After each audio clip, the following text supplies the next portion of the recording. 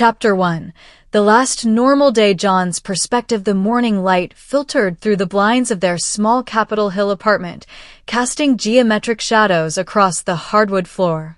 John Franklin stretched in bed, feeling the familiar warmth of Becky's body curled against his side. 6 months of living together, and he still couldn't believe how perfectly she fit against him, like two puzzle pieces finally finding their match. "Morning, beautiful," he whispered into her dark hair, breathing in the scent of her shampoo, something floral that reminded him of spring rain. Becky stirred, her green eyes fluttering open with that sleepy confusion he'd grown to love. "Is it morning already?" she mumbled, pressing her face deeper into his chest. 5 more minutes. John chuckled, the sound rumbling in his chest. "You said that 20 minutes ago. Besides, we both have to work today." He traced lazy circles on her shoulder blade, marveling at how something so simple could make his heart race after all this time. They'd met at the University of Washington 2 years ago, in Professor Martinez's literature class. John had been the confident one, the natural leader who organized study groups and somehow convinced everyone to actually show up. Becky had been the quiet genius in the back row, the one whose insights into Hemingway made the whole class fall silent with admiration. It had taken John 3 weeks to work up the courage to ask her out. 3 weeks of elaborate schemes to sit near her, of manufacturing reasons to walk her to her next class, of staying up late crafting the perfect text messages. When he'd finally asked if she wanted to grab coffee, she'd smiled and said, "I was wondering when you'd finally ask." That was Becky, always 3 steps ahead, always knowing exactly what was in his heart before he did. "John," she said now, propping herself up on her elbow to look at him. The morning light caught the amber flecks in her green eyes. "Do you ever think about the future? Like, our future?" The question caught him off guard, but not in a bad way. John had been thinking about their future constantly, wondering when the right time would be to talk about marriage, about the ring he'd been secretly saving for, about the life he wanted to build with her. "Every day," he said honestly. "Why?" She bit her lower lip, a habit he'd learned meant she was nervous about something. I love what we have. I love this." She gestured around their tiny apartment with its mismatched furniture and empty pizza boxes. "I love coming home to you. I love that you leave little notes in my lunch bag. I love that you know exactly how I like my coffee. 2 sugars, splash of cream, and you stir it exactly 7 times, John said with a grin. "See? You pay attention to everything." Her voice grew softer. "I just want you to know that whatever happens, whatever life throws at us, I want to face it with you." John felt his chest tighten with emotion. This was it. This was the moment he'd been waiting for without even realizing it. "Becky, The alarm clock shrieked, shattering the moment. They both groaned, and John reached over to slap the snooze button. "Rain check on this conversation," he asked, pressing a kiss to her forehead. "Rain check," she agreed, but her smile told him everything he needed to know. The warehouse district where John worked was a 30-minute bus ride from their apartment. Quantum logistics wasn't glamorous. He spent his days moving inventory and coordinating shipments, but it paid well enough to cover his half of the rent and groceries. More importantly, it was flexible enough that he could still take evening classes toward his business degree. John prided himself on being reliable. In the 8 months he'd worked at Quantum, he'd never called in sick, never been late, never complained when his supervisor Carl asked him to stay overtime. His coworkers looked to him naturally when problems arose, the way people always had. It wasn't something John actively sought. Leadership just seemed to find him. "Franklin." Carl's voice boomed across the warehouse floor. "Need you to stay late tonight. We've got a shipment going out first thing tomorrow, and Rodriguez called in sick." "No problem," John called back, though his heart sank a little. He'd been planning to cook dinner for Becky tonight. Nothing fancy, just spaghetti and that garlic bread she loved.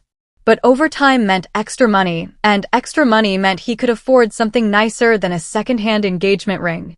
The day passed in a blur of inventory sheets and forklift operations. John found himself thinking about Becky's words from that morning, about their future together.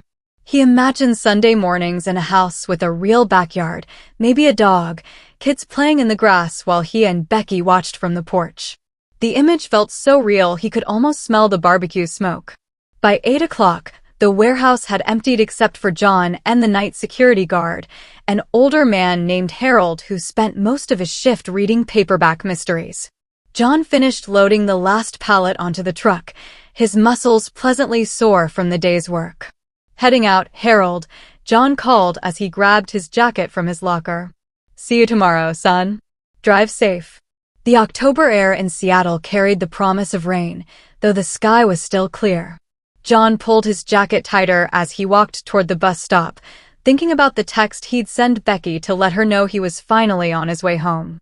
Maybe they could order Chinese food and finish the conversation they'd started that morning. The warehouse district was quiet at this hour, most of the businesses closed and locked up tight. John's footsteps echoed off the empty buildings as he made his way down 3rd Avenue. The streetlights created pools of yellow light connected by stretches of shadow, and John found himself walking a little faster than usual.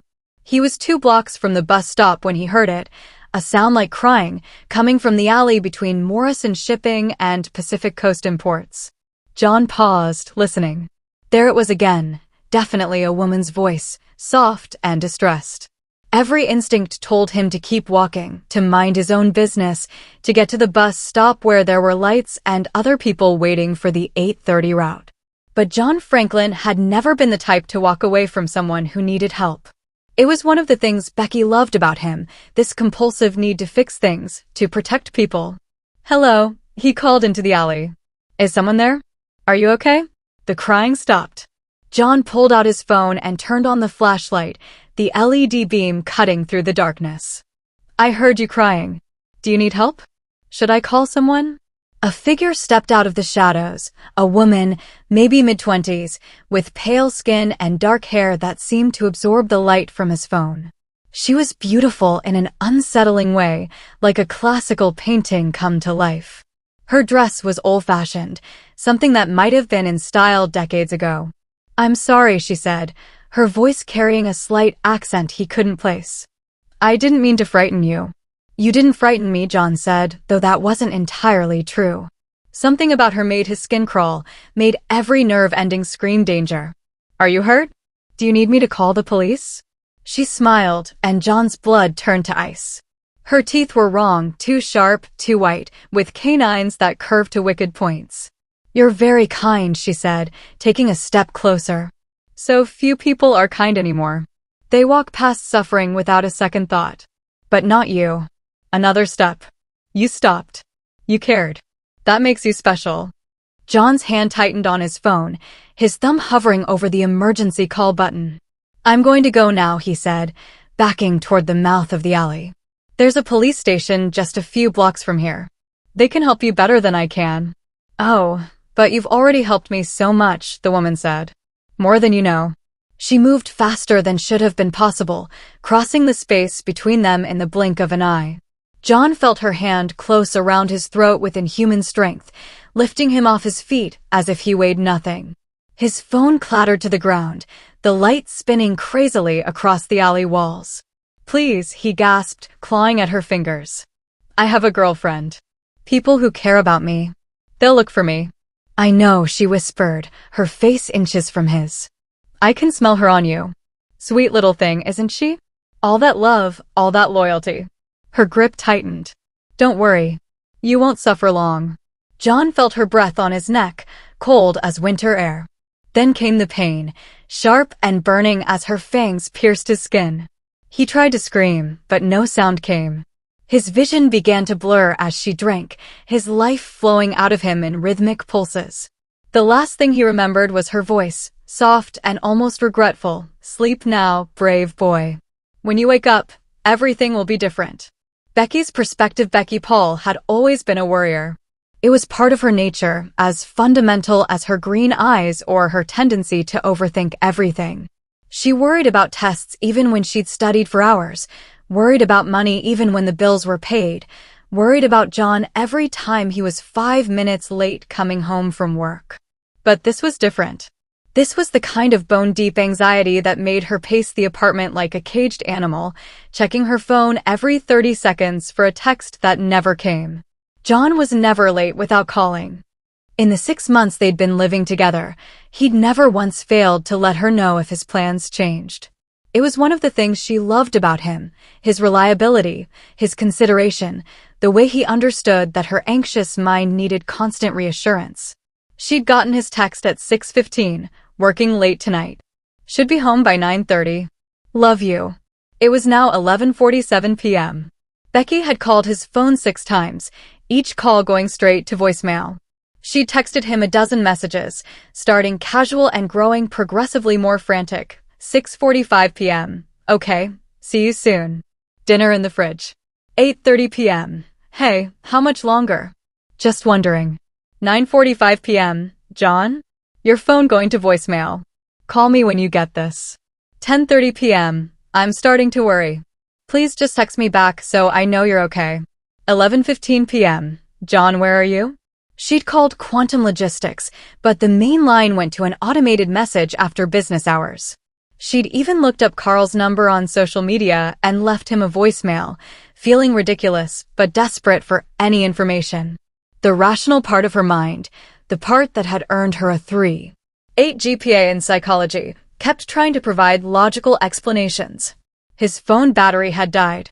He'd fallen asleep on the bus and missed his stop. The warehouse had some kind of emergency that required all hands on deck. But the emotional part, the part that knew John better than anyone else in the world, whispered darker possibilities. Car accident. Mugging. Something terrible had happened, and she was sitting here helpless while the man she loved was in danger. Becky had fallen in love with John gradually, then all at once. She'd noticed him immediately that first day in Professor Martinez's class, tall and confident, with an easy smile and warm brown eyes that seemed to take in everything around him. He was the type of guy who made friends effortlessly, who could walk into any room and somehow become the center of gravity. She'd been fascinated by the way other students gravitated toward him, how he seemed to naturally take charge without being pushy about it. When he'd organize study groups, everyone showed up. When he suggested a change to their group project, everyone agreed. It wasn't manipulation or coercion, it was just something about John that made people want to follow his lead. Becky had been attracted to that confidence, but what made her fall in love was everything underneath it. The way he remembered that she liked her coffee stirred exactly 7 times. The way he left little encouraging notes in her textbooks before big exams. The way he listened, really listened, when she talked about her dreams of becoming a therapist, her fears about not being good enough, her complicated relationship with her parents. John saw her. Not just the quiet girl in the back of the class, but all of her, the anxiety and the intelligence, the loyalty and the emotional depths that sometimes threatened to drown her. He loved all of it, even the parts she didn't love about herself. Which was why this silence was so terrifying. John would never deliberately leave her wondering and worrying. Something was wrong. By midnight, Becky couldn't stand the apartment anymore. The walls felt like they were closing in, and every shadow looked like an accusation. Why was she sitting here doing nothing while John could be hurt somewhere? She grabbed her keys and her jacket, her hands shaking as she locked the apartment door. She didn't have a plan exactly, but she needed to move, needed to do something other than pace and worry and imagine worst-case scenarios. The bus stop where John would have caught the 8:30 route was only a 10-minute drive from their apartment. Maybe someone there had seen him. Maybe he dropped his wallet or his phone. Maybe there were clues the police would need when she filed a missing person report. The warehouse district was eerie at night, empty streets lined with industrial buildings that looked abandoned in the darkness. Becky drove slowly, her eyes scanning every shadow, every alley, every doorway. She'd never been to John's workplace before, but she knew the general area, had helped him look up bus routes when he first got the job. There, Quantum Logistics. The parking lot was nearly empty except for a few cars that probably belonged to the night shift. Becky pulled into the lot and sat for a moment, gathering her courage. The building looked imposing in the darkness, all concrete and steel with windows that reflected the streetlights like dead eyes. She was about to get out of the car when she saw the police cars. Two patrol units with their red and blue lights painting the street in alternating colors. They were parked 3 blocks away, their lights reflecting off the wet pavement that suggested it had been raining here recently, though Becky didn't remember any rain. Her heart hammered against her ribs as she drove toward the commotion. A small crowd had gathered despite the late hour, warehouse workers getting off the night shift, a few homeless people who lived in the area, curious neighbors drawn by the lights and sirens. Becky parked as close as she could and walked toward the crowd, her legs feeling like they might give out at any moment. A section of 3rd Avenue had been cordoned off with yellow tape, and she could see crime scene technicians moving around with cameras and evidence bags. "What happened?" she asked a woman standing at the edge of the crowd. "Murder," the woman said, her voice hushed with the kind of morbid fascination that violent crime seemed to inspire. "Found the body about an hour ago. Homeless guy, looked like." Relief flooded through Becky so suddenly she almost collapsed. Not John. Whatever had happened here, it wasn't John. But the relief was immediately replaced by guilt. Someone was dead, someone's life had ended violently, and she was relieved because it wasn't the person she loved. "Excuse me," she said to the nearest police officer, a young man who looked barely older than she was. "I'm looking for someone. My boyfriend works in the area, and he didn't come home tonight." "I thought maybe." The officer's expression softened. "What's your boyfriend's name, miss?" "John Franklin. He works at Quantum Logistics. He was supposed to be home hours ago, and he's not answering his phone." "Well, the victim here is definitely not your boyfriend," the officer said gently. "Have you tried calling his workplace? Maybe he had to work late." "I tried." No answer. Becky felt tears threatening, her careful composure beginning to crack. This isn't like him. He always calls if he's going to be late. Always. How long has he been missing? Since around 9 o'clock. I know that's not very long, but you don't understand. John doesn't do this. He's the most reliable person I know. The officer nodded, making notes in a small pad. "I can take a report if you'd like, but honestly, most missing adults turn up within 24 hours. Usually it's a misunderstanding, a dead phone battery, something like that." Becky wanted to scream that this wasn't a misunderstanding, that John would have found a way to contact her no matter what. But she could see in the officer's eyes that he'd heard this story dozens of times before, worried girlfriends and wives who couldn't accept that their men might have simply chosen to disappear. "Can I at least leave my contact information?" she asked. In case anything else happens in the area." "Of course." The officer handed her a card. "That's my direct number. And miss? Try not to worry too much. 90% of these situations resolve themselves." But as Becky walked back to her car, she couldn't shake the feeling that John was part of the other 10%. Something terrible had happened to him, and she was the only one who believed it. The crime scene was still active as she drove away, the flashing lights growing smaller in her rearview mirror. Somewhere in the darkness, the man she loved was missing, and she had no idea how to find him. All she could do was go home and wait, and pray that when the sun came up, John would walk through their door with a perfectly reasonable explanation for where he'd been. But deep in her heart, Becky knew that the life they'd built together, the future they'd talked about just that morning, had ended in that alley along with a stranger whose name she'd never know. Chapter 2. Awakening. John's perspective consciousness returned slowly, like surfacing from deep water. John's first awareness was of cold, a bone-deep chill that seemed to emanate from within rather than from any external source. His second was the smell. Everything reeked of decay and rust and something else, something metallic and warm that made his mouth water in a way that terrified him. His nostrils flared, and suddenly he could distinguish individual scents with impossible clarity: rotting food from a dumpster 50 feet away, motor oil from a car that had passed hours ago. The lingering traces of cologne from someone who'd walked down this alley yesterday.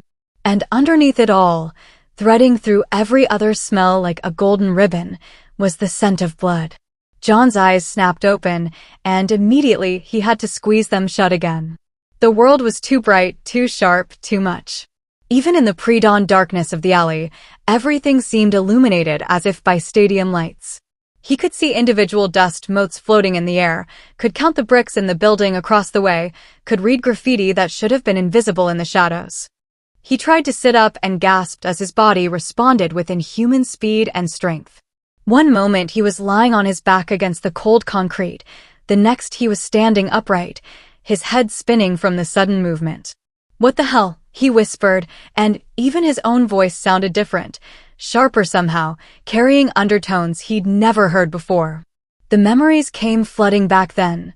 The crying woman, her impossible speed, the crushing grip around his throat, the burning pain as her fangs pierced his neck. John's hand flew to his throat, expecting to find wounds, but his skin was smooth and unmarked. It had been real. The woman, the attack, the feeling of his life draining away, all of it real. But somehow he was alive, standing in an alley behind Morrison Shipping with every sense cranked up to 11 and a desperate, gnawing hunger clawing at his insides. The hunger was unlike anything he'd ever experienced. It wasn't the familiar rumble of an empty stomach or the lightheadedness of skipping lunch. This was a deep, cellular craving that seemed to emanate from his very bones. And he knew, with a certainty that terrified him, exactly what he was hungry for. Blood. Human blood. The thought should have disgusted him, should have sent him running to the nearest hospital or police station. Instead, it made his mouth water and his newly sharpened canines ache with anticipation. "No," John said aloud, backing away from his own thoughts. "No, no, no. This isn't happening. This is a dream, or a hallucination, or..." His enhanced hearing picked up the sound of footsteps 3 blocks away. Shuffling, uneven steps that spoke of someone elderly or drunk or both. And underneath the footsteps, like a bass line in a song, was the steady rhythm of a heartbeat. John could hear someone's heartbeat from 3 blocks away. The realization sent him stumbling backward until his shoulders hit the brick wall of the alley. He was different. Changed. The woman had done something to him, made him into something that shouldn't exist outside of movies and nightmares. A vampire. The word echoed in his mind, carrying with it all the implications he wasn't ready to face. He was a vampire, which meant he was dead but not dead, damned but walking, human but not human anymore. And Becky, God, what was he going to tell Becky? How could he explain that the man she loved was gone, replaced by something that craved blood and feared sunlight and would probably live forever? The thought of Becky sent a different kind of pain shooting through his chest. She would be worried sick by now, probably calling his phone and getting no answer, probably pacing their apartment and imagining all sorts of terrible scenarios. She had no way of knowing that the worst-case scenario had already come true. John pulled out his phone and cursed when he saw the shattered screen. The fall to the concrete had destroyed it completely. Even if it had been working, what would he have said? "Hey babe, running a little late. Turns out I'm a vampire now. Home soon." The absurdity of it all might have made him laugh if not for the hunger. It was getting stronger, more insistent, drowning out rational thought with its urgent demands. His enhanced senses were picking up more heartbeats now, the night security guards in nearby buildings, a few homeless people sheltering in doorways, someone walking a dog 6 blocks north. All of them potential meals. All of them carrying the thing he needed to survive.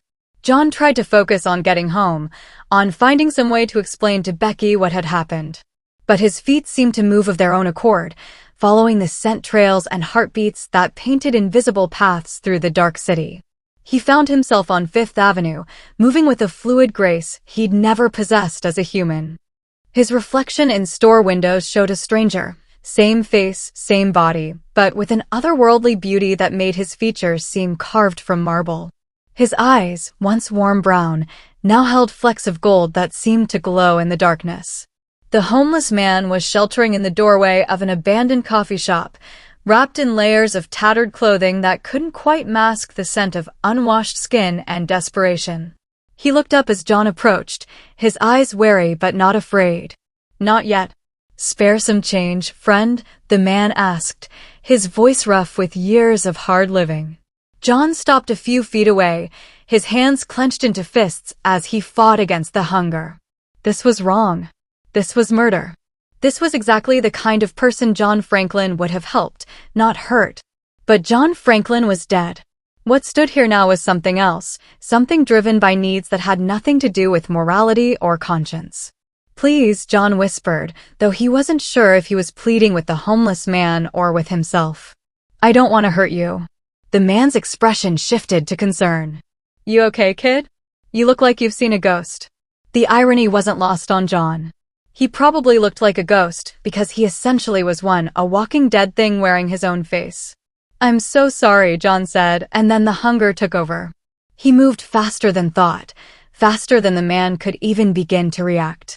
One moment he was standing 3 feet away, the next his hands were on the man's shoulders, his fangs, when had he grown fangs, sinking deep into the soft flesh of his neck. The first taste of blood was like electric fire racing through his veins.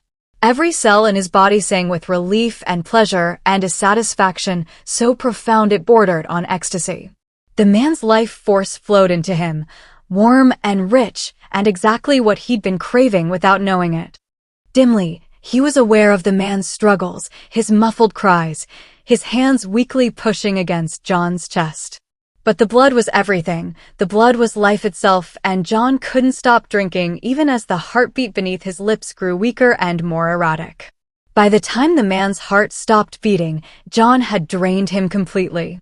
He pulled back with a gasp, his mouth still tingling with the taste of copper and salt. The homeless man slumped forward, his eyes staring sightlessly at nothing, his skin pale and cold. Dead. John had killed him. Had murdered a man who'd done nothing wrong except be in the wrong place when a monster was hungry. The guilt hit him like a physical blow, doubling him over with its intensity. This wasn't him. This wasn't who he was. John Franklin helped people, protected them, led them to safety. He didn't drain them dry in dark alleyways. But even as the guilt threatened to tear him apart, he could feel something shifting inside him. A cold, practical voice that whispered that guilt was a human emotion, and he wasn't human anymore. The man had been dying anyway, liver disease, based on the taste of his blood. John had simply hastened the inevitable. It was a survival mechanism, he realized. The ability to shut off human emotions when they interfered with the necessities of vampire existence. He could feel it working, dampening the guilt and revulsion, replacing them with cold acceptance. The man was dead. John was fed. These were facts, neither good nor bad, simply the reality of what he'd become. The rational part of his mind, the part that was still John Franklin, recoiled from this emotional numbness. But it was also a relief. He couldn't function while drowning in guilt over something he couldn't change. Better to accept what he was and move forward. John stood up, his body thrumming with newfound energy. The blood had done more than satisfy his hunger, it had completed his transformation. He felt stronger, faster, more alert than he ever had as a human. Every sense was fine-tuned to perfection, every muscle coiled with supernatural power. He was also suddenly aware of the approaching dawn. He couldn't see the sun yet, but he could sense it on the horizon like a weight pressing against his consciousness. Every instinct screamed that he needed to find shelter, that exposure to sunlight would mean death or worse. John took off running and immediately discovered another aspect of his new nature. He moved like liquid shadow, his feet barely touching the ground as he raced through the empty streets. The world blurred past him in streams of color and light, buildings and parked cars becoming mere impressions as he covered impossible distances in seconds. He stopped abruptly in an alley 12 blocks from where he'd fed, his enhanced hearing detecting no heartbeats in the immediate vicinity.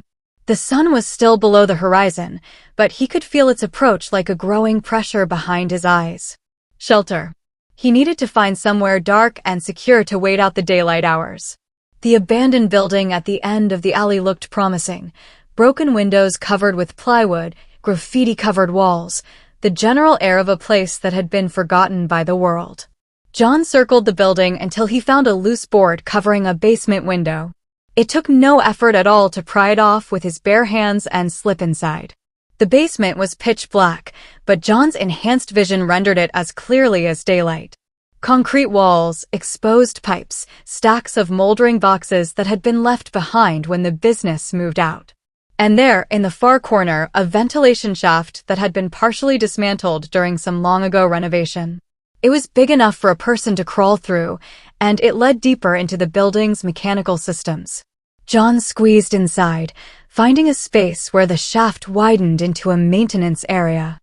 It was dark, enclosed, and most importantly, completely cut off from any source of natural light. As he settled into his makeshift refuge, John felt the last of his human emotions fade into the background. The guilt over the homeless man, the anguish over what he'd become, the desperate worry about how to explain this to Becky, all of it muted by his vampiric nature's drive for survival. He would figure out what to do about Becky later. For now, he needed to rest, to let his transformed body adjust to its new nature. When night fell again, he would face the question of whether John Franklin could ever truly come home. But first, he had to survive the day. Becky's prospective sleep had been impossible. Becky had spent the night curled on their couch, fully dressed and clutching her phone, jolting awake every few minutes at imagined sounds that might be John's key in the lock. By 6 a.m., when pale gray light began filtering through their apartment windows, she felt like she'd been hit by a truck. John's absence filled the space like a living thing, making the apartment feel simultaneously too empty and too crowded. His coffee mug sat in the sink from yesterday morning. His work clothes were still draped over the chair where he'd left them. The book he'd been reading, something about leadership strategies, lay open on the nightstand with his reading glasses folded on top. Everything was exactly as he'd left it, as if he'd simply stepped out for a moment and would be back any second. But Becky knew better. Whatever had happened to John, it wasn't something he could just walk away from.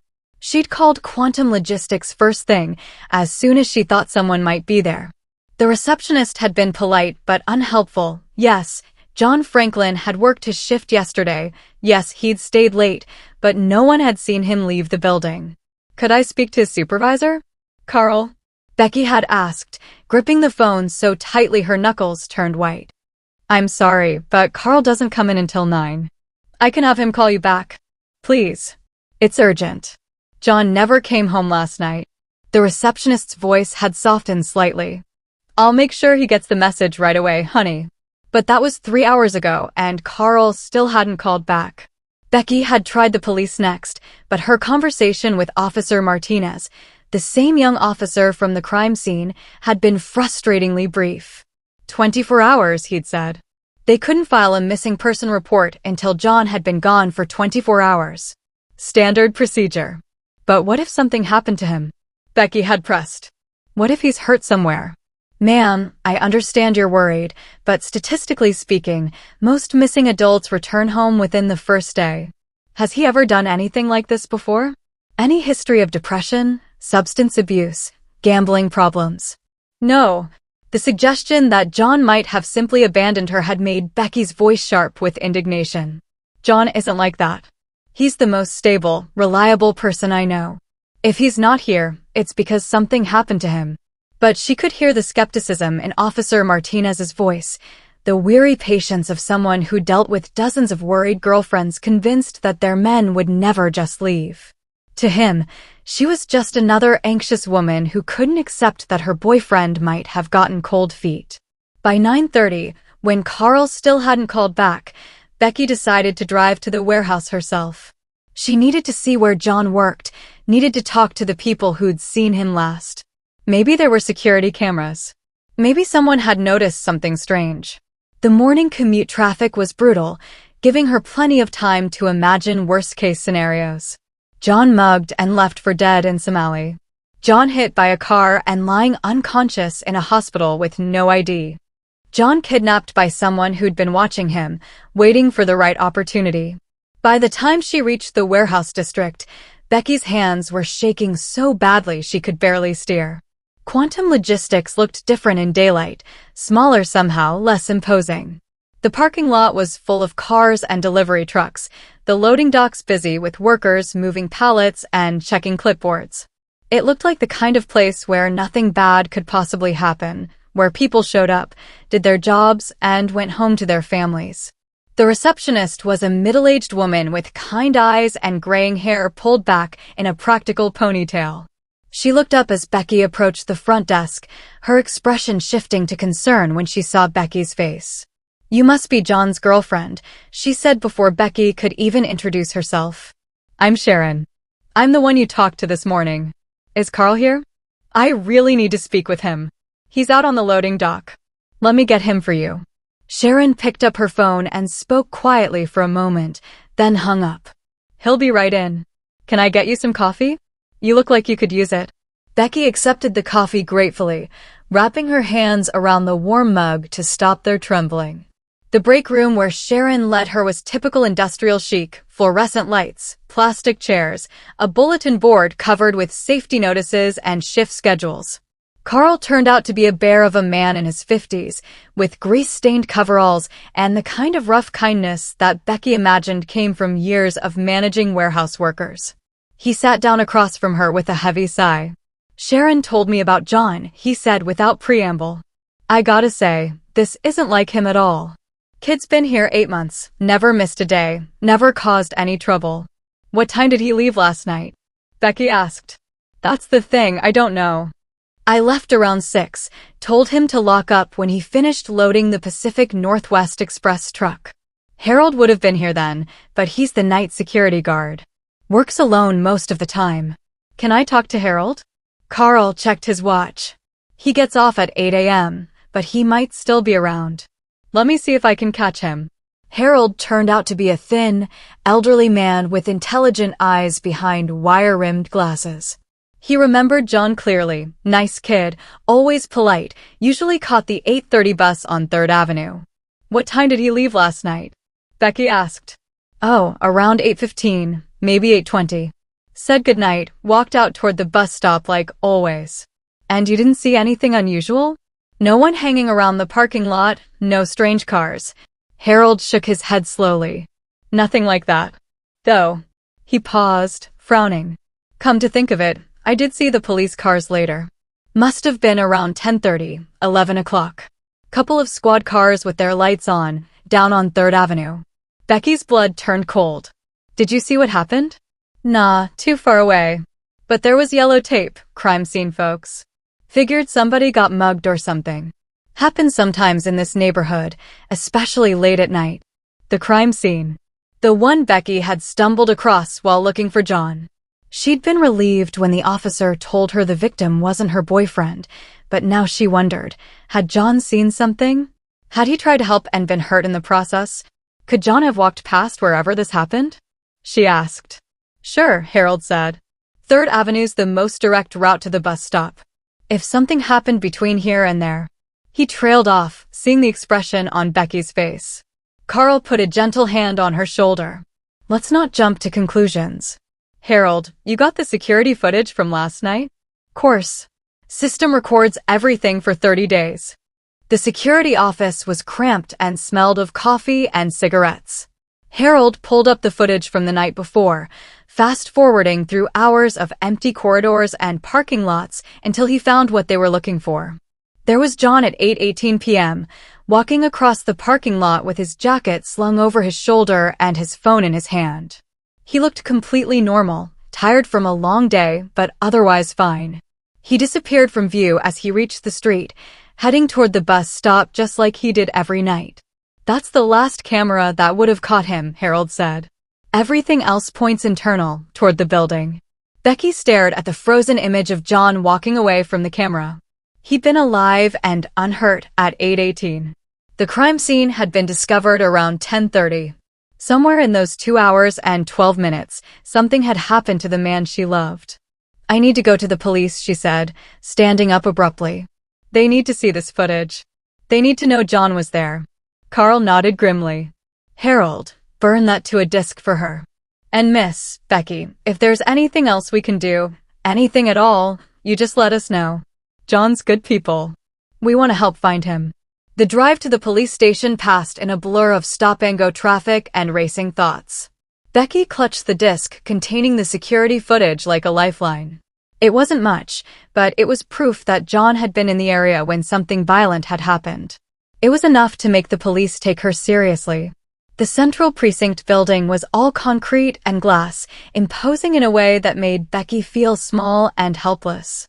She asked for Officer Martinez at the front desk and was told to wait in a series of uncomfortable plastic chairs while various uniformed people walked past without making eye contact. When Martinez finally appeared, he looked harried and slightly annoyed. "Miss Paul, right? What can I do for you?" "I have security footage," Becky said without preamble, holding up the disc. "From where my boyfriend works. It shows him leaving the building at 8:18 last night, walking toward the area where that murder happened." Martinez's expression shifted, becoming more alert. "The 3rd Avenue scene?" "Yes, the homeless man. John would have walked right past there on his way to the bus stop." "Let's take a look." Martinez led her to a small conference room with a computer and DVD player. The footage was grainy but clear enough. John walking across the parking lot, checking his phone, disappearing from view as he headed toward 3rd Avenue. "This is definitely your boyfriend?" Martinez asked. "Yes, Jonathan Franklin. He works at Quantum Logistics, has for 8 months. Never missed a day, never had any problems." Martinez made notes, his earlier skepticism replaced by professional interest. "And he was supposed to be home by when?" 9:30. "He texted me at 6:15 saying he'd be working late." Becky pulled out her phone to show him the messages. "He always calls if his plans change. Always." The 3rd Avenue scene was a homeless man named Dennis Kowalski, Martinez said, reviewing his notes. "Found dead around 10:30 p.m., completely drained of blood. Very unusual circumstances." Drained of blood. Becky felt sick. What does that mean? Cause of death was exsanguination, massive blood loss. But there was no blood at the scene, which is uncommon in cases like this. The room seemed to spin around Becky. No blood at the scene meant the killer had taken it, had done something with it. The implications were too horrible to contemplate. "Do you think John saw something?" she whispered. "Do you think he tried to help?" "It's possible. We'll need to expand our investigation, check for any other security cameras in the area, canvass for witnesses." Martinez stood up. "I'm going to file a missing person report right now. The 24-hour rule gets waived when there's evidence of foul play." Evidence of foul play. The words echoed in Becky's head as she drove home. John wasn't just missing. He was the potential victim of whatever monster had drained a man of his blood and left him in an alley. The apartment felt even emptier when she returned, John's absence now colored by the knowledge that he might never be coming back. Becky sat on their couch and stared at his book, still open to the page he'd been reading about leadership in crisis situations. The irony wasn't lost on her. John had always been the leader, the one who took charge and found solutions to impossible problems. But this time, there was no problem for him to solve. This time, he was the one who needed saving. And Becky had no idea how to save someone who might already be dead. Outside, the October sun climbed higher in the Seattle sky, warming the world with light that felt like a mockery. Somewhere in the city, the man she loved was either fighting for his life or beyond fighting altogether. All she could do was wait for the phone to ring and pray that when it did, the voice on the other end would have good news. Chapter 3. The mentor John's perspective. The day passed in a strange, twilight state that wasn't quite sleep but wasn't wakefulness either. John's body lay motionless in the ventilation shaft, but his mind remained alert, processing the fundamental changes that had occurred in every cell of his being. He could feel the sun's position without seeing it, tracking its arc across the sky like a weight pressing against his consciousness. As the hours crawled by, John became increasingly aware of the city around him. His enhanced hearing picked up conversations from blocks away, arguments between lovers, children playing in distant parks, the rumble of traffic that formed the heartbeat of urban life. Each sound was crystal clear, as if the speakers were standing right beside him. But it was more than just hearing. John could sense the life forces moving through the city like constellations of warm light against the backdrop of his consciousness. Hundreds of thousands of people going about their daily routines, each one carrying the precious commodity he now needed to survive. The guilt he'd felt after killing the homeless man had faded to a distant echo, suppressed by the cold practicality that seemed to be his new default emotional state. It was disturbing how easily he could shut off his human feelings when they became inconvenient, as if 20 years of moral development could be simply switched off like a light. John Franklin the human would have been horrified by what he'd become. John Franklin the vampire found it merely efficient. As the sun finally began its descent toward the horizon, John felt the oppressive weight lifting from his consciousness. Night was approaching, and with it came a restless energy that made his enhanced muscles twitch with anticipation. He was stronger now than he'd been the night before, more complete somehow, as if the blood he'd consumed had finished the transformation process. And he was getting hungry again. The hunger wasn't as overwhelming as it had been during his first night, but it was there, a steady throb in his temples and a hollowness in his chest that had nothing to do with grief and everything to do with need. John estimated it had been roughly 18 hours since he'd fed. How often would he need to hunt? Every night? Every few days? There was so much he didn't understand about what he'd become. The moment the sun disappeared completely behind the Seattle skyline, John emerged from his hiding place with fluid grace. The abandoned building felt different at night, less threatening, more like a sanctuary. His vampire eyes rendered the darkness in perfect detail, every shadow and surface as clear as daylight. He made his way back to street level, his enhanced senses immediately cataloging the nocturnal life of the city. 3 blocks north, a young couple argued outside a restaurant. 5 blocks east, someone was breaking into a car. 2 blocks south, an elderly woman walked her small dog, both of them moving slowly and carefully along the empty sidewalk. Prey. His mind categorized them automatically, weighing factors like isolation, vulnerability, and the likelihood of their disappearance being quickly noticed. The cold calculation disturbed the human part of him that still existed somewhere deep inside, but it was becoming easier to ignore that voice. John had just started moving toward the elderly woman. She would be easy, and her dog wouldn't be able to identify him to anyone, when he became aware that he was being watched. The sensation prickled along his spine like electricity, every instinct screaming danger. John spun around, his new reflexes moving him faster than human sight could follow, and found himself face to face with another predator. The man leaning against the building behind him looked to be in his 30s, with pale skin and dark hair that seemed to absorb the streetlight. He was dressed expensively, tailored coat, leather shoes that probably cost more than John had made in a month at the warehouse.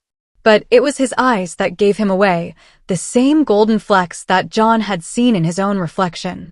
"Easy, fledgling," the man said, his voice carrying a slight accent that John couldn't place. "I'm not here to fight you." John tensed, his hands clenching into fists.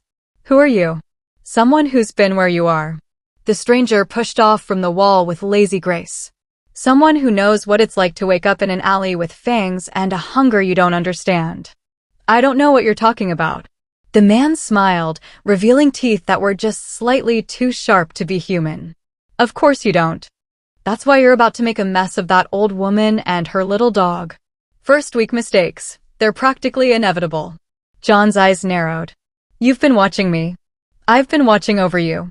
There's a difference." The stranger stepped closer, moving with the same impossible fluidity that John was still getting used to. "My name is Marcus Delacroix. I've been a vampire for a very long time, and I make it my business to help newborns who manage to survive their first transformation." "Survive?" John's voice cracked slightly. "What do you mean, survive?" Marcus tilted his head, studying John with ancient eyes. "You really don't know, do you? Most people who get turned don't make it through the first night. The shock kills them, or they can't handle the hunger and they feed until they explode, or they try to fight what they've become and waste away. The fact that you're standing here, coherent and in control, is unusual." "I killed someone last night," John said quietly. "A homeless man. I drained him completely." "Yes, I know. I found the body." Marcus's expression was matter-of-fact, devoid of judgment. "Clean kill, no witnesses, body disposed of properly. Instinctive behavior for a newborn. You did well." The casual approval made John's stomach turn. I murdered an innocent person. You fed. It's what we do. It's what we have to do to survive. Marcus began walking slowly down the alley, and John found himself falling into step beside him. The sooner you accept that, the easier this will become. I can't just accept it. I'm not a monster. Marcus stopped abruptly and turned to face him. Aren't you?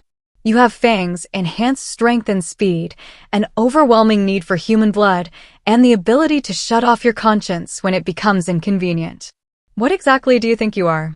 The words hit John like physical blows.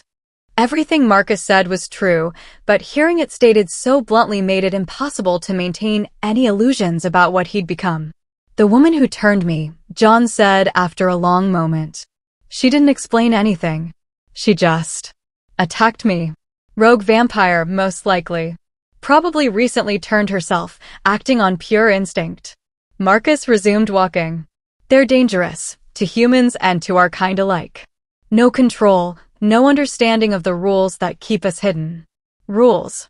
The first rule, don't leave witnesses. The second rule, don't turn anyone unless you're prepared to teach them. The third rule, clean up your messes. Marcus glanced at John. She broke all three with you. They had emerged onto a busier street now, one lined with late-night restaurants and bars. Normal people moved past them, laughing and talking, completely unaware that two predators walked among them. John could smell their blood, hear their heartbeats, sense the warmth radiating from their bodies. How do you stand it? John asked. Being around them, knowing what they are to us? Practice. And understanding that we were all human once. Marcus paused outside a coffee shop, watching the people inside through the window. I was turned in 1847 in Paris. I was a medical student, walking home from the hospital where I'd been observing surgeries. I thought I was going to help people, to save lives. What happened? I met someone like your rogue vampire. Someone who turned me without explanation and left me to figure things out on my own. Marcus's voice carried centuries of pain. I didn't figure them out. I went mad from the hunger and the guilt, killed 14 people in 3 days before another vampire found me and taught me control. John stared at him. 14 people? Children, mostly. They were easier to catch. Marcus met his gaze without flinching. I tell you this not to shock you, but to illustrate what happens when newborns don't receive proper guidance. You've killed one person in 2 nights. That's remarkable restraint for someone with no training. The praise felt poisonous, but John couldn't deny the logic behind it. If Marcus had killed 14 people in his first 3 days, then John's single victim did represent unusual control. How do I learn control? John asked. By understanding what you are and accepting what you need to survive. By learning to hunt efficiently and feed responsibly. By recognizing that guilt is a luxury you can no longer afford. They walked in silence for several blocks, John processing everything Marcus had told him. The older vampire moved through the crowds like a shark through water, predatory but graceful, dangerous but controlled. People stepped aside for him without quite knowing why, responding to some subconscious recognition of threat. The hunger, John said eventually. How often will I need to feed? For a newborn like you? Every 2 or 3 days, depending on your activity level and emotional state. Strong emotions burn through blood faster: anger, fear, passion. Marcus smiled slightly. Love is particularly expensive. The mention of love sent a sharp pang through John's chest. Becky. He'd been trying not to think about her, but she was always there in the back of his mind, a constant ache that had nothing to do with hunger.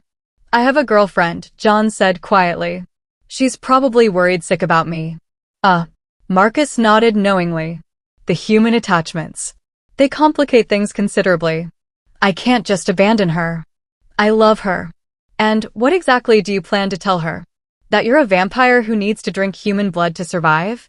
That you murdered a homeless man last night and enjoyed it? I didn't enjoy it, John protested, but even as he said it, he remembered the ecstasy of that first taste of blood, the satisfaction that had flooded through every cell of his body. Didn't you? Marcus's voice was gentle but relentless. Your body is designed to find pleasure in feeding, Jonathan. It's how we survive. The guilt you feel is leftover human programming, and it will fade with time. They had stopped in front of a narrow alley that led into the warehouse district. John recognized it. They were only a few blocks from where he'd been turned, from the building where he'd hidden during the day. "Why are you helping me?" John asked. "Because someone helped me eventually. Because newborns who survive their first week have the potential to become something more than mindless killers." Marcus turned to face him fully. "And because you remind me of myself, trying to hold on to your humanity while accepting your new nature. Is it possible to be both? For a while, perhaps. But eventually, you'll have to choose. The human part of you will either adapt or be discarded. Those are the only options." Marcus reached into his coat and pulled out a business card, expensive paper, elegant font. "My contact information. Call me when you're ready to learn more about what you've become. In the meantime, feed carefully. Don't take anyone who will be missed quickly. Avoid security cameras. And for God's sake, don't try to maintain a normal human relationship. It never ends well." With that, Marcus melted back into the shadows, moving with such fluid grace that John barely saw him go. One moment he was there, the next he had simply vanished, leaving only the faint scent of expensive cologne and old blood. John stood alone in the mouth of the alley, Marcus's card heavy in his hand. The practical advice echoed in his mind: feed carefully, avoid witnesses, don't maintain human relationships. It was the voice of someone who had survived as a vampire for over a century, who understood the realities of their existence. But even as John's rational mind accepted the wisdom of Marcus's words, his heart rebelled against the idea of abandoning Becky. She was the best part of his human life, the person who had made him want to be better than he was. How could he just walk away from that? The hunger pulsed stronger now, demanding attention. John could sense potential prey moving through the district, late shift workers heading home, a few homeless people settling in for the night, someone walking alone down a darkened street 3 blocks away. He needed to feed. But first, he needed to decide what kind of monster he was going to become. Becky's perspective the second day, without John, passed like a fever dream of police stations, phone calls, and desperate searching. Becky had barely slept, surviving on coffee and the kind of nervous energy that comes from pure terror. Every ring of her phone sent her heart racing, hoping for news, but dreading what that news might be. Officer Martinez had been more helpful after seeing the security footage, but his updates were frustratingly sparse. They'd canvassed the area around the crime scene, but no additional witnesses had come forward. The security cameras in the warehouse district were few and far between, and none of them had captured anything useful. "We're treating this as a potential abduction," Martinez had told her during their afternoon phone call. "Mr. Franklin's credit cards haven't been used, his phone is going straight to voicemail, and there's no activity on his social media accounts. Someone who voluntarily disappears usually leaves some kind of digital trail." Abduction. The word had lodged itself in Becky's mind like a splinter, impossible to ignore. Someone had taken John. Someone was holding him somewhere, or worse. She'd called his parents in Portland, a conversation that had been almost unbearable. John's mother had cried, his father had demanded to know why the police weren't doing more, and Becky had been forced to explain over and over that no, John wouldn't just leave without telling anyone. No, he wasn't having any kind of personal crisis. Yes, she was sure something terrible had happened. "We're driving up tonight," John's father had said, his voice tight with barely controlled emotion. "We'll be there first thing in the morning." The thought of facing John's parents, of seeing her own fear and helplessness reflected in their eyes, made Becky feel sick. What could she tell them? That their son had vanished into thin air? That the last person to see him alive was a security guard who remembered nothing unusual? By the time darkness fell on the second night, Becky was beyond exhausted. She'd spent the day walking the streets around the warehouse district, showing John's picture to anyone who would look, checking dumpsters and vacant lots with the kind of desperate thoroughness that came from having no other options. Nothing. No trace of him anywhere. The apartment felt like a mausoleum when she finally returned home.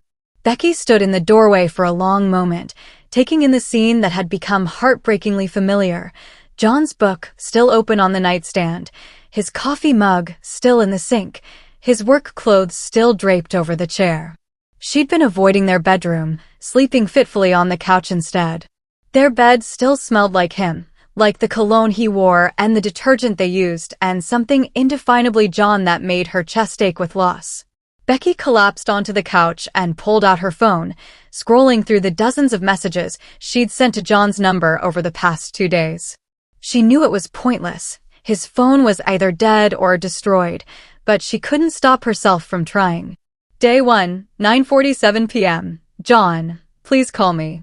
I'm worried. Day 1, 11:23 p.m. The police are looking for you. Please just let me know you're okay.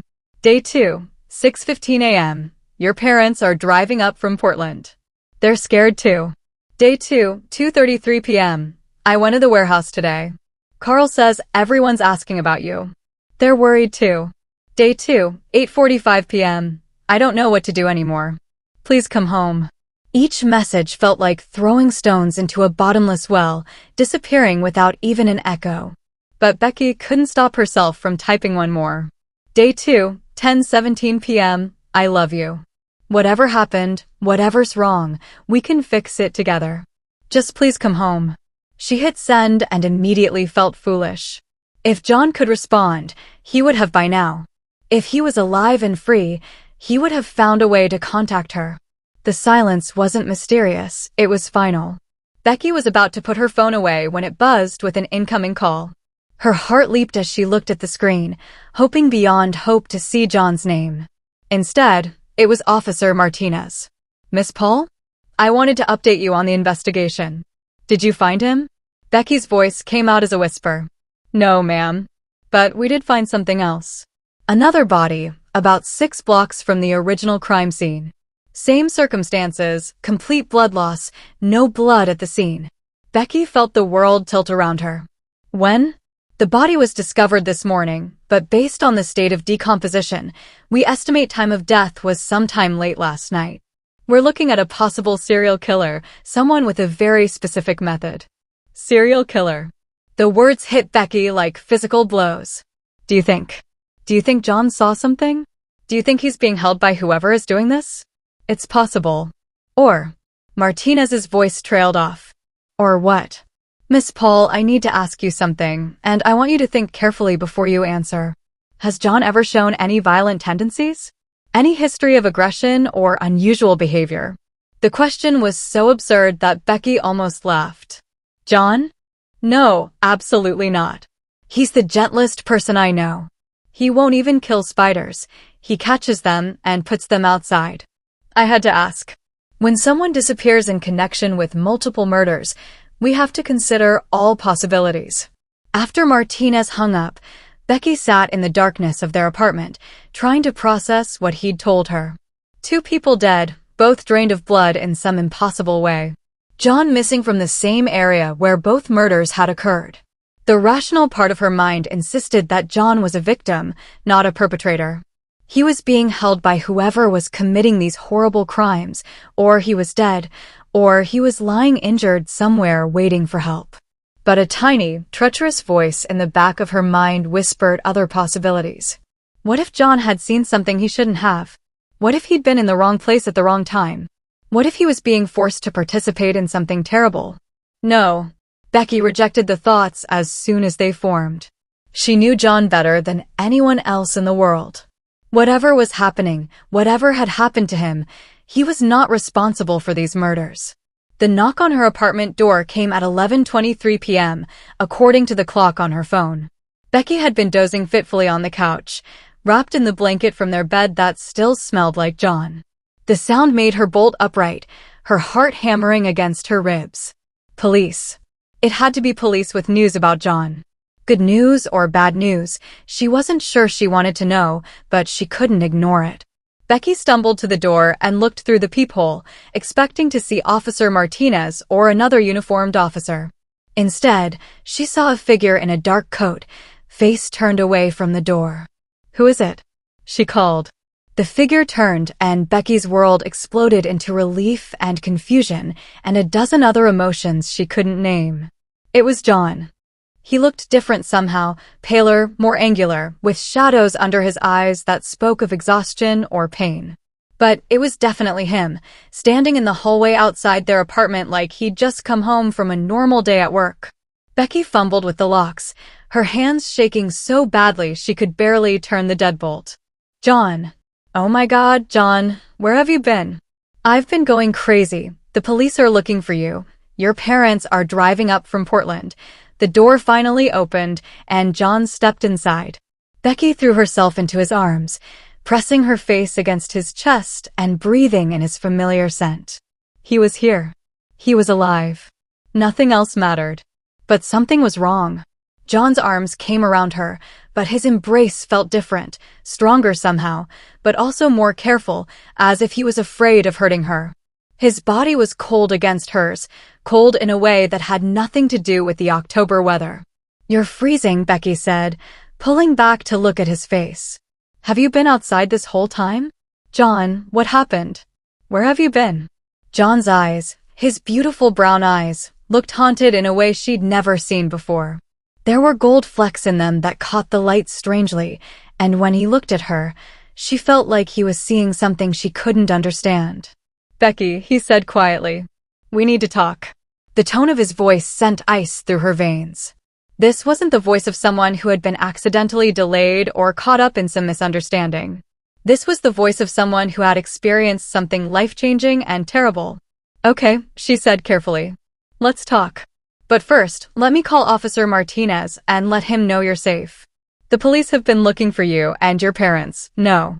John's hand closed around hers with surprising strength. Not yet. Please, Becky. I need to explain some things first. She stared at him, taking in the changes that became more apparent the longer she looked. His skin was paler, almost luminous. His features seemed sharper, more defined, as if someone had gone over his face with a fine brush, enhancing every line and angle. He was beautiful in a way that was almost unsettling. John, you're scaring me. I know. I'm sorry. I never wanted to scare you. He led her to the couch, the same couch where she'd spent 2 days waiting for news about him. What I'm about to tell you is going to sound impossible. You're going to think I've lost my mind, or that I'm lying, or that I'm having some kind of breakdown. Becky sat down beside him, her hands still trembling with relief and growing fear. Just tell me. Whatever it is, we can deal with it together. John was quiet for a long moment, staring down at their joined hands. When he looked up, his eyes held a pain so deep it made her chest ache in sympathy. 2 nights ago, after I left work, I was walking to the bus stop when I heard someone crying in an alley, he began. A woman. She looked like she needed help, so I went to check on her. Oh, John. Becky could see where this was going, a mugging and assault, something that had left him traumatized and afraid to come home. She wasn't what she seemed, John continued. She was different. Dangerous. She attacked me, Becky. She bit me. Bit you. Becky looked him over frantically, searching for wounds. Are you hurt? Do you need to go to the hospital? She didn't just bite me. She drained me. My blood. Nearly all of it. John's voice was steady, but Becky could hear the tremor underneath. She left me to die in that alley. That's impossible. If someone drained your blood, you'd be dead. You'd need massive transfusions, intensive care, Becky. John's voice cut through her medical reasoning. Look at me. Really look at me. She did as he asked, studying his face in the lamplight.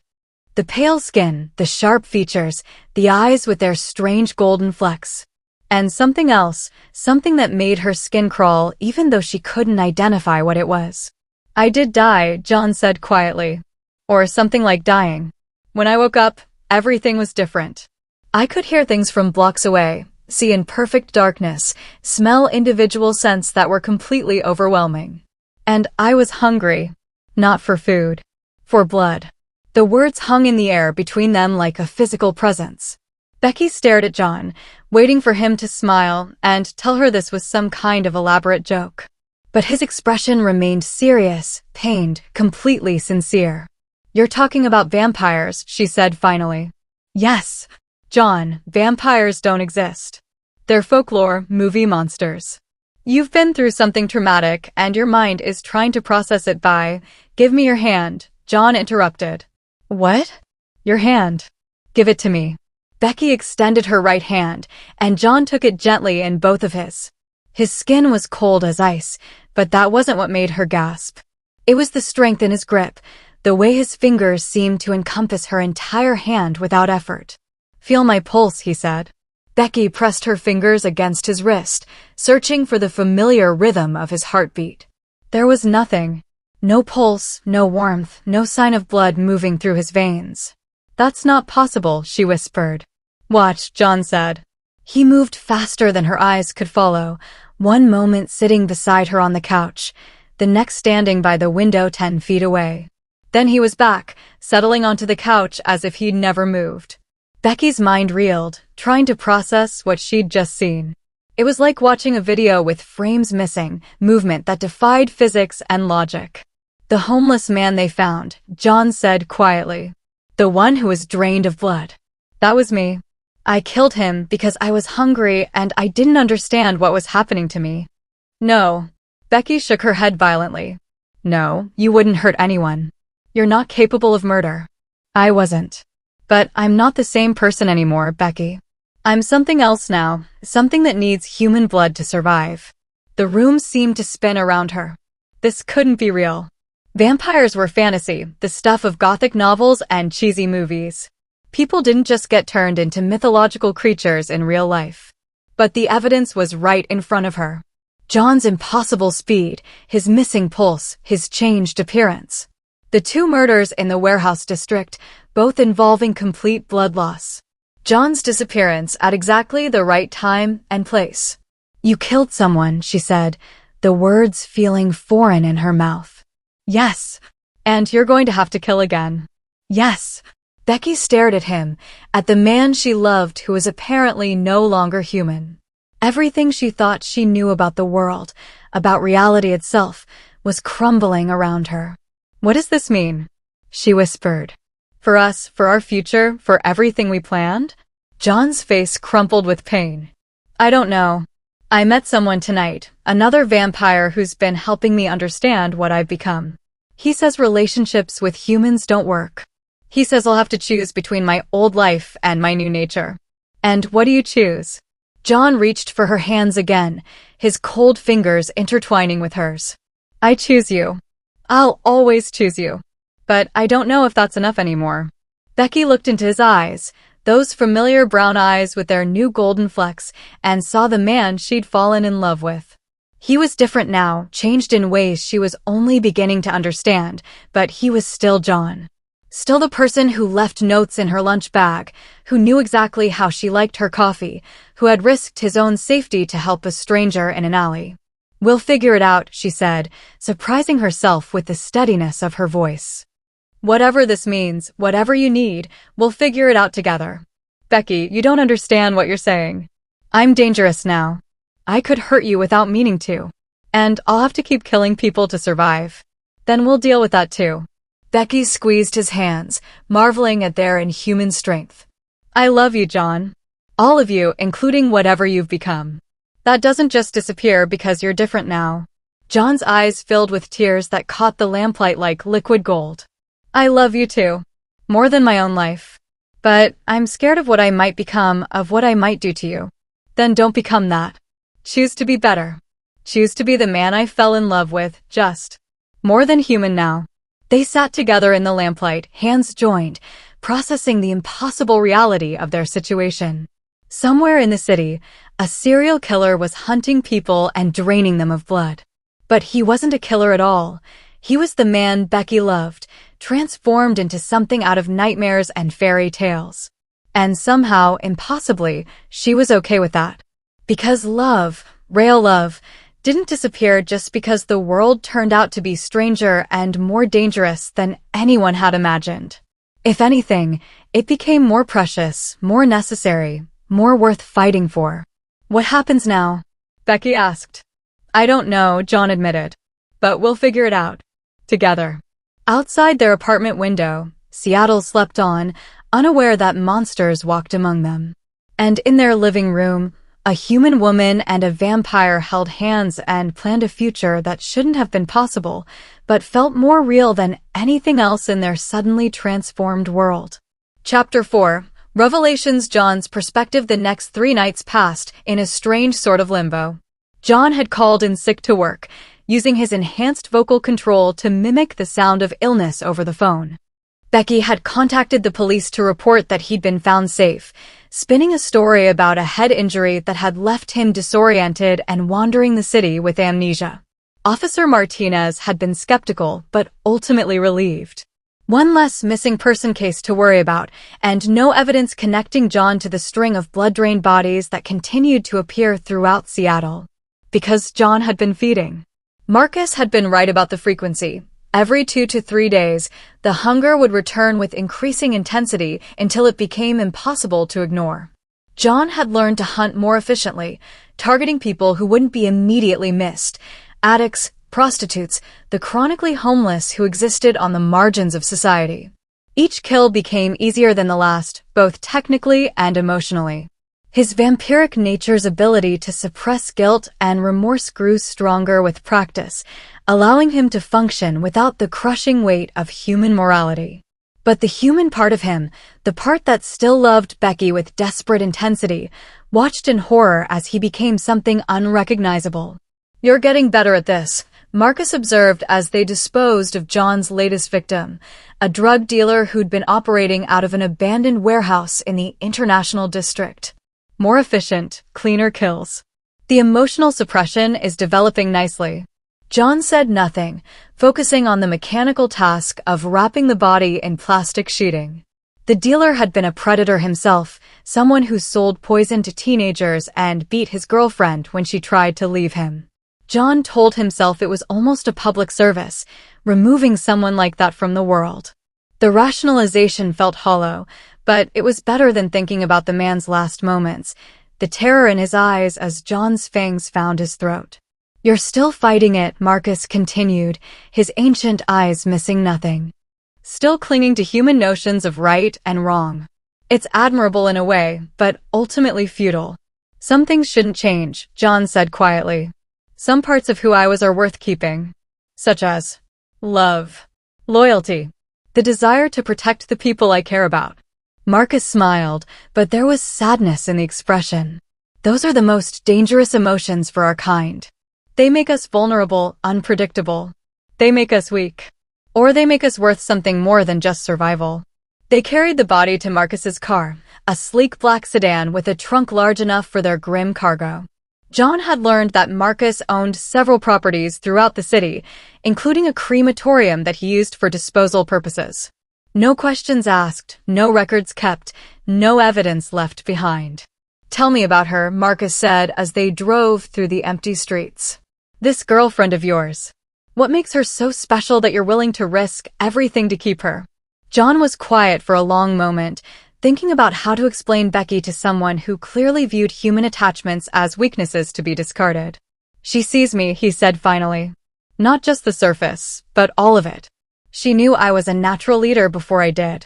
She encouraged me to take charge in situations where I might have held back. She made me want to be better than I was. And now? Now she's trying to help me figure out how to be both monster and man. She doesn't flinch when I tell her what I've done. She doesn't try to change me or fix me. She just accepts all of it." Marcus navigated the car through a series of increasingly industrial neighborhoods, heading toward the facility where John's victim would become nothing more than ash and memory. "I had someone like that once," Marcus said unexpectedly. "In Paris, not long after I was turned. A young woman named Celeste who worked in a bookshop near the university. She was brilliant, passionate, utterly fearless in the face of things that should have terrified her. What happened to her? I killed her." Marcus's voice was matter-of-fact, devoid of emotion. "Not intentionally, you understand. I was young, uncontrolled, drunk on my own power. We were making love, and the intensity of it triggered a feeding response I couldn't stop." John felt sick. "How do you live with that?" "Practice. Time. The gradual erosion of human feelings until only the practical remains." Marcus pulled into the parking lot of a nondescript building surrounded by high fences. That's why emotional attachments are dangerous for our kind, Jonathan. We're too strong, too driven by needs that override human considerations. Eventually, we destroy everything we try to love. I won't let that happen. Won't you? How many times have you fed in the past week? 4. And how many times have you wanted to feed on her? The question hit John like a physical blow. Because the answer was every time. Every moment he spent with Becky, breathing in her scent, listening to her heartbeat, feeling the warmth radiating from her skin, was an exercise in supernatural self-control. Her blood called to him constantly, a siren song that grew stronger each day. It would be so easy to take just a little, just enough to taste the love and loyalty that flowed through her veins. She trusted him completely. She would probably let him do it if he asked. I see the truth in your eyes, Marcus said as he shut off the car engine. The hunger for her specifically, not just for any human blood. That's the most dangerous craving of all, the desire to consume the thing you love most. The crematorium was exactly what John had expected: industrial furnaces, stainless steel tables, the overwhelming smell of chemicals and ash. Marcus moved through the facility with practiced efficiency, preparing John's victim for disposal while explaining the finer points of evidence elimination. Dental records are the biggest concern, Marcus said as he worked. DNA can be destroyed by fire, but teeth sometimes survive. Always remove them manually before cremation. John watched in fascination and horror as Marcus demonstrated, using surgical instruments with the skill of someone who'd done this hundreds of times before. How many? John asked. How many what? How many people have you killed? Marcus paused in his work, considering the question. In 178 years? Thousands. Tens of thousands, perhaps. I stopped counting after the 1st century. The number was staggering. John tried to imagine what it would be like to carry that kind of death toll, to have ended so many lives that they became mere statistics. And you feel nothing about it? Nothing useful. Guilt and remorse are human luxuries we can't afford. Marcus resumed his grisly work. The sooner you learn to let them go, the happier you'll be. But as John watched Marcus efficiently dismember a human being, he realized he didn't want to be happy in that particular way. The emotional numbness that allowed Marcus to function was the same numbness that had let him murder the woman he loved without hesitation. John thought about Becky waiting for him at home, probably reading in bed and listening for his key in the lock. She'd been remarkably accepting of his new nocturnal schedule, his need to hunt, even his increasingly cold and distant behavior. She was trying so hard to love the monster he was becoming. The least he could do was try to remain worthy of that love. I want to learn control, John said as they fed the last pieces of his victim into the furnace. Not emotional suppression, but actual control. I want to be able to choose when and how I feed instead of being driven by instinct. Marcus looked at him with something that might have been respect. That's much harder than what I've been teaching you. It requires maintaining your human emotions while developing supernatural discipline. Can it be done? Perhaps. I've heard rumors of vampires who've managed it, though I've never met one personally. They tend to avoid our kind. We make them uncomfortable. Will you teach me? Marcus was quiet for a long moment, watching flames consume what remained of the drug dealer. It would be a very different kind of training. More dangerous, more painful. And there's no guarantee you'd survive it with your sanity intact. I have to try. For her. Very well. But understand this. The moment I believe you're becoming a threat to yourself or others, I'll kill you myself. That's not a threat, it's a promise. John nodded, accepting the terms. He would learn to be a vampire without losing his humanity, or he would die trying. Those were the only options he could live with. As they drove back toward the city center, Marcus began explaining what John's new training would involve. Meditation techniques to maintain emotional stability while feeding. Exercises to develop supernatural control over his physical responses. Ways to hunt that minimize psychological trauma while still meeting his survival needs. The most important thing is learning to feed without killing, Marcus said. It's possible to take enough blood to sustain yourself while leaving the victim alive, but it requires incredible precision and self-control. They'd remember being attacked. Not necessarily. We have other abilities you haven't learned yet, the power to influence human minds, to alter memories, to plant suggestions that feel like natural thoughts. John felt a surge of hope. If he could feed without killing, if he could make his victims forget the experience entirely, then perhaps he could maintain some vestige of his moral code. It wouldn't be the same as his human morality. He would still be violating people, still be taking something from them without consent. But it was better than murder. It was a compromise his fractured conscience could accept. How long will it take to learn? John asked. Months, perhaps years. The mental discipline required is extraordinary. Marcus glanced at him. And there's still the question of your girlfriend. This kind of training will require all your focus, all your emotional energy. You won't have anything left to give to a human relationship. She'll understand. Will she? Will she understand when you become cold and distant while you're learning control? Will she understand when you can't touch her without fighting the urge to drain her? Will she understand when you disappear for days at a time to practice techniques that could drive you insane? Each question hit John like a hammer blow because he knew Marcus was right. The kind of training he was proposing would consume every aspect of his existence. There would be no room for the gentle, loving relationship he and Becky had built together. But what was the alternative? To give in to his nature completely, to become another Marcus who felt nothing for anyone? To kill Becky in a moment of lost control, or to abandon her for her own safety? At least this way, there was hope. If he could learn the control Marcus described, he might be able to return to her as something more than a monster. It would be hard on both of them, but it was better than the other options. I'll make her understand, John said with more confidence than he felt.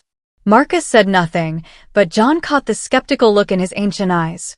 The older vampire had seen this story play out before, probably many times. Young vampires trying to hold on to their humanity, making promises they couldn't keep, destroying the very things they sought to protect. But John was different. He had to be different.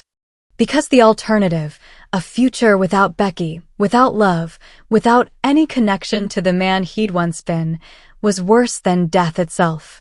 By the time Marcus dropped him off a few blocks from his apartment, John had committed himself to an impossible path. He would learn to be a controlled vampire while maintaining his human heart. He would find a way to feed without killing. He would return to Becky as someone worthy of her love. And if he failed, if the training destroyed him or drove him mad, at least he would have tried. At least he would have fought for something better than mere survival. Becky's perspective living with a vampire, Becky discovered, was nothing like the movies made it seem. There was no dramatic cape swirling or sleeping in coffins. John didn't turn into a bat or sparkle in sunlight. Mostly, he just seemed like John, but more so, more beautiful, more graceful, more intense in ways that were both thrilling and unsettling. But there were differences that became more apparent the longer she watched him. He moved too quietly, his footsteps making no sound even on their creaky hardwood floors. She would turn around and find him standing behind her without any warning, having crossed the room in perfect silence. It should have been frightening, but instead it felt protective, like being watched over by a guardian angel. His hearing was extraordinary. He could follow conversations from 3 apartments away, could detect the approach of delivery trucks minutes before she heard anything. More than once, he'd warned her about their elderly neighbor Mrs. Chen falling in her bathroom, giving Becky time to call for help before the woman's faint cries might have gone unnoticed. And his eyes, God, his eyes. They caught light in ways that human eyes didn't, creating an almost hypnotic effect when he looked directly at her. The golden flecks had grown more pronounced, until they sometimes seemed to glow with their own inner fire. But it was the way he looked at her that really gave away his nature. There was a hunger there that had nothing to do with love or desire, at least not entirely. Sometimes she would catch him staring at her neck with an expression of such focused intensity that she felt like prey being studied by a predator. It should have terrified her. Instead, it made her feel oddly protected, as if John's restraint was evidence of how much he loved her. The first few nights after his return, Becky had peppered him with questions about his new nature. What did it feel like to move so fast? How did his enhanced senses work? What was it like to drink blood? John had answered as best he could, his descriptions painting a picture of a world far more vivid and immediate than human perception could achieve. Everything has a smell, he'd explained, lying beside her in their bed while carefully maintaining distance between their bodies. Not just the obvious things, but emotions, intentions, the chemical signatures of different personality types. I can smell your mood changes before you're consciously aware of them yourself. What do I smell like right now? Becky had asked, genuinely curious. John had closed his eyes and inhaled deeply. Love. Concern. A little fear, though you're trying to hide it. Determination. His eyes had opened, fixing on hers with that unsettling intensity. And arousal, though that might be wishful thinking on my part. He hadn't been wrong about any of it, including the last part. There was something undeniably attractive about this new version of John, the supernatural grace, the otherworldly beauty, the sense of barely contained power. It was like being in love with a force of nature. But there were challenges too. John's body temperature had dropped significantly, making cuddling uncomfortable. His strength was such that he had to be constantly careful not to hurt her, turning every casual touch into a deliberate act of restraint. And there was an emotional distance that hadn't been there before, as if part of him was always somewhere else, thinking about things she couldn't understand. The feeding was the hardest part to accept, though Becky tried not to let John see how much it affected her. He would leave every 2 or 3 nights, disappearing into the darkness of Seattle with a hunter's purpose. He never told her where he went or who he chose, but she would read about the victims in the morning news. Another homeless person found dead, another addict discovered in an alley, another prostitute who would never make it home. John was killing people. People with lives and families and dreams, however damaged or difficult those lives might be. He was ending them to sustain his own existence, and there was no way to make that morally acceptable. But Becky loved him anyway. She loved him because she could see how much each kill hurt him, how he fought against his nature even as he submitted to its demands. She loved him because he was trying to find a better way, spending hours researching vampire folklore and mythology in hopes of discovering alternatives to murder. And she loved him because he was still John at his core, still the man who remembered exactly how she liked her coffee, who left encouraging notes in her textbooks, who listened to her fears and dreams with absolute attention. The night everything changed was a Thursday. John had fed the night before, so Becky wasn't expecting him to hunt again so soon. But around 10 p.m., he'd grown restless in a way that was becoming familiar. I have to go out, he'd said, his voice tight with barely controlled hunger. Again? But I know. It's happening more frequently. John's hands clenched into fists. I'm losing control, Becky. The hunger is getting stronger, and I don't know how to fight it. That was when he'd told her about Marcus, about the vampire who'd been teaching him to hunt efficiently and suppress his emotions. About the training he wanted to pursue that might let him feed without killing. It will take months, John had explained, sitting on the edge of their bed like he was afraid to get too close to her. Maybe longer. And during that time, I'll have to maintain strict emotional discipline. I won't be able to. I won't be the same person you fell in love with. How different? Becky had asked, though she wasn't sure she wanted to know the answer. Cold. Distant. Focused entirely on learning control. John's voice cracked slightly. Marcus says relationships don't survive this kind of training. He says the emotional demands are too great. Becky had felt something cold settle in her chest. And you believe him? I don't want to. But I can feel it already, Becky. Every day, I feel more detached from human concerns. More focused on survival and less on everything else. John had finally looked at her, his golden-flecked eyes full of pain. I'm afraid I'm going to lose you anyway, so maybe it's better to do it on purpose. For a purpose. The words had hit her like physical blows. After everything they'd been through, after she'd accepted his transformation and committed to building a life with whatever he'd become, he was going to voluntarily remove himself from their relationship. And what if I said no? Becky had asked. What if I told you I'd rather have you as you are now, dangerous and hungry and occasionally distant, than not have you at all? John had been quiet for a long moment. Then I'd say you don't understand what you're asking for. Eventually, I'll lose control completely. I'll hurt you or kill you or turn you into something like me. The training Marcus is offering might be our only chance at a future together. Our future or your future? What's the difference? The difference is that you're making this decision for both of us without asking what I want. John had stood up then, moving to the window where he could look out at the city lights. What do you want, Becky? Really? Do you want to spend the rest of your life with a monster who kills people to survive?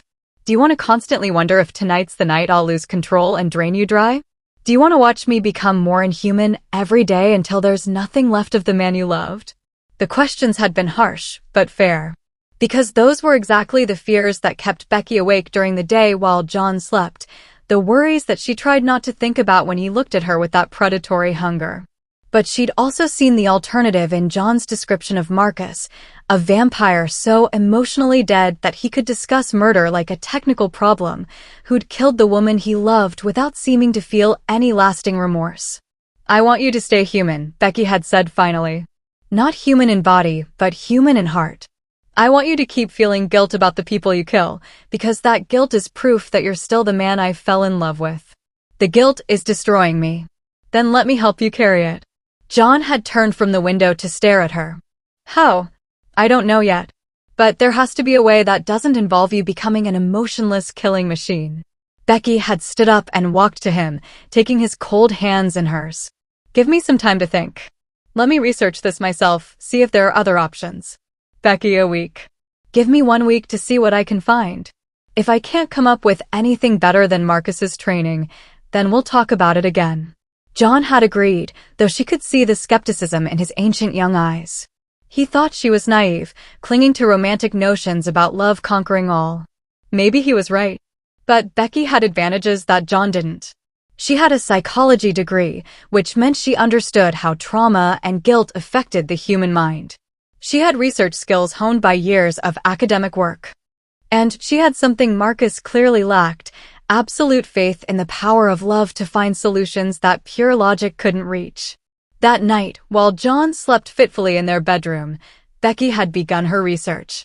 She'd started with vampire folklore, but quickly realized that most of it was either completely wrong or too fantastical to be useful.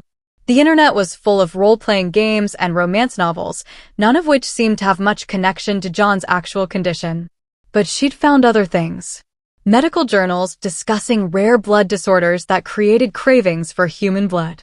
Psychological studies of predators who'd learned to control their urges through various therapeutic techniques. Historical accounts of individuals who claimed to be vampires and the methods they'd used to maintain their humanity. Most interesting were the references to vampire covens and families who developed ethical codes for feeding. Groups that had found ways to sustain themselves without killing, who maintained human relationships and emotional connections across centuries of existence. They were rare, according to the sources Becky found, and often viewed with suspicion by other vampires. But they existed, which meant it was possible. By dawn, Becky had filled a notebook with ideas and possibilities. None of them were guaranteed solutions, but they were alternatives to the path Marcus had outlined. Ways that John might learn control without sacrificing his humanity. When John woke at sunset, she was ready for him. I've been thinking about what you said last night, Becky began, sitting beside him on the bed with her notebook open. About the training Marcus wants to put you through. Becky, I know you want to help, but what if there was another way? What if you could learn control without becoming emotionally dead? John sat up, studying her face. What did you find? References to vampire covens that feed without killing. Groups that have maintained human relationships for centuries. Methods of emotional regulation that don't require complete suppression. She showed him her notes, explaining each possibility in detail. Meditation techniques that enhanced supernatural control while preserving human feelings.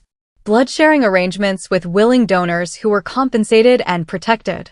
Even experimental medical treatments that might reduce the frequency of feeding. Most of this is theoretical, John said when she'd finished. Folk tales and wishful thinking. Some of it. But not all. There are documented cases, John. Vampires who've found ways to be both monster and man without sacrificing either nature. John was quiet for a long time, reading through her research. Becky could see the hope warring with skepticism in his expression, the desperate desire to believe fighting against his practical understanding of what he'd become. Even if some of this is real, he said finally, it would still require training. Still require me to learn control I don't currently possess. Then let's find these other vampires. Let's learn from them instead of from Marcus. And if we can't find them? If they don't exist or won't help us? Becky took his cold hands in hers, looking directly into his golden-flecked eyes. Then we'll figure something else out. Together. But I'm not giving up on us, John. I'm not giving up on the possibility that you can be both vampire and human, monster and man. John's eyes filled with tears that caught the lamplight like liquid gold. I love you so much it feels like it's going to kill me. I love you too. All of you. The human parts and the vampire parts and everything in between. Becky squeezed his hands. So, let's fight for this. Let's find a way to make it work. Outside their apartment window, Seattle settled into its nightly rhythm, unaware that somewhere in the city, a vampire and the woman who loved him were plotting to rewrite the rules of what monsters could become. It was probably impossible. It was definitely dangerous. But it was also hope, and hope was the only thing standing between them and the kind of emotional death that Marcus represented. For the first time since John's transformation, Becky felt genuinely optimistic about their future. They would find a way to make this work, or they would die trying. Either way, they would face it together. Chapter 5. Understanding Becky's perspective. The week that followed Becky's research breakthrough was unlike anything she'd ever experienced. It was as if she'd been given access to a hidden world that existed parallel to normal human life, a reality where the impossible was mundane and the supernatural was simply another set of rules to understand and navigate. John had agreed to postpone Marcus's training regimen while they explored alternative approaches, and with that reprieve came an opportunity for Becky to truly understand what her boyfriend had become. She found herself fascinated by every aspect of his transformation, approaching it with the same analytical curiosity that had served her well in her psychology studies. "Show me how you move," she said on the third night, sitting cross-legged on their living room floor while John stood by the window. "I want to understand what it feels like when you go that fast." John hesitated. "It's not really something I can demonstrate safely indoors.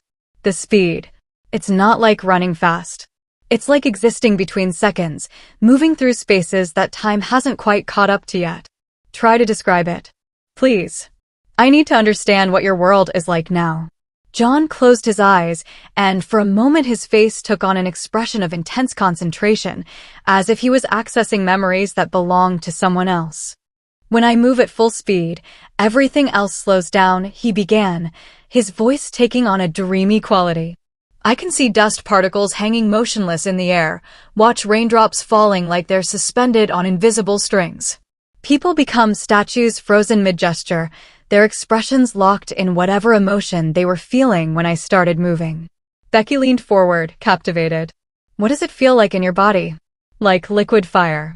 Like every muscle is connected to some infinite source of energy.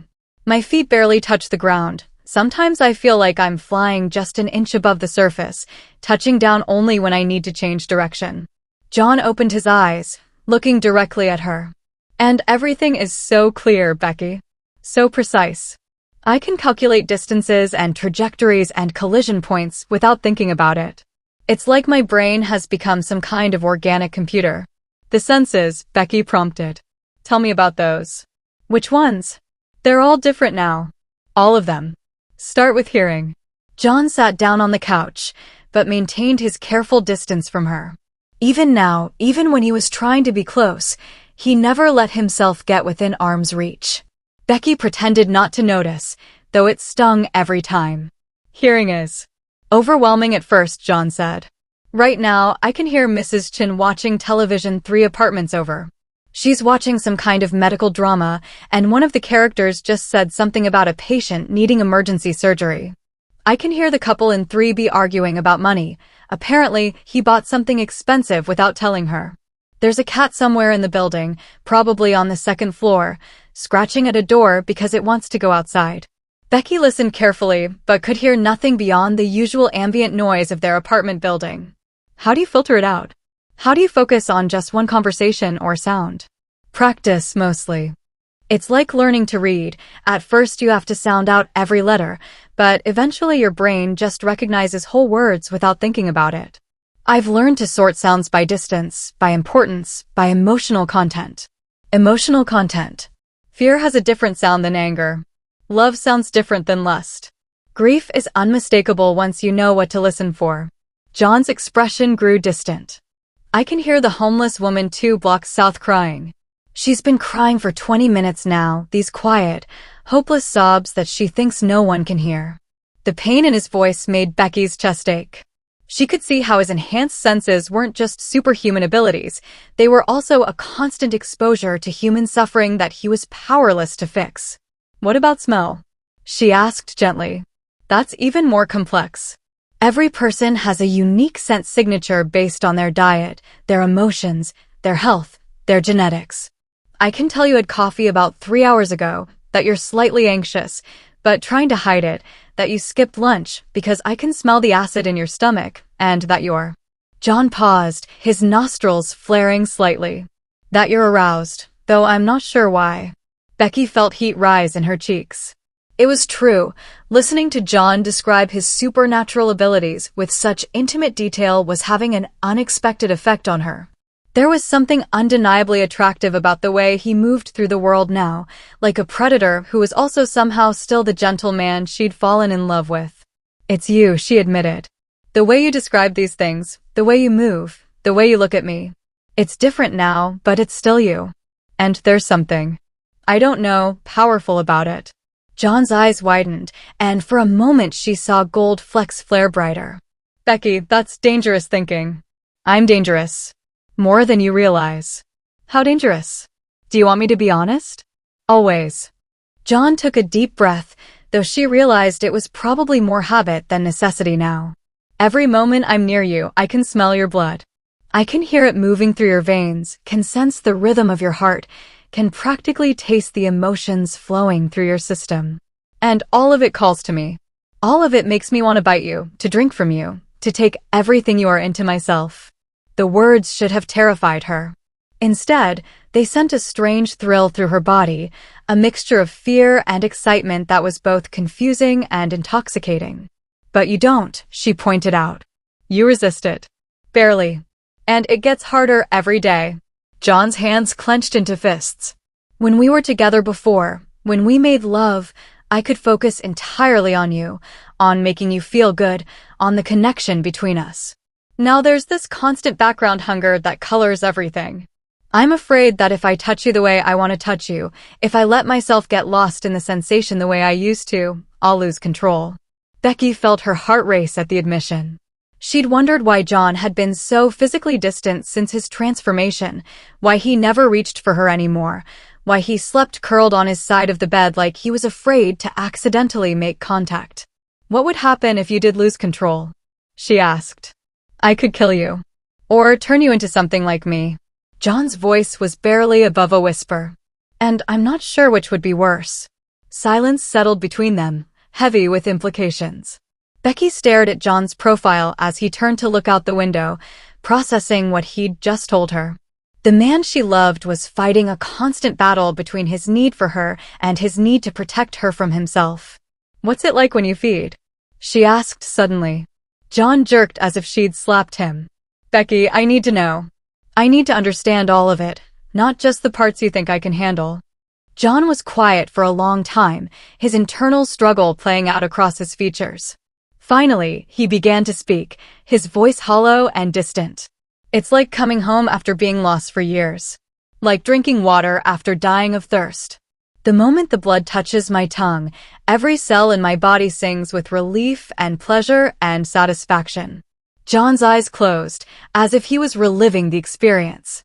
"I can taste everything about them, their health, their age, their emotional state, their memories. It's the most intimate connection possible, more intimate than sex, more intimate than love. And when they die, there's a moment, right at the end, when their life force transfers completely to me. When everything they were becomes part of what I am. It's—" John's voice cracked. "It's beautiful and horrible at the same time. I feel their last thoughts, their final emotions. Some are afraid, some are angry, some are just tired and ready to let go. Becky felt tears sliding down her cheeks, though she wasn't sure if they were for John's victims or for the torment she could see in his face. How do you live with that? How do you function knowing that you've experienced someone's death so intimately? I don't, sometimes. That's why Marcus taught me the emotional suppression. It's the only way to survive the guilt and the grief and the horror of what I've become. John opened his eyes, fixing her with that too intense stare. But when I suppress those emotions, I suppress everything else too. The love, the loyalty, the desire to be better than my nature. That's why his training is so dangerous. It would make me efficient, but it would also make me empty. Becky wiped her eyes, her mind racing through everything John had told her. The picture he'd painted was of an existence that was both transcendent and hellish, blessed with supernatural abilities, but cursed with needs that violated everything he'd been raised to believe was right. John, she said carefully, what if there was another way? What do you mean? What if you didn't have to choose between being monster and being man? What if you could be both? John looked at her with a mixture of hope and skepticism. How? What if I became like you? The words hung in the air between them like a live wire. John's face went completely white, and she could see his hands trembling where they gripped the arm of the couch. No, he said immediately. Absolutely not. I won't let you do that to yourself. Why not? You said it yourself. You're fighting a constant battle between loving me and needing to protect me from yourself. But if I was like you, if I had the same strength and speed and abilities, then you wouldn't have to protect me anymore. Becky, you don't understand what you're suggesting. The transformation isn't just gaining abilities, it's losing your humanity. It's becoming something that has to kill people to survive. You haven't lost your humanity. You're fighting to keep it, but you haven't lost it. Yet? I haven't lost it yet. John stood up abruptly, pacing to the window. And even if I managed to hold on to some part of who I was, there's no guarantee you would. The transformation affects everyone differently. But there's also no guarantee I wouldn't. And if I did become a vampire, we could face this together. We could learn control together. We could find ways to feed that don't require murder. John spun around to face her, his eyes blazing with gold fire. You're talking about becoming a killer, Becky. About drinking human blood, about ending lives to sustain your own. Do you have any idea what that would do to you psychologically? I have some idea, yes. I've been studying abnormal psychology for 3 years, remember? I understand trauma and adaptation and the ways the human mind protects itself from unbearable realities. Becky stood up as well, facing him across the room. I also understand love, John. And I love you enough to become whatever I need to become to be with you. That's not love, that's obsession. That's exactly what you did when you chose to learn control instead of giving in to your nature completely. You're risking everything to try to remain worthy of love. Why can't I do the same? John stared at her, and she could see the war playing out behind his eyes. The desperate desire to have her with him forever, to not face eternity alone, fighting against his need to protect her from the horror of what he'd become. The process itself could kill you, he said quietly. Most people who get turned don't survive the transformation. But some do. You did. I was lucky. Or unlucky, depending on how you look at it. Then we'll be careful. We'll research it, plan it out, make sure we understand exactly what's involved. Becky took a step toward him, then another, until she was close enough to see the gold flecks swirling in his irises. John, I can't live like this. I can't spend every day wondering if tonight's the night you'll decide that loving me is too dangerous, that it's easier to just walk away. I would never. You were ready to do Marcus's training. You were ready to become emotionally dead for months or years just to learn control. How is that different from leaving me? John didn't have an answer for that, and Becky could see the admission in his silence. If I'm going to lose you anyway, she continued, then I'd rather lose you while fighting for something better. I'd rather become a monster with you than stay human without you. John's resolve was crumbling. She could see it in the way his shoulders sagged, in the way his hands stopped trembling and started reaching for her. You don't know what you're asking for, he whispered. Then show me. Help me understand everything, not just the parts you think I can handle. And if I still want this after I know all of it, then help me become what I need to become to be with you. John closed his eyes, and when he opened them again, The gold flecks had spread until his entire iris seemed to glow with inner fire. "If we do this," he said slowly, "there's no going back. Ever. You'll never be human again, never have children, never grow old and die peacefully in your sleep. You'll have to kill people to survive, and you'll have to live with that knowledge forever. I know. And there's no guarantee we'll find a better way. We might spend eternity as monsters, taking lives and destroying families and becoming the kind of creatures that haunt human nightmares. I know that too. And you still want this?" Becky reached up and touched his face, marveling at the coldness of his skin and the way his breath hitched at the contact. "I want you," she said simply. "All of you forever. Human, vampire, monster, man. I don't care what we become as long as we become it together." John's control finally shattered.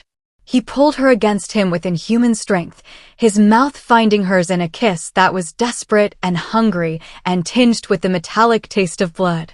She could feel his fangs against her lips, could sense the supernatural power coiled in his muscles, could smell the predatory musk that clung to him now. And she wanted all of it. Wanted to be part of his world instead of just a visitor to it. Wanted to stand beside him as an equal instead of cowering behind him as something to be protected. When they finally broke apart, both of them were breathing hard, though John probably didn't need to breathe at all anymore. "When?" she asked. "Soon," John promised, his voice rough with emotion and hunger. "But first, you need to understand exactly what you're choosing. I'll show you everything, Becky. Everything. And if you still want this after you've seen it all, I will. Then I'll make you like me. And God help us both." John's perspective, the decision, once made, felt both inevitable and catastrophic.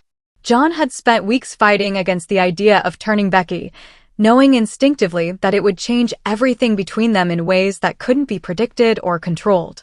But her arguments had been compelling, and more than that, they'd been born of a love so fierce it took his breath away. She was right about one thing: he couldn't continue the way they were going.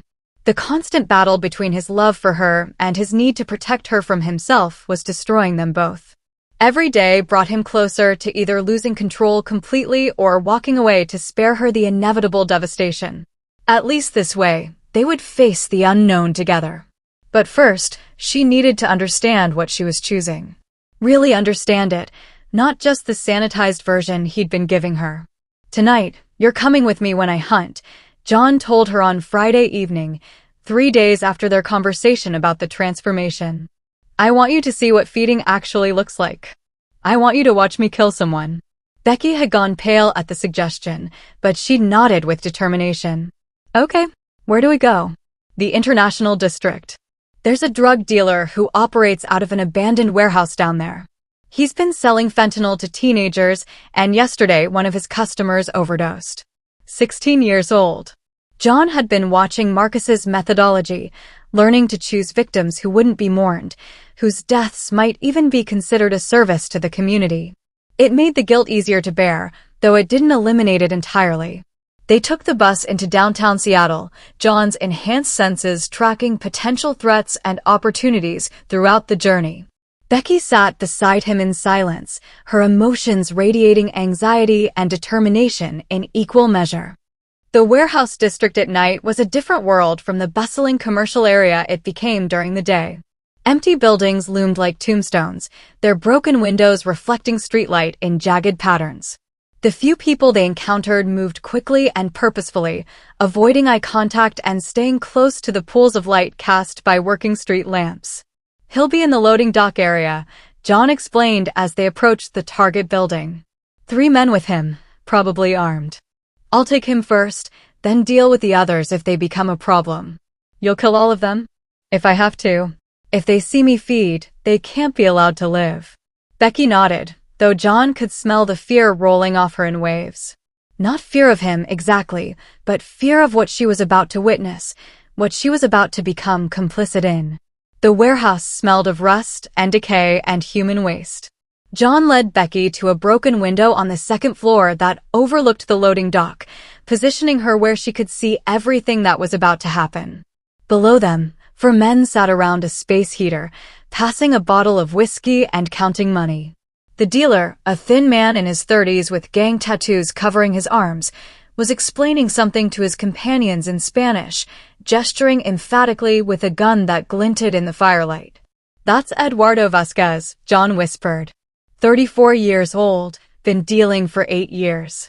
He's got 2 kids with his ex-girlfriend, but he hasn't paid child support in 2 years. The girl who overdosed yesterday was trying to make enough money to pay for her mother's cancer treatment. "How do you know all that?" "Marcus taught me to research my targets. It makes it easier to justify what I'm about to do." John could feel Becky's eyes on him as he prepared for the attack. His muscles coiled with supernatural energy, his senses sharpening to razor focus as he calculated distances and timing and the most efficient way to eliminate 4 armed men. "John," Becky whispered. Do you enjoy this part? The planning, the hunting." The question hit him like a physical blow because the answer was complicated in ways he didn't want to examine too closely. "Yes," he admitted quietly. "Part of me does. The vampire part, the predator part. It enjoys the stalking, the planning, the moment when the prey realizes what's happening." John closed his eyes briefly. "That's the part of me I'm most afraid of, Becky. The part that's starting to like what I do. But you don't let it control you." "Not yet. But every time I feed, it gets a little stronger. Every kill makes the next one easier." John looked at her directly. "That's what you're choosing, Becky. Not just the abilities and the immortality, but the gradual erosion of everything that makes you human. Unless we find another way." "Unless we find another way," John agreed. "But you need to see what happens if we don't." With that, he dropped through the broken window, his body moving with fluid grace as he fell 2 stories and landed without a sound. The men below never heard him coming. Eduardo died first, John's fangs finding his throat before the dealer could even register the attack. The other 3 men scrambled for their weapons, but human reflexes were no match for vampire speed. John moved between them like liquid shadow, killing 2 more before the 4th man managed to draw his gun. The shot went wide, the bullet embedding itself in a concrete support beam as John's hand closed around the man's throat. Unlike the others, this one didn't die quickly. John held him against the wall, his fangs extended but not yet striking, giving the man time to understand what was happening to him. "Please," the man gasped. "I got kids, man. I got a family." John could smell the truth of it, the scent of children's shampoo in the man's hair, the lingering aroma of home-cooked meals on his clothes.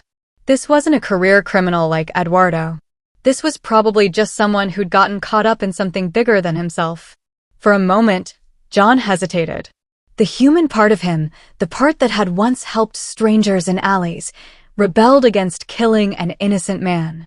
But the vampire part, the part that was growing stronger every day, whispered that innocence was a luxury he couldn't afford.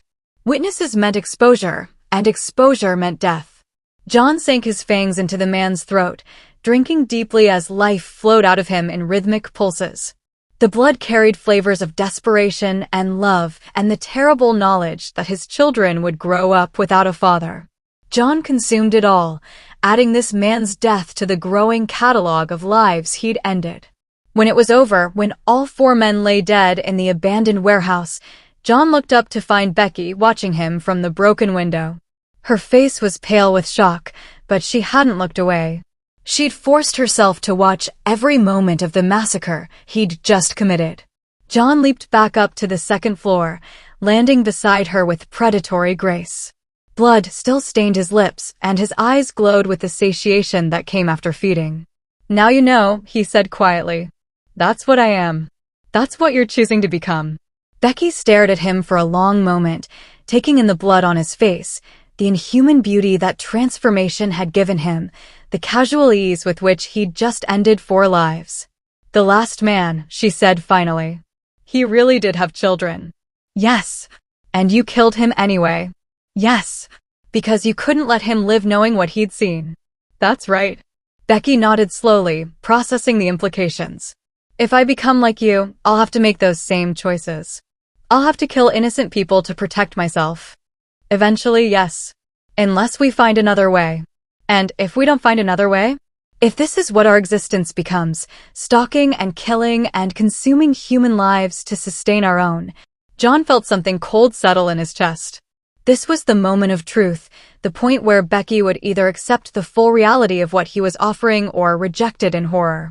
Then we'll be monsters together, he said honestly. Beautiful, damned, eternal monsters who love each other more than we love our own humanity. Becky was quiet for a long time, staring down at the 4 bodies scattered across the warehouse floor. When she finally spoke, her voice was steady and sure. When do we do it?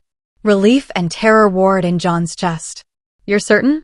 After seeing what I just did, you're certain you want this? I'm certain I want to be with you. Forever. Whatever that means, whatever we have to become. Becky turned to face him fully. Besides, you killed 4 drug dealers tonight. In some ways, you made the world a little bit safer. That's a dangerous way to think about it. Maybe, but it's how I'm choosing to think about it right now. Becky touched his face, her fingers coming away stained with blood that wasn't his. When, John? When do we do this? Tomorrow night. We'll go somewhere private, somewhere we won't be interrupted. I'll need to feed you my blood first, then drain you almost completely and let the transformation take hold. Will it hurt? John remembered his own transformation, the burning agony as his human body died and was reborn as something else, the confusion and terror of waking up in an alley with fangs and an overwhelming hunger. Yes, he said honestly. It will hurt more than anything you've ever experienced. And there's a chance you won't survive it. What are the odds? I don't know exactly. Marcus said most people don't make it through the first night, but he didn't give me specific numbers. Becky nodded, accepting the risk with the same calm determination she'd shown throughout this entire impossible situation. Then we'd better make sure I'm one of the ones who does survive, she said. Because I refuse to leave you alone in this. As they made their way back through the dark streets of Seattle, John found himself marveling at the woman walking beside him. She'd just watched him commit quadruple murder, had seen him at his most monstrous, and her response was to reaffirm her commitment to joining him in damnation. Either she was the bravest person he'd ever met, or the most foolish. Probably both. But she was his, and tomorrow night she would be his forever in ways that transcended human understanding of love and partnership. For better or worse, they were about to find out what eternity looked like when shared between 2 monsters who refused to stop loving each other. Chapter 6. Transformation. John's perspective. The abandoned building John had chosen for Becky's transformation was a condemned apartment complex in the Rainier Valley, scheduled for demolition but forgotten by the city in the bureaucratic shuffle of urban development. It had been empty for 3 years, long enough for the homeless population to strip it of anything valuable and move on to more comfortable shelters. Perfect for what they needed to do. John had spent the afternoon preparing, clearing debris from one of the upper floor apartments and creating as sterile an environment as possible. He'd brought blankets and pillows from their apartment, along with bottled water and first aid supplies that probably wouldn't be necessary, but made him feel more prepared. Most importantly, he'd fed earlier that evening, draining a sexual predator who'd been prowling the university district. John needed to be at full strength for what was coming, both to survive the process himself and to stop feeding on Becky at exactly the right moment. That was the terrifying part, the narrow window between draining her enough to trigger the transformation and draining her so completely that she simply died. Marcus had explained it in clinical terms, but John was beginning to understand that there was as much art as science to creating a new vampire. Too little blood loss and the human body would simply heal itself, leaving Becky unchanged but weakened. Too much, and she would die without ever beginning the transformation process. And even if he got the amount exactly right, there was still the fundamental question of whether her body and mind could handle the transition from human to vampire. Are you ready for this? John asked as they climbed the stairs to the 4th floor, their footsteps echoing in the empty stairwell. I don't think anyone could be ready for this, Becky replied, her voice steady despite the anxiety he could smell radiating from her. But I'm as prepared as I can be.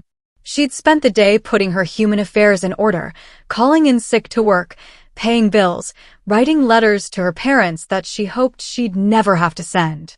If the transformation failed, if she died tonight, At least her loose ends would be tied up. The apartment John had chosen overlooked a small park, its windows offering a view of trees and darkness that would be peaceful for Becky's final moments as a human. He'd arranged the blankets in the center of the room, creating a makeshift bed that would be comfortable for the ordeal ahead. "How does this work exactly?" Becky asked, settling onto the blankets with the careful composure she'd maintained all evening. "First, you drink my blood. Not much, just enough to begin the bonding process. Then I feed on you, taking you to the edge of death without crossing over. If everything goes right, my blood will trigger a transformation that rebuilds your body as a vampire. And if it goes wrong, then you die, and I spend eternity knowing I killed the person I love most in the world." Becky reached for his hand, her warm fingers intertwining with his cold ones. "It won't go wrong. I trust you completely." The faith in her voice was both humbling and terrifying. John had killed multiple people in the past few weeks, had watched the light fade from their eyes as he drained them dry. The idea that he might do the same thing to Becky, accidentally or otherwise, made his chest tight with panic. "John," Becky said softly, apparently reading his expression, "I need you to promise me something. Anything. If this doesn't work, if I die tonight, I need you to promise that you won't give up. Don't let grief make you into the kind of monster Marcus is. Find another way to maintain your humanity, even if you have to do it alone." The request hit him like a physical blow. "Becky, promise me. I need to know that my death won't be what destroys the man I fell in love with." John stared at her, memorizing every detail of her face in case this was the last time he saw her alive. The determined set of her jaw, the love and trust shining in her green eyes, the way she bit her lower lip when she was nervous, but trying to be brave. "I promise," he said quietly. "But it won't come to that. I won't let it come to that." "Okay, then let's do this." John extended his wrist, using one of his fangs to open a vein. Dark blood welled up immediately, richer and more potent than human blood, carrying the supernatural essence that would begin Becky's transformation. "Drink," he instructed, bringing his wrist to her lips. Becky hesitated for just a moment, her human instincts rebelling against the idea of consuming blood. Then she pressed her mouth to the wound and began to swallow. The effect was immediate. John could feel the connection forming between them, a bond deeper than anything they'd shared as humans. His blood carried not just the supernatural catalyst for transformation, but pieces of his own essence, his memories, his emotions, his love for her made manifest in liquid form. Becky's eyes widened as the blood hit her system, her pupils dilating as the vampire essence began to work its way through her body. She could probably taste everything he was feeling, John realized. His desperate love for her, his terror at what they were attempting, his absolute commitment to seeing this through no matter the cost. "That's enough," John said after she'd consumed roughly an ounce of his blood. "Now comes the hard part." Becky lay back on the blankets, her body already beginning to change in subtle ways.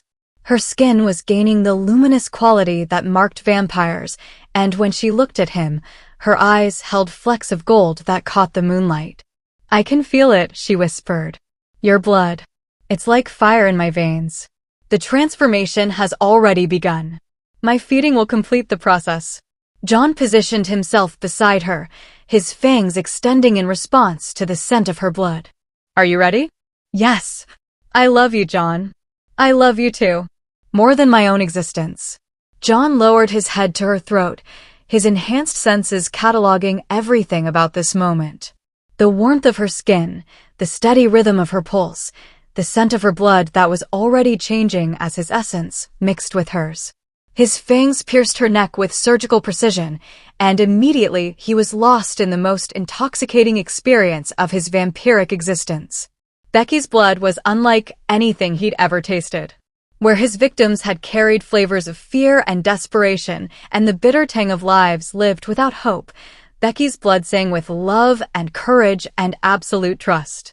He could taste her memories, their first kiss, the morning she'd told him she loved him, the moment she decided to become a vampire to be with him forever. It was the most beautiful and terrible thing he'd ever experienced, consuming the life force of the person he cherished most while simultaneously feeling her love for him intensify with every drop he took. John lost himself in the feeding, in the intimate connection that allowed him to experience Becky's very essence. He felt her fear at the pain, her wonder at the transformation beginning in her cells, her absolute certainty that this was the right choice even as her human life ebbed away. And underneath it all was love, pure, unconditional, transcendent love that grew stronger even as her body grew weaker. John might have drained her completely, lost in the euphoria of consuming someone who loved him so completely. But at the crucial moment, when her heartbeat began to flutter and her life force hung by the thinnest of threads, his love for her proved stronger than his hunger. With tremendous effort, he pulled his fangs from her throat and forced himself to stop feeding. Becky lay motionless beneath him, her skin pale as marble and her breathing so shallow it was barely perceptible. For a terrifying moment, John thought he'd taken too much, that she was simply dying instead of transforming. Then he saw the changes beginning. Her fingernails were growing sharper, taking on the same ivory hardness as his own. Her canine teeth were extending into fangs, and her skin was gaining the supernatural luminescence that marked their kind. Most importantly, the wounds on her throat were healing with inhuman speed, sealing themselves without leaving so much as a scar. "Becky?" John whispered, not daring to touch her while the transformation worked its way through her system. Her eyes snapped open, and John's breath caught in his throat. They were still green, but now they held the same golden flecks that marked his own gaze. More than that, they held an awareness and intensity that was purely vampiric. "John?" Her voice was different, still recognizably hers, but with harmonics that resonated in frequencies human ears couldn't detect. "I'm here. How do you feel?" Becky sat up slowly, her movements displaying the fluid grace that came with supernatural strength and coordination. "Different. Everything is different." John watched as she began to process her enhanced senses, her head turning as sounds from miles away caught her attention. Her nostrils flared as she cataloged scents that had been invisible to her human perception. "Oh my God," she breathed. "I can hear everything. Every heartbeat in the city, every conversation, She stopped abruptly, her enhanced hearing picking up something that made her entire body tense. "What is it?" "Someone's coming. Multiple people, moving fast. They'll be here in less than 5 minutes." John's own senses confirmed what Becky had detected, at least 6 figures approaching the building with the kind of coordinated movement that suggested military or police training. But there was something wrong with their scent, something that set every supernatural instinct screaming. Vampires, John realized. It's a hunting party. How did they find us? I don't know, but we need to get out of here. Now. But even as John helped Becky to her feet, he could hear their pursuers entering the building below. Footsteps in the stairwell, voices coordinating a search pattern, the sound of doors being kicked in as they cleared each floor systematically. They were trapped. Becky's perspective of the world had exploded into sensation the moment Becky opened her eyes as a vampire. Every sound was amplified to impossible clarity. She could hear individual raindrops hitting the building's roof, could distinguish between the heartbeats of at least 50 people within a 6-block radius, could even detect the high-frequency whine of electronic devices that her human ears had never perceived. But it was more than just enhanced hearing. Every sense had been dialed up to supernatural levels, creating a sensory experience so overwhelming that her brain struggled to process it all. Sight was the most dramatic change. The abandoned apartment that had been lit only by moonlight now appeared as clearly as if someone had installed stadium lighting. She could see dust motes floating in the air, could count the individual fibers in the blanket beneath her, could read graffiti on buildings blocks away through the broken window. Smell was almost as overwhelming. The building reeked of decay and human waste and the lingering traces of everyone who'd ever lived here. But underneath those obvious scents were layers of information her human brain had never been equipped to process, the emotional residue of arguments and lovemaking and despair that had soaked into the very walls. And John. God, the way John smelled now was intoxicating. She could detect not just his physical scent, but the emotional complex that surrounded him, love and desire and protective fury all woven together into something that made her newly awakened predatory instincts sing with recognition. He was hers. Not just emotionally, but on a biological level that transcended human understanding of partnership. Becky, we need to move, John said urgently, his hand closing around hers with careful strength. The touch sent electricity through her transformed nervous system. Every point of contact between their skin felt magnified, more intense than anything she'd experienced as a human. She could feel his pulse where their hands touched, could sense the supernatural energy that flowed through his vampire physiology. I can hear them, she said, her enhanced senses tracking the approaching figures with predatory precision. 6 of them, moving up the stairs. They're coordinating their search using some kind of tactical formation. Marcus must have told them about us. About what we were planning. The betrayal in John's voice made Becky's chest ache with sympathetic pain. She could smell his emotional distress, could practically taste the disappointment and anger radiating from him. Can we fight them? 6 experienced vampires against 1 newborn and 1 3-week-old? We wouldn't stand a chance in direct combat. John moved to the window, his vampire vision scanning the street below for alternative escape routes. We need to get to the roof. From there, we might be able to jump to the next building. Jump to the next building? John, that has to be at least a 30-foot gap. You're not human anymore, Becky. Your body is capable of things that would have been impossible an hour ago. As if to demonstrate, John picked up a piece of concrete debris that must have weighed 50 pounds and crushed it to powder with his bare hands. The casual display of strength sent a thrill through Becky's transformed body, not fear, but excitement at the possibilities her new nature represented. Show me, she said. John led her to the window, pointing at the adjacent building. We'll need to get a running start, build up enough momentum to clear the gap. The landing will be rough, but we should be able to absorb the impact. Becky studied the distance, her vampire mind automatically calculating trajectories and force requirements in ways that felt instinctive rather than learned. It was theoretically possible, though the margin for error was terrifyingly small. What if we don't make it? Then we fall 4 stories onto concrete and hope our vampire physiology can survive the damage long enough to heal. That's not exactly reassuring. Neither is getting captured by a hunting party. Marcus told me what vampires do to rogue newborns. It's not something you'd survive with your sanity intact. The sound of their pursuers was getting closer now. Becky could hear them on the 2nd floor, systematically checking each apartment with military efficiency. They had maybe 2 minutes before the search reached the 4th floor. Okay, she said, surprising herself with how calm she sounded. Let's do this. They climbed through the broken window onto the fire escape, then made their way to the roof access ladder. The metal rungs felt fragile under Becky's enhanced strength, and she had to consciously moderate her grip to avoid crushing them. The roof was a flat expanse of tar and gravel, illuminated by the glow of the city beyond. From this height, Becky could see for miles in every direction, her vampire vision picking out details that would have been invisible to human sight.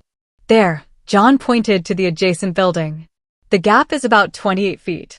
We'll need to sprint from the far edge to build up enough speed. Becky nodded, trying to suppress the terror that threatened to overwhelm her enhanced nervous system. She was about to attempt something that would have been suicide an hour ago, trusting in abilities she didn't fully understand yet. You go first, John said. I'll be right behind you. What if, no what ifs.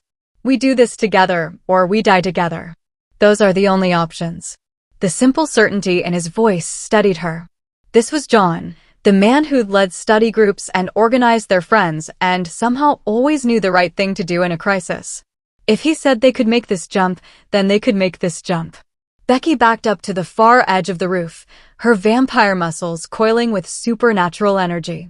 She could feel power flowing through her body, strength that dwarfed anything she'd possessed as a human. Run, John commanded. Becky sprinted toward the edge, her enhanced speed turning the rooftop into a blur beneath her feet. At the last possible moment, she launched herself into empty space, her transformed body flying through the night air with impossible grace.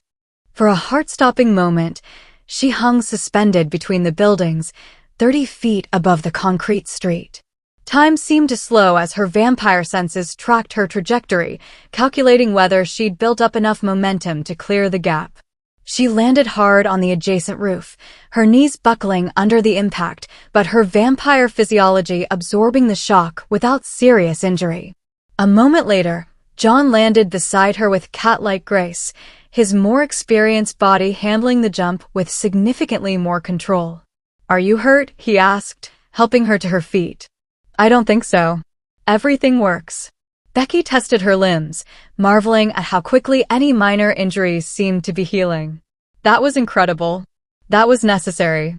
We're not safe yet. They'll figure out where we went soon enough." As if summoned by his words, shouts erupted from the building they'd just escaped. Their pursuers had reached the roof and discovered the escape route. "This way," John said, leading her toward another fire escape. "We need to get to street level and disappear into the crowds." They climbed down through a maze of emergency ladders and fire escapes, John's experience with vampire movement allowing him to guide Becky through the urban landscape with increasing confidence. By the time they reached the street, Becky was beginning to understand the exhilarating freedom that came with her transformed body. "Where do we go now?" she asked as they blended into the late-night pedestrian traffic. "Somewhere safe. Somewhere I can teach you to hunt." The word hunt sent a complex mix of emotions through Becky's vampire psyche. Terror at the thought of killing another human being, but also a growing hunger that demanded satisfaction. The transformation had awakened needs that her human morality couldn't simply wish away. "I can feel it," she said quietly. "The hunger. It's not overwhelming yet, but it's there. It will get stronger over the next few hours. We need to find you someone to feed on before it becomes uncontrollable." "Someone like who?" John was quiet for a moment, his enhanced senses scanning the surrounding area for potential targets. "Someone who won't be missed. Someone whose death might even be considered a service to the community." They walked through the International District, John's vampire senses cataloging the human traffic around them. Becky found herself doing the same thing automatically, her predatory instincts sorting people by vulnerability, isolation, and the likelihood that their disappearance would be quickly noticed. It was disturbing how natural it felt. "There," John said softly, nodding toward an alley where a figure lurked in the shadows. "Drug dealer, based on the way he's positioning himself to watch for police. Probably armed, definitely dangerous to the people in this neighborhood." Becky studied the target, her enhanced vision picking out details that confirmed John's assessment. The man was young, maybe early 20s, but his posture and movement patterns spoke of someone comfortable with violence. "He's just a kid," she said. "He's a predator who's probably destroyed dozens of lives with the poison he sells. And more importantly, he's isolated and his disappearance won't trigger an immediate police investigation." The practical logic was sound, but Becky's human conscience rebelled against the idea of cold-blooded murder. This wasn't self-defense or even justice. This was killing someone to satisfy her own supernatural needs. "I don't know if I can do this," she whispered. "You have to. The hunger will only get stronger, and if you wait too long, you'll lose control completely. At least this way, you can choose your target, make it quick and clean." John was right, and Becky could feel the truth of it in her transformed body. The hunger was growing stronger by the minute, becoming harder to ignore or suppress. Soon it would overwhelm her higher reasoning entirely, turning her into a mindless predator driven only by need. Better to act while she still had control, while she could still make conscious choices about who lived and died. "Show me how," she said. John smiled, and for the first time since his transformation, it was the smile she remembered from their human life together, proud and loving and infinitely gentle. "Speed is everything. Move faster than he can react, bite deep enough to hit the major arteries, and drain him before he can make enough noise to attract attention. What about afterward? The body? We'll worry about that later. First, you need to feed." Becky nodded, her vampire instincts taking over as she prepared for her first kill. The moral implications would have to be processed later, when she wasn't driven by supernatural hunger and the need to complete her transformation. Right now, she was a predator, and the young man in the alley was prey. She moved with inhuman speed, crossing the distance between them before her target could even register her approach. Her fangs, still unfamiliar in her mouth, found his throat with predatory precision. The first taste of human blood was a revelation that transcended every description John had given her. It was warmth and life and power flowing directly into her transformed cells, completing the metamorphosis that had begun with John's blood hours earlier. But it was more than just physical sustenance. Through the blood, Becky experienced fragments of her victim's life, his childhood in poverty, his recruitment into gang life, the gradual erosion of conscience that had led him to sell drugs to children. She felt his final thoughts, his confusion and terror, and the strange peace that came at the very end. By the time his heart stopped beating, Becky understood exactly what she'd become and what she'd lost in the transformation. She was a monster now, a creature that killed to survive. But she was also something more than human, possessed of abilities and perspectives that transcended mortal limitations. And she was John's, bonded to him by blood and choice and a love that had proven stronger than the fear of damnation itself. "How do you feel?" John asked as she pulled back from the drained corpse. "Different. Complete." Becky looked at him with eyes that now glowed with the same golden fire as his own. "Like I was broken before and didn't realize it." John smiled and pulled her into his arms, their enhanced senses allowing them to experience each other's presence with an intimacy that surpassed anything they'd shared as humans. "Welcome to forever," he whispered against her ear. "Forever sounds perfect," Becky replied, and meant it completely. They had work to do, a body to dispose of, a new existence to navigate, a hunting party to evade. But for this moment, they were simply two monsters who loved each other, standing in a Seattle alley and planning an eternity together. It was more than Becky had ever dared to hope for, and exactly what she'd been willing to become a killer to achieve. Chapter 7. Eternal Bond. John's perspective. Their first safe house was an abandoned mansion in the Queen and District, a Victorian-era relic that had been scheduled for demolition, but forgotten in the maze of city bureaucracy. Marcus had mentioned it during one of their training sessions, a place where vampires could retreat when they needed privacy from both human and supernatural surveillance. John had broken in easily, his enhanced strength making short work of the rusted locks and boarded windows. The interior was a monument to faded grandeur, with dust-covered furniture draped in white sheets and oil paintings whose subjects seemed to watch with disapproving eyes from gilded frames. But it was private, secure, and most importantly, it would give him and Becky the time they needed to adjust to their new existence together.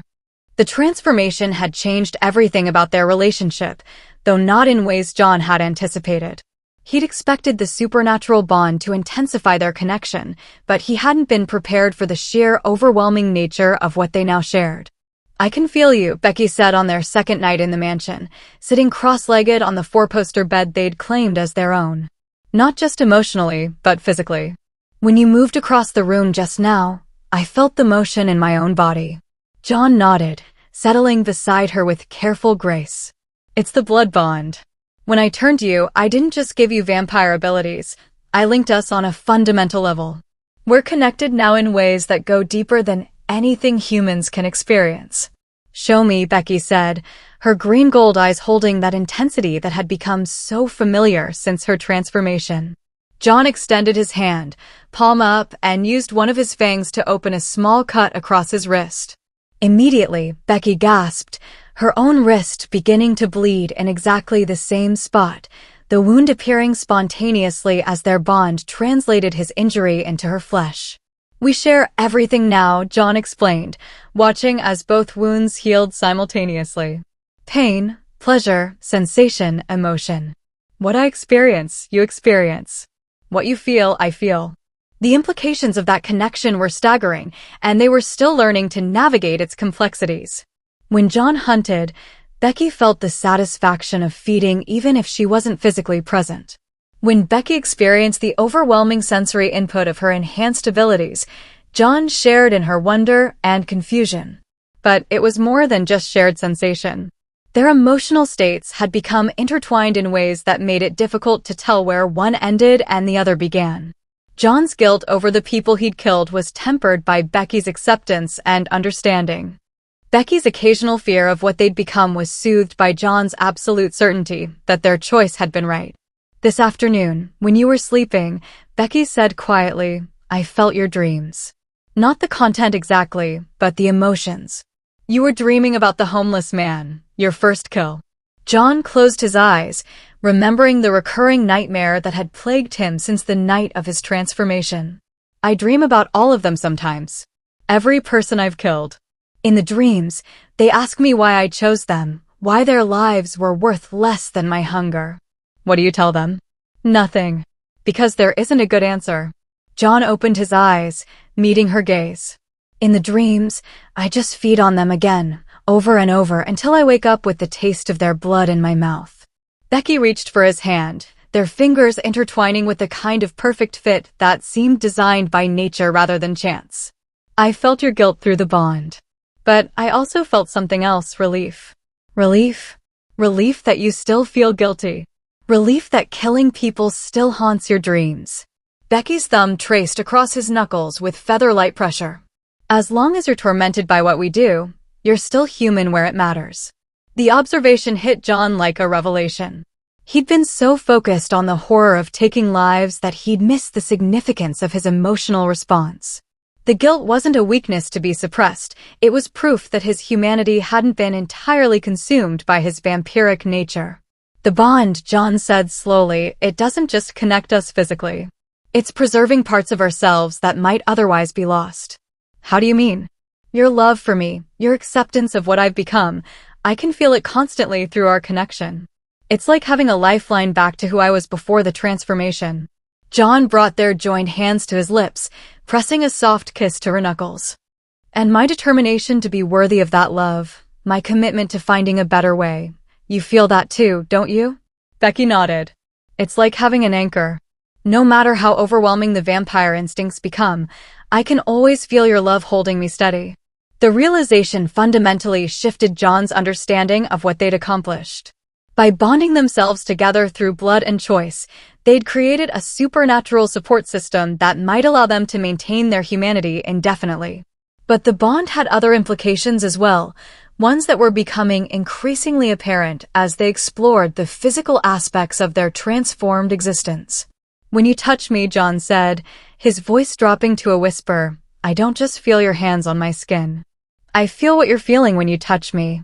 The texture of my skin from your perspective, the warmth that transfers between us, the way your pulse quickens when I respond." Becky's breath caught, her enhanced senses picking up the subtle changes in John's scent that indicated arousal. "It's like experiencing intimacy from both sides simultaneously." "Exactly. And it's..." John struggled to find words for the intensity of what they'd discovered. "It's overwhelming in the most incredible way." Since Becky's transformation, they'd been careful with physical contact, both of them still learning to control their enhanced strength and the powerful emotions that flowed through their bond. But as the days passed, their supernatural connection had begun to manifest in ways that transcended anything they'd shared as humans. "John," Becky said quietly, "I want to understand all of it. Not just the hunting and the abilities, but this too. What we are to each other now." The request sent electricity through John's transformed nervous system. As vampires, their capacity for sensation had been amplified beyond human limits, but they'd been hesitant to explore those new depths, afraid of losing control or hurting each other. But the bond between them provided a safety net that human lovers could never access. They could feel each other's responses in real time, could sense discomfort or pain the moment it began, could adjust their actions based on feedback that was more intimate than any verbal communication. "Are you sure?" John asked, though he could already feel her certainty through their connection. "I'm sure. I want to experience everything we're capable of now." John moved closer to her on the bed, his enhanced senses cataloging every detail of her presence. Her scent was more complex now, carrying notes of supernatural power beneath the familiar warmth he'd always associated with her. Her skin had the luminous quality that marked their kind, and when he looked into her eyes, The gold flecks seemed to pulse with inner fire. But more than the physical changes was the way she looked at him, with an intensity and awareness that was purely vampiric. She was seeing him not just as John, but as the supernatural creature he'd become, and her acceptance of both aspects was intoxicating. "Show me," she whispered. John reached up to cup her face, his fingers tracing the line of her cheekbone with careful reverence. Through their bond, he could feel the sensation from her perspective, the coolness of his skin, the precise control in his touch, the way her enhanced nerves translated contact into something far more intense than human sensation. But he could also feel her emotional response, love, desire, trust, and a growing excitement at the possibilities their new nature represented. "Everything is amplified now," John explained, his thumb brushing across her lower lip. "Every touch, every sensation, every emotion. What we felt as humans was just an echo of what we're capable of experiencing now." Becky's lips parted under his touch, and John felt a surge of pure warmth that was magnified by their bond until it became almost overwhelming. Her desire fed his own, which in turn intensified hers, creating a feedback loop that threatened to consume rational thought entirely. The bond, Becky gasped, apparently experiencing the same escalating intensity. "It's like everything is multiplied." "Exponentially," John agreed, his voice rough with barely controlled need. "That's why vampires are said to be creatures of passion. Everything we feel is amplified to supernatural levels." John leaned closer, his lips finding hers in a kiss that was unlike anything they'd shared as humans. The contact sent waves of sensation through their bond, creating a connection that was simultaneously physical and spiritual. He could taste her response, could feel the way her pulse quickened and her muscles tensed with anticipation. Through their supernatural link, John experienced the kiss from Becky's perspective as well. The coolness of his lips, the careful strength in the way he held her, the metallic tang that lingered in his mouth from their recent feeding. The dual sensation was disorienting and exhilarating, like experiencing intimacy through 4 sets of senses instead of 2. When they finally broke apart, both of them were breathing hard despite no longer needing oxygen for survival. "That was..." Becky's voice trailed off, her vocabulary inadequate for the intensity of what they'd just shared. "That was just a kiss," John said with a smile that was both tender and predatory. "We're capable of so much more now." The promise in his words sent visible shivers through Becky's transformed body. John could smell her arousal intensifying, could hear the way her breath quickened even though breathing was now entirely voluntary for both of them. "Then show me everything," she said, her voice carrying harmonics that resonated in frequencies only vampire ears could detect. What followed was an exploration of intimacy that transcended human understanding of physical connection. Every touch was amplified by their enhanced senses, every caress translated through their bond into sensations that bordered on telepathic communication. John could feel exactly how his hands felt against Becky's skin, could experience her pleasure as if it were his own while simultaneously feeling his effect on her. The feedback created layers of sensation that built on each other until the line between their separate selves began to blur entirely. Their vampiric strength allowed for an intensity of contact that would have been dangerous between humans, while their supernatural stamina meant they could sustain levels of passion that would have been impossible in their mortal forms. But more than the physical enhancement was the emotional component. Through their bond, they shared not just sensation, but the deeper currents of love and trust and absolute acceptance that flowed between them. Every moment of pleasure was magnified by the knowledge of how it affected their partner. Every expression of desire was met with perfect understanding and enthusiastic response. By the time they finally collapsed together in exhausted satisfaction, both of them were shaking with the intensity of what they'd experienced. "Now I understand," Becky said, her voice barely above a whisper as she curled against John's side. "Why vampires mate for eternity. What we just shared. It's not something you could walk away from." John tightened his arms around her, marveling at how perfectly she fit against him, as if their bodies had been redesigned by the transformation to complement each other exactly. "It's more than just the physical connection," he said quietly. "The bond makes us into something greater than the sum of our parts.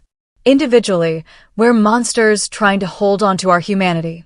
Together, we're capable of transcending both. Is this what Marcus meant when he said emotional attachments were dangerous for our kind? Probably. What we have now, it's powerful enough to override survival instincts, to make us choose each other over self-preservation. John pressed a kiss to the top of her head. But that's not a weakness. It's what makes us different from creatures like Marcus. Becky was quiet for a long moment, her fingers tracing abstract patterns on John's chest as she processed the magnitude of their connection. "We'll never be alone again," she said finally. "Not really. Even if we're physically separated, we'll still be connected through the bond." Does that frighten you? No. It makes me feel complete. Like I was missing half of myself before the transformation and didn't realize it. John understood exactly what she meant. The bond between them had filled spaces in his psyche that he hadn't known were empty, had provided an emotional stability that made him feel more like himself than he had since his transformation. Forever, he said, the word carrying weight that it had never possessed when they were human. Forever, Becky agreed, and in their bond, John felt her absolute certainty that this was exactly what she wanted, not just the eternal life, but the eternal connection to him.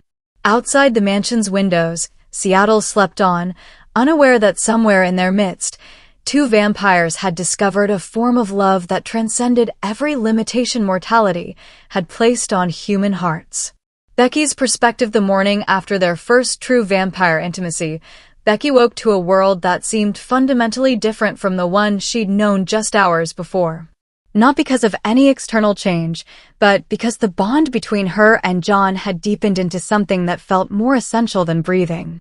She could sense him even though he was across the room, feel his presence like warmth against her consciousness. He was standing by the window, his enhanced vision scanning the street below for potential threats, but through their connection she could feel his contentment, his satisfaction with what they'd discovered together. "Good morning," she said without opening her eyes, smiling as she felt his surprised pleasure at her awareness of him. "How did you know I was awake?" John asked, though she could sense that he already suspected the answer. "I can feel you. Your emotions, your attention, even the direction you're looking." Becky finally opened her eyes, her vampire vision immediately adjusting to show John in perfect detail despite the room's darkness.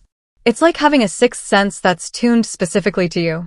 John turned from the window, and Becky's breath caught at the sight of him.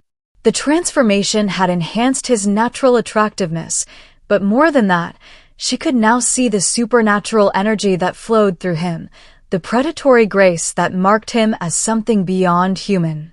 And he was hers. Not just emotionally, but bonded to her on levels that made human concepts of partnership seem shallow by comparison. "The connection is getting stronger," John observed, settling onto the bed beside her. "Yesterday, I could feel your general emotional state. Now I can sense your specific thoughts and reactions. Is that a problem?" "I don't know. We're in uncharted territory here." John's hand found hers automatically, their fingers intertwining with the kind of unconscious precision that spoke of supernatural compatibility. Marcus never mentioned anything about bonds this deep. Either it's extremely rare, or it's something most vampires don't survive long enough to experience. The mention of Marcus sent a complex wave of emotions through Becky, anger at his betrayal, concern about the hunting party he'd sent after them, but also curiosity about what he might know about their unusual connection. "We need to find other vampires," she said. "Not hunters, but ones who've maintained relationships across centuries. If what we're experiencing is possible, someone else must have achieved it. Assuming they exist. Assuming they're willing to help us instead of seeing us as threats to vampire secrecy." Becky considered this, her enhanced mind processing possibilities with supernatural speed. "Your research before the transformation, you found references to vampire covens that fed without killing. Those same sources might have information about bonded pairs. It's worth investigating. But first, we need to establish a more secure base of operations. This mansion won't stay hidden forever, and we need somewhere we can research safely." The practical concerns of vampire existence were becoming increasingly apparent as they adapted to their new reality. They needed secure shelter from sunlight, reliable sources of blood, ways to dispose of evidence from their feeding, and most importantly, methods to avoid detection by both human authorities and vampire hunters. But they also needed time to explore the connection between them, to understand the full implications of what they'd bonded themselves into. "John," Becky said carefully last night when we were together, "I felt something that went beyond physical sensation. It was like I could experience your memories, your emotions from before I knew you." John's attention sharpened, his enhanced senses focusing on her with predatory intensity. "What kind of memories?" "Childhood things, mostly. The day you learned to ride a bike, your high school graduation, the first time you realized you were a natural leader." Becky paused, trying to find words for experiences that had no human equivalent. "But I wasn't just seeing them, I was experiencing them as if they were my own memories." "The bond is deeper than I thought," John said quietly. "If you're accessing my past experiences, then we're not just connected in the present. We're sharing our entire existence, past and future." The implications of that sharing were staggering. If their bond continued to deepen, they might eventually share not just consciousness, but identity itself, becoming something unprecedented in vampire lore. "Does that frighten you?" Becky asked. "It should. The idea of losing individual identity, of becoming so merged with another person that you can't tell where you end and they begin. It should be terrifying. But it isn't." John smiled, and in that expression Becky saw both the human man she'd fallen in love with and the supernatural creature he'd become. "No, it isn't. Because it's you. Because what we're becoming together is better than what either of us could be alone." The certainty in his voice, transmitted through their bond with perfect clarity, sent waves of relief and joy through Becky's transformed psyche. She'd been afraid that the intensity of their connection might overwhelm John's sense of self, might make him retreat from the bond to preserve his individual identity. Instead, he was embracing it with the same wholehearted commitment he brought to everything he cared about. "I love you," she said, the words carrying harmonics that her human vocal cords could never have produced. "I love you too. More than my own existence, more than my own nature, more than anything else in this world or any other." They kissed then, and through their bond Becky experienced the contact from both perspectives simultaneously. She felt John's surprise at the intensity of their connection, his wonder at the way their enhanced senses turned simple contact into something transcendent. But she also felt his love for her, undiluted by any doubt or reservation, flowing through their bond like molten gold.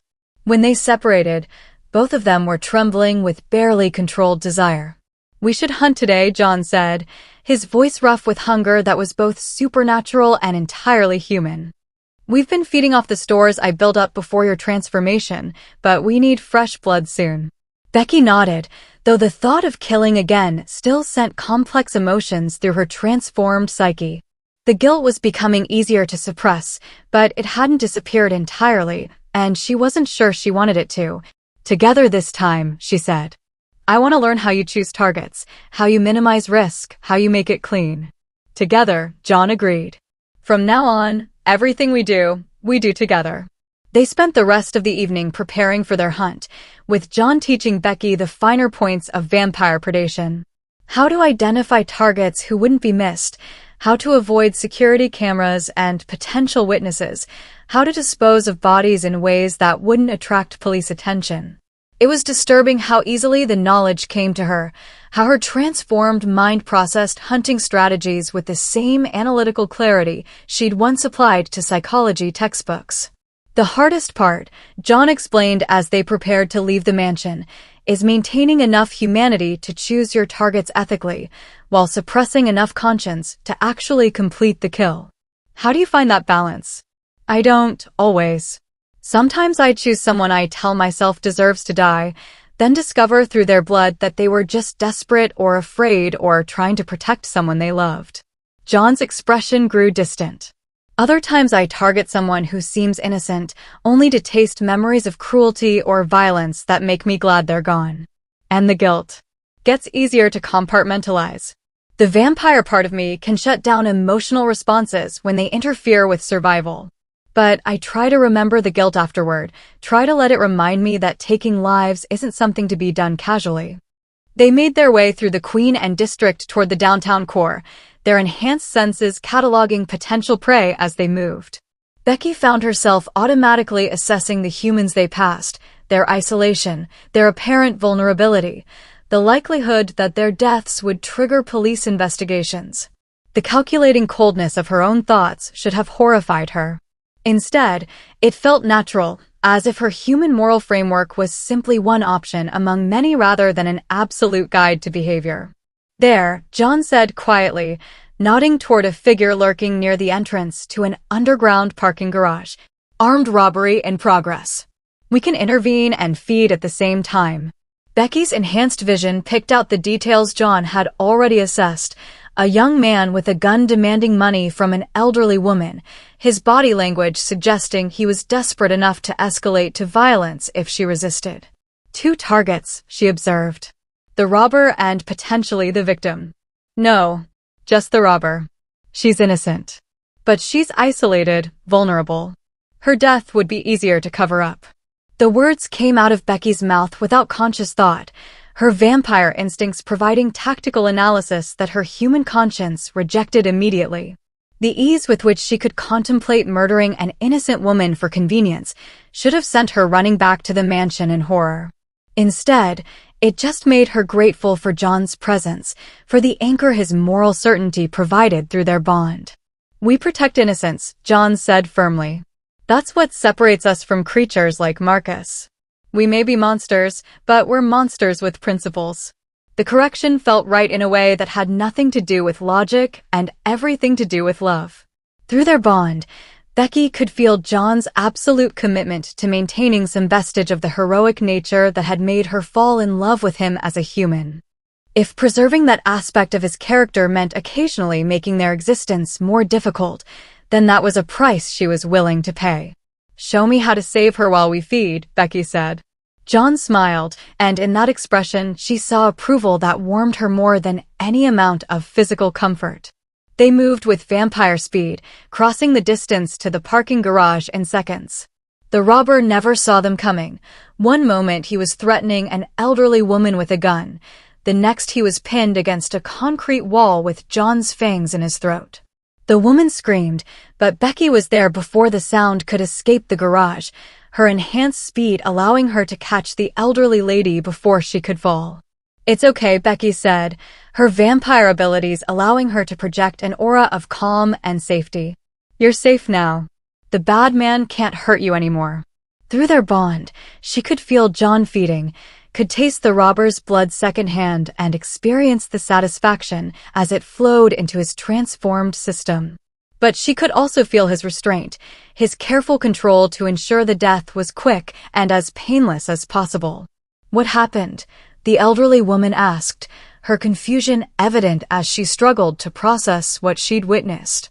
"You were almost mugged, but my boyfriend stopped him," Becky explained, using subtle vampire influence to help the woman's mind construct a rational explanation for events that had happened too quickly for human perception to follow. "The attacker ran away when he realized you weren't alone." I should call the police." "That's probably a good idea. We'll wait with you until they arrive." By the time the police responded to the elderly woman's call, the robber's body had been moved to a location several blocks away, positioned to look like a gang-related killing. John and Becky had given their statements as Good Samaritan witnesses, their vampire abilities allowing them to seem completely credible to the investigating officers. "Clean, efficient, and we helped someone in the process," John observed as they made their way back to the mansion. "That's how we'll hunt from now on, finding ways to feed that serve justice instead of just satisfying hunger." "It felt good," Becky admitted. "Not just the feeding, but the rescue. Like we were using our abilities for something positive. That's what we need to hold on to. The belief that we can be predators without being evil, that we can take lives without losing our souls." The philosophy felt right to Becky, like a framework that might allow them to maintain their humanity while accepting their vampiric nature. They would be monsters, but monsters with a moral code that elevated them above mere survival. As they settled into their temporary sanctuary for the remaining hours before dawn, Becky reflected on how much had changed since her transformation just days earlier. She was no longer human, no longer bound by mortal limitations or moral certainties. But she was still herself, still the woman who loved John with absolute devotion and who believed that love could overcome any obstacle, even the fundamental transformation of their basic nature. And through their bond, she could feel John's matching commitment to her, to their future together, and to the possibility that they could build something beautiful from the ashes of their humanity. Forever had never seemed more appealing or more achievable. Chapter 8. Eternal Existence. John's perspective. 2 weeks into their new existence as bonded vampires, John was beginning to understand that immortality was less about the span of time they would have together and more about the intensity of each moment they shared. Every experience was amplified by their enhanced senses and supernatural bond until even mundane activities became exercises in transcendence. Watching a sunset through vampire eyes revealed layers of color and light that human vision couldn't perceive. Listening to music with enhanced hearing uncovered harmonics and subtleties that transformed familiar songs into entirely new compositions. But it was more than just sensory enhancement. The bond between him and Becky had continued to deepen, creating a connection that influenced every aspect of their existence. "I dreamed your dreams again last night," Becky said as they prepared for another evening of hunting and exploration. They'd moved to a new safe house, an abandoned warehouse in the industrial district that John had spent days preparing with blackout curtains and security measures. "Which ones?" John asked, though he could already sense the answer through their bond. "The recurring nightmare about your first kill." But this time it was different. This time, when the homeless man asked why you chose him, you had an answer. John paused in his preparations, his enhanced senses focusing entirely on Becky.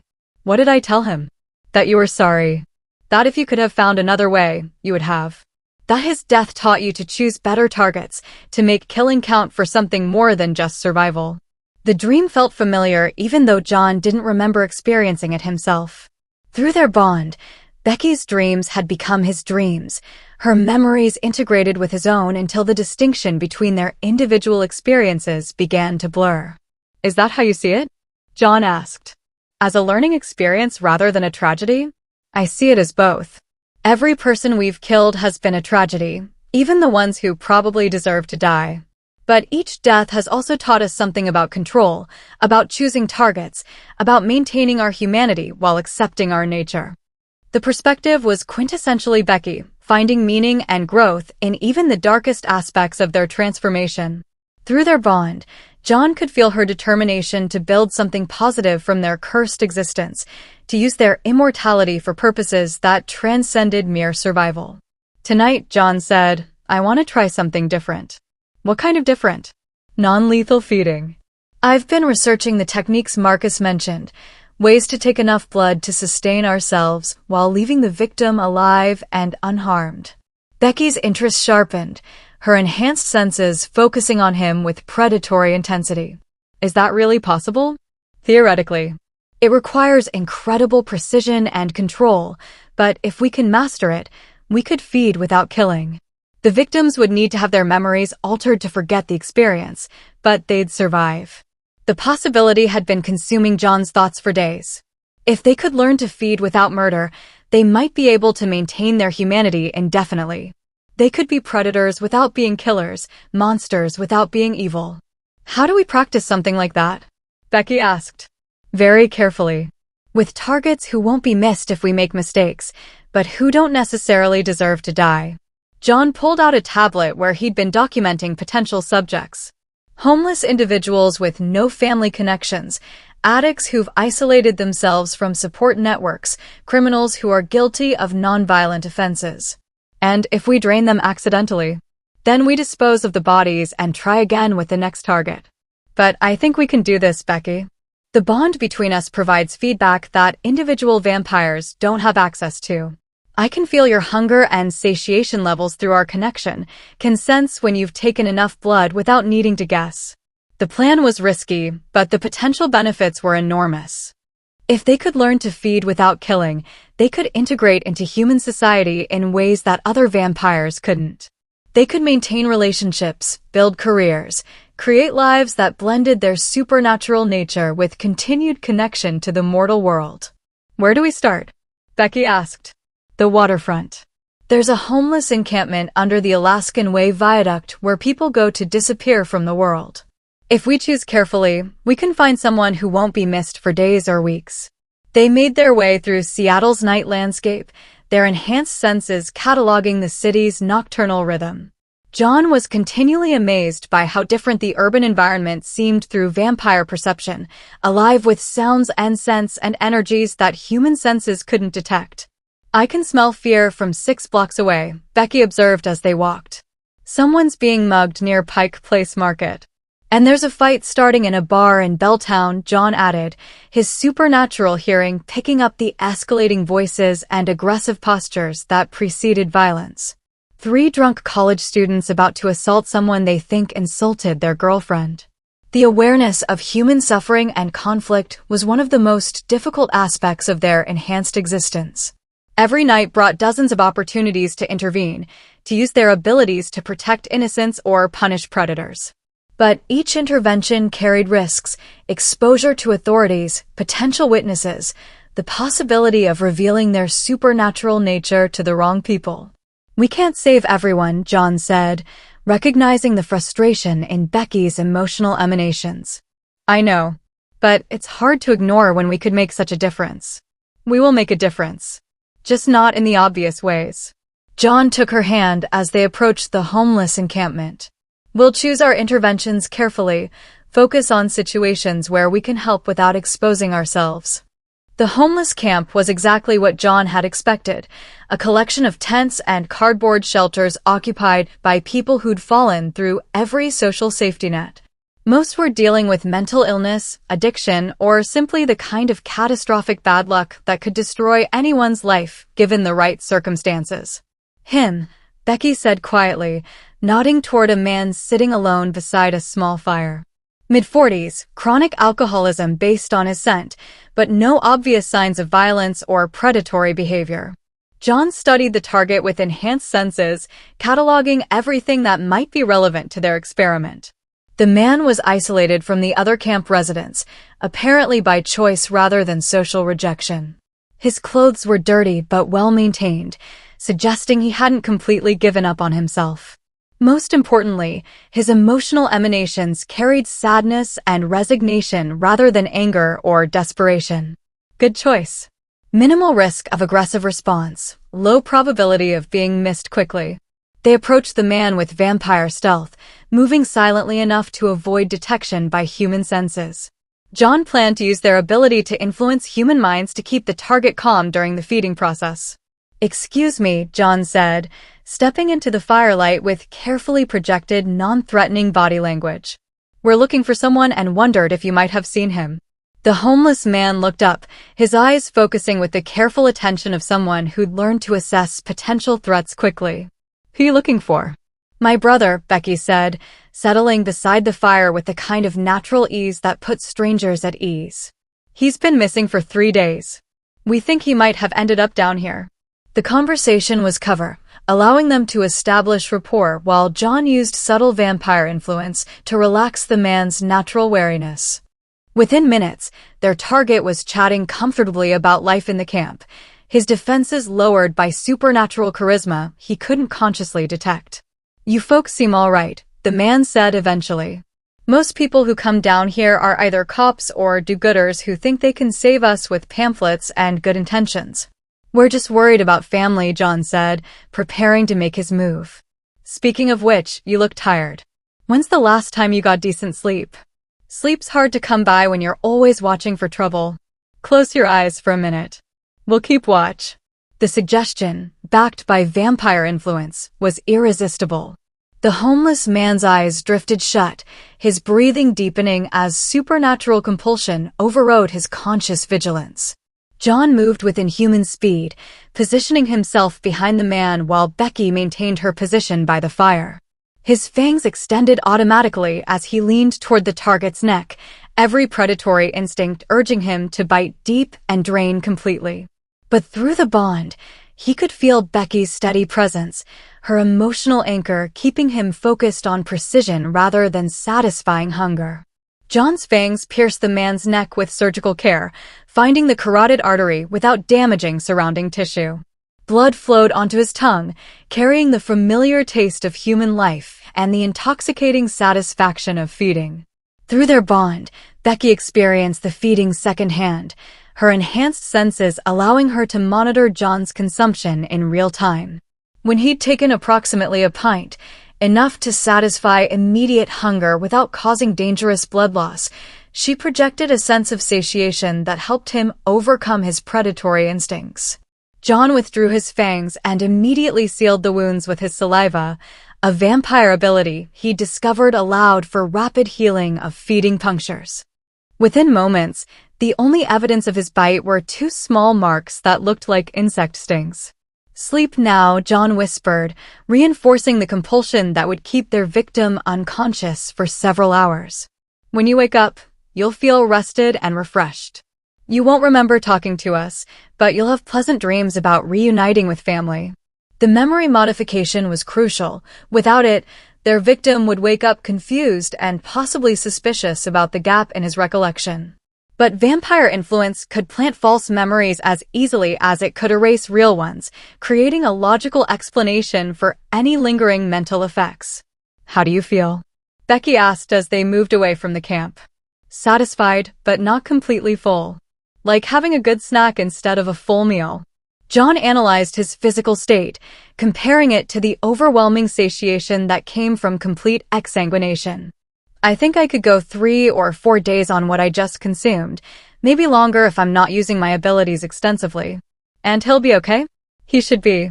Healthy humans can lose a pint of blood without serious effects. Blood donors do it routinely. He might feel slightly tired for a day or two, but otherwise there shouldn't be any lasting impact." The success of their first experiment sent waves of excitement through their bond.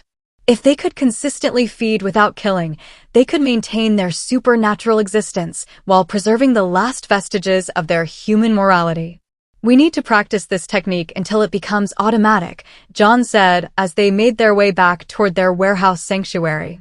"Eventually, we might be able to feed multiple times per week from different sources, taking just enough from each to sustain ourselves without causing harm. Like supernatural vampiric socialism," Becky said with a smile that revealed her elongated canines. "Redistributing life force from those who have plenty to those who need it to survive." The political metaphor was absurd, but it captured something important about what they were attempting.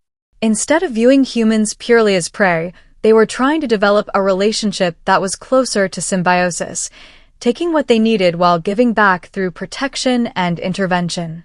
"Speaking of redistribution," John said, "I've been thinking about how we could use our abilities more systematically to help people." "What do you mean?" "Vigilante work, essentially. Using our enhanced senses to identify predators and criminals, then eliminating threats that the legal system can't or won't address." John pulled out his tablet, showing Becky the research he'd been conducting. Serial killers who've avoided conviction, domestic abusers who terrorize their families, drug dealers who target children, people whose deaths would make the world measurably safer. The idea had been developing in John's mind for days, a way to transform their need for blood into something that served justice rather than just survival. If they had to kill to exist, at least they could kill people who deserved to die. "Becoming supernatural executioners," Becky mused. "It has a certain appeal, but it's also dangerous. If we start seeing ourselves as judges and jury, how long before we become the kind of monsters we're trying to avoid becoming? That's why we do it together. The bond between us provides checks and balances that individual vampires don't have. If I start to lose perspective, you'll feel it through our connection and vice versa." Becky was quiet for a long moment, her enhanced mind processing the implications of what John was proposing. Through their bond, he could feel her weighing the potential benefits against the moral hazards. "We'd need rules," she said finally. "Clear criteria for who deserves to die, evidence standards, ways to verify that our targets are actually guilty of the crimes we suspect them of." "Agreed. We're not vigilantes acting on suspicion or emotion. We're supernatural law enforcement," taking action only when we have definitive proof of guilt. And we focus on cases where the legal system has failed. People who've escaped justice through technicalities, wealth, or corruption. The framework they were developing felt right to John, like a moral code that could sustain them through centuries of immortal existence. They would be predators, but predators with purpose. Monsters, but monsters who protected innocence and punished evil. "I love you," John said suddenly, the words prompted by a surge of admiration for Becky's moral clarity and practical wisdom. "I love you too. All of you, including the parts that scare me sometimes." They spent the rest of the night planning their new approach to immortal existence, developing hunting strategies that served justice, practicing non-lethal feeding techniques, researching potential targets who deserved supernatural punishment. By dawn, they had created a framework for vampire existence that John believed could sustain their humanity indefinitely. They would take only what they needed to survive, and they would ensure that their survival served purposes greater than mere existence. It wasn't a perfect solution. They would still be killers, still be creatures that existed by consuming human life. But it was a path forward that preserved the essential aspects of who they'd been as humans while embracing the supernatural abilities they'd gained through transformation. As they settled into their daylight sanctuary, John reflected on how far they'd come in just 2 weeks. From terrified newborns struggling with their basic nature to purposeful immortals with a mission that transcended survival. The future stretched ahead of them like an infinite canvas, ready to be painted with whatever they chose to become. Becky's perspective 3 weeks into her existence as a vampire, Becky was discovering that immortality came with an entirely different relationship to time than she'd experienced as a human. Days blended together not because they were repetitive, but because each 24-hour period contained enough intense experience to fill what had once been weeks of mortal life. Every hunt was a complex operation requiring reconnaissance, planning, and execution. Every feeding was an intimate encounter with another person's life force and memories. Every moment with John was amplified by their supernatural bond until simple conversations became exercises in telepathic communication.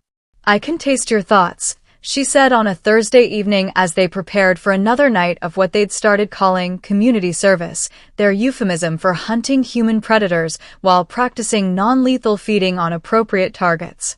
"What do they taste like?" John asked, securing weapons and surveillance equipment in the tactical vest he'd started wearing during their operations. "Copper and electricity, and something that's purely you. Like the mental equivalent of your scent, but more intimate." Becky checked her own equipment, marveling at how easily she'd adapted to the tools of supernatural vigilantism. "I can tell you're excited about tonight's target." John's emotional emanations confirmed her assessment. They'd spent 3 days researching Marcus Webb, a wealthy businessman who'd escaped prosecution for multiple sexual assaults through expensive lawyers and political connections. Tonight they would correct that judicial failure while simultaneously testing their developing techniques for ethical predation. "He's exactly the kind of target we should focus on," John said. "Wealthy enough that his death will be investigated thoroughly, but guilty enough that the world will be better off without him. And his behavior patterns make him accessible without excessive risk to innocent bystanders." They'd learned that Webb frequented an upscale strip club in Bellevue, always arriving alone and staying until closing time. He was known to proposition dancers for private sessions, often becoming aggressive when refused. The club's management tolerated his behavior because of his spending habits and political connections. "Perfect hunting ground," Becky agreed. "Dark, loud, full of people who won't notice unusual activity. And if we time it right, we can catch him in the parking lot when he's isolated and vulnerable." The planning phase had become Becky's favorite aspect of their new existence. Her psychology background proved invaluable for understanding target behavior and predicting responses to various scenarios. Combined with John's natural leadership abilities and their shared vampire senses, they'd become remarkably effective at identifying and eliminating threats. "I've been thinking about expansion," Becky said as they made their way toward Bellevue.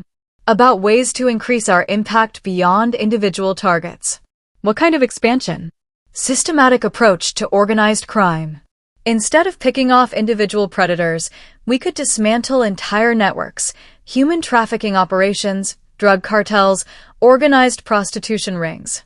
The idea had been developing in Becky's mind for days, inspired by their growing confidence in their abilities and their success with smaller-scale interventions. Why limit themselves to individual monsters when they could eliminate entire monstrous organizations? Ambitious, John said, though she could feel his interest through their bond. Also dangerous. Going after organized crime means dealing with people who have resources, connections, and experience with violence. But we have advantages they don't.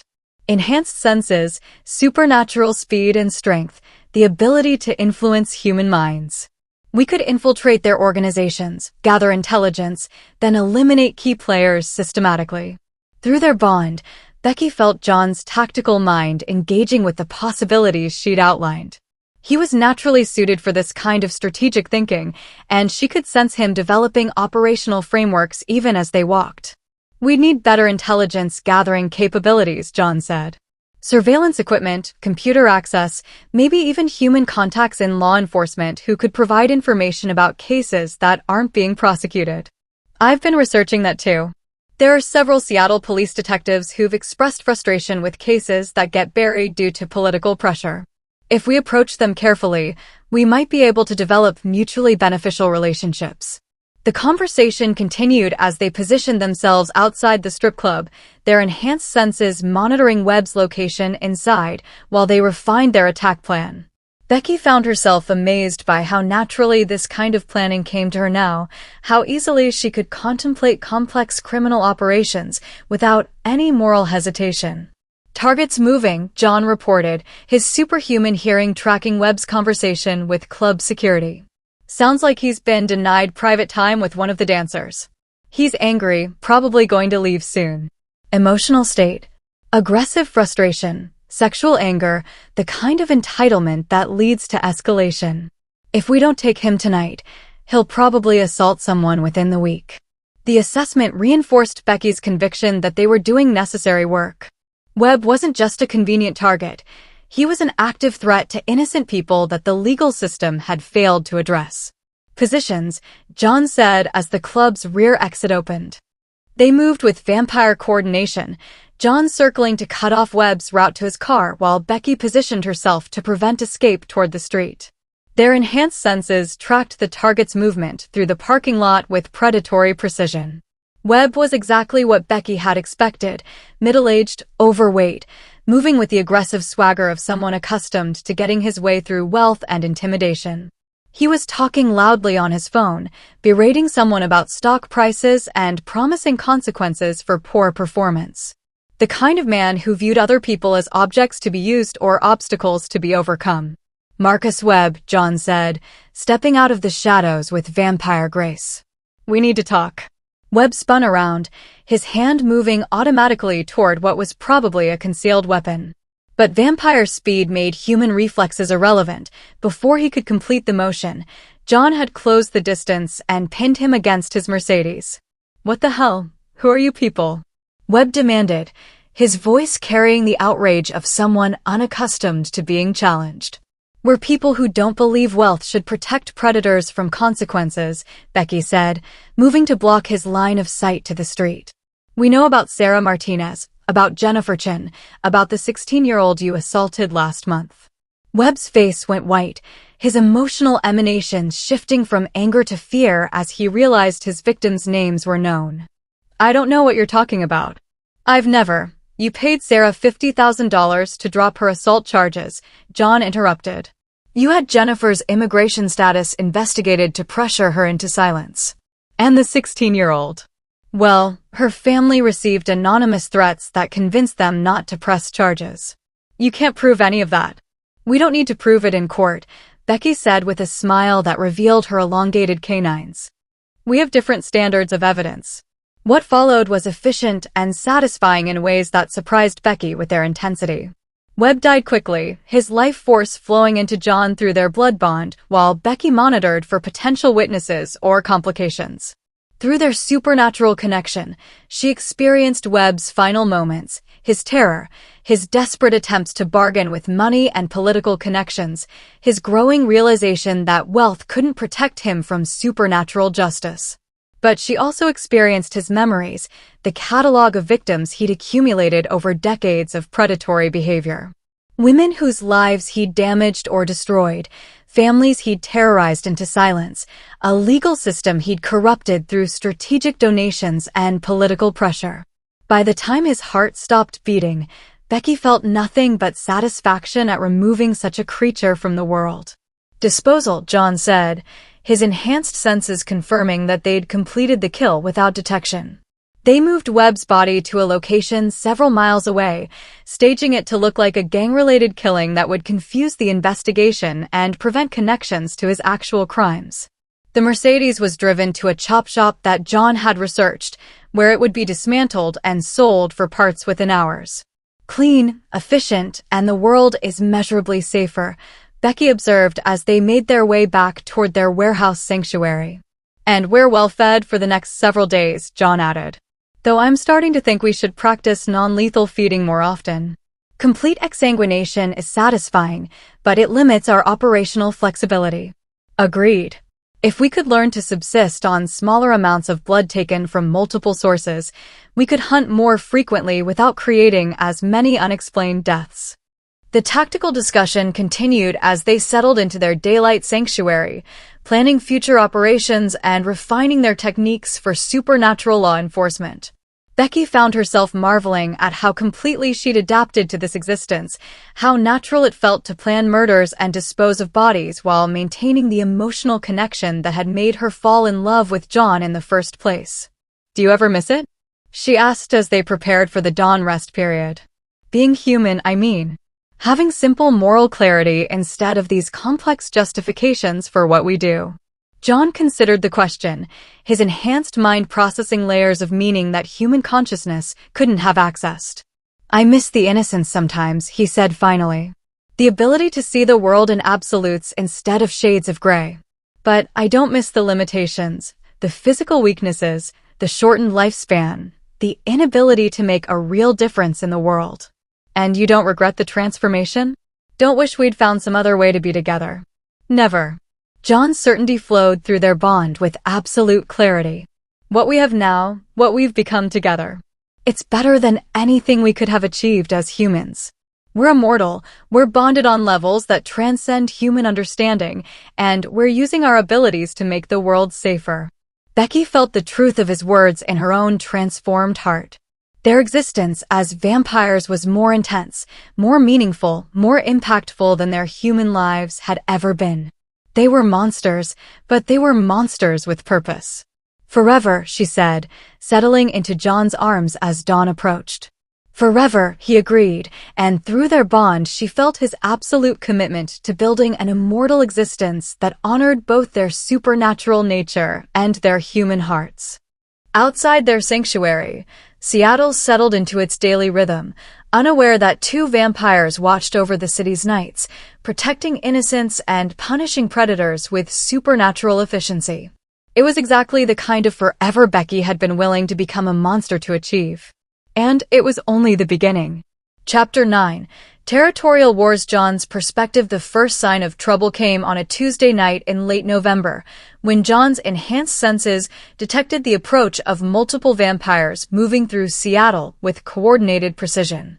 Not the chaotic energy signatures of rogues or newborns, but the disciplined advance of experienced predators operating under unified command.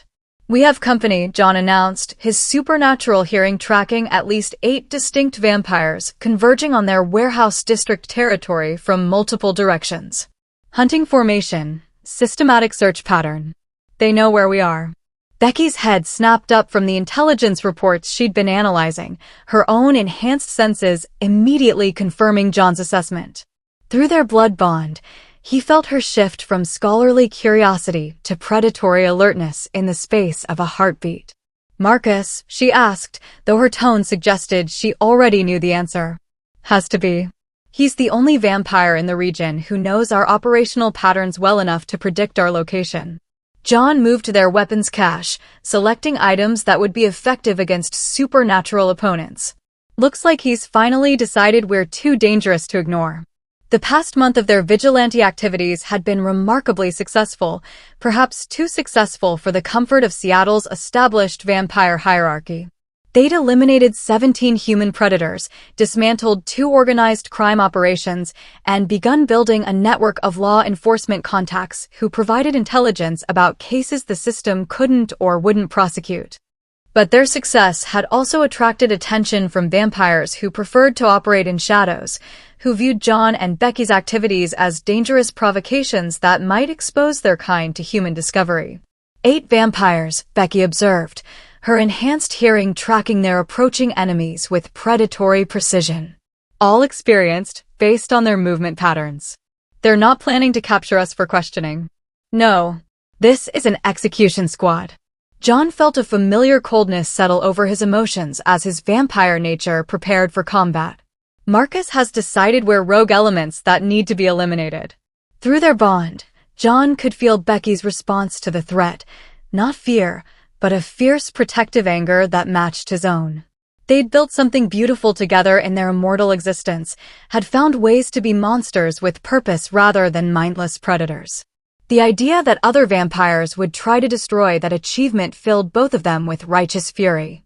Defensive positions, John commanded, his natural leadership instincts taking control of the tactical situation. We know this building better than they do, and our bond gives us coordination advantages they can't match. The warehouse they'd claimed as their sanctuary had been modified over weeks of occupation, with escape routes, defensive choke points, and concealed weapons caches positioned throughout the structure. More importantly, every inch of the space was familiar territory where their enhanced senses could operate at maximum efficiency. They're splitting up, Becky reported, her supernatural hearing tracking the attack force as it surrounded their building. 2 teams of 4, one approaching from the north entrance, one from the south loading dock. Classic pincer movement.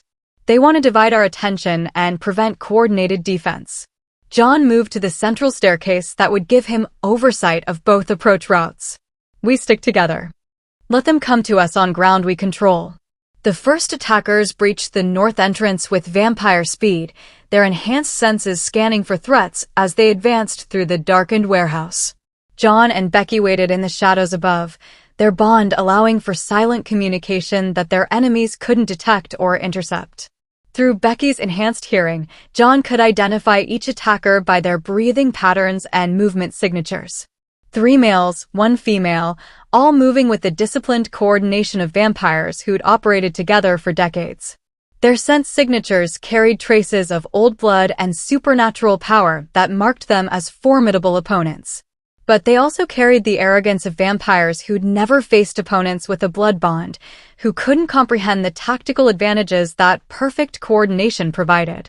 Now, John projected through their connection, not speaking aloud but communicating directly through their supernatural link. They attacked simultaneously, John dropping from the overhead catwalk while Becky flanked from the opposite direction.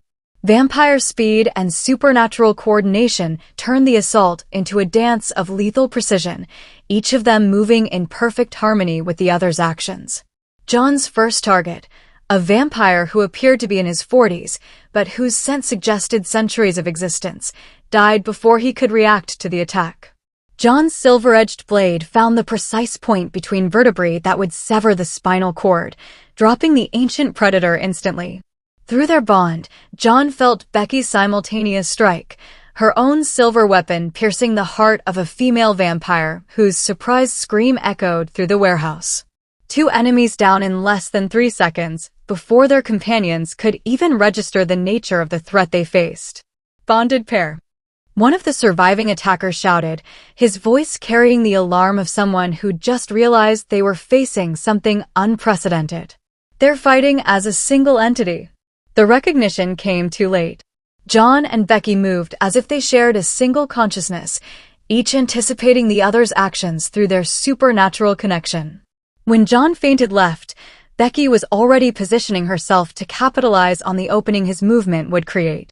When Becky engaged an opponent directly, John was there to prevent flanking maneuvers before they could develop. The remaining 2 vampires from the North team lasted less than a minute against their coordinated assault. South team incoming, Becky announced, her enhanced senses tracking the second attack force as it responded to the sounds of combat. For vampires, moving fast, probably armed with silver weapons. They know what they're facing now, John observed, reloading his crossbow with silver-tipped bolts. They'll be more cautious, try to separate us or force us into individual combat. Let them try. Our bond doesn't just give us coordination, it gives us redundancy. If one of us is injured or compromised, the other can fight for both. The second wave of attackers approached with greater tactical sophistication, using flashbang grenades and coordinated fire to attempt overwhelming their defenses. But vampire senses made such tactics less effective than they would have been against human opponents, and the bond between John and Becky allowed them to share sensory input in ways that negated attempts at sensory overload. Through Becky's enhanced hearing, John could track enemy positions even when his own vision was compromised by the flashbang effects.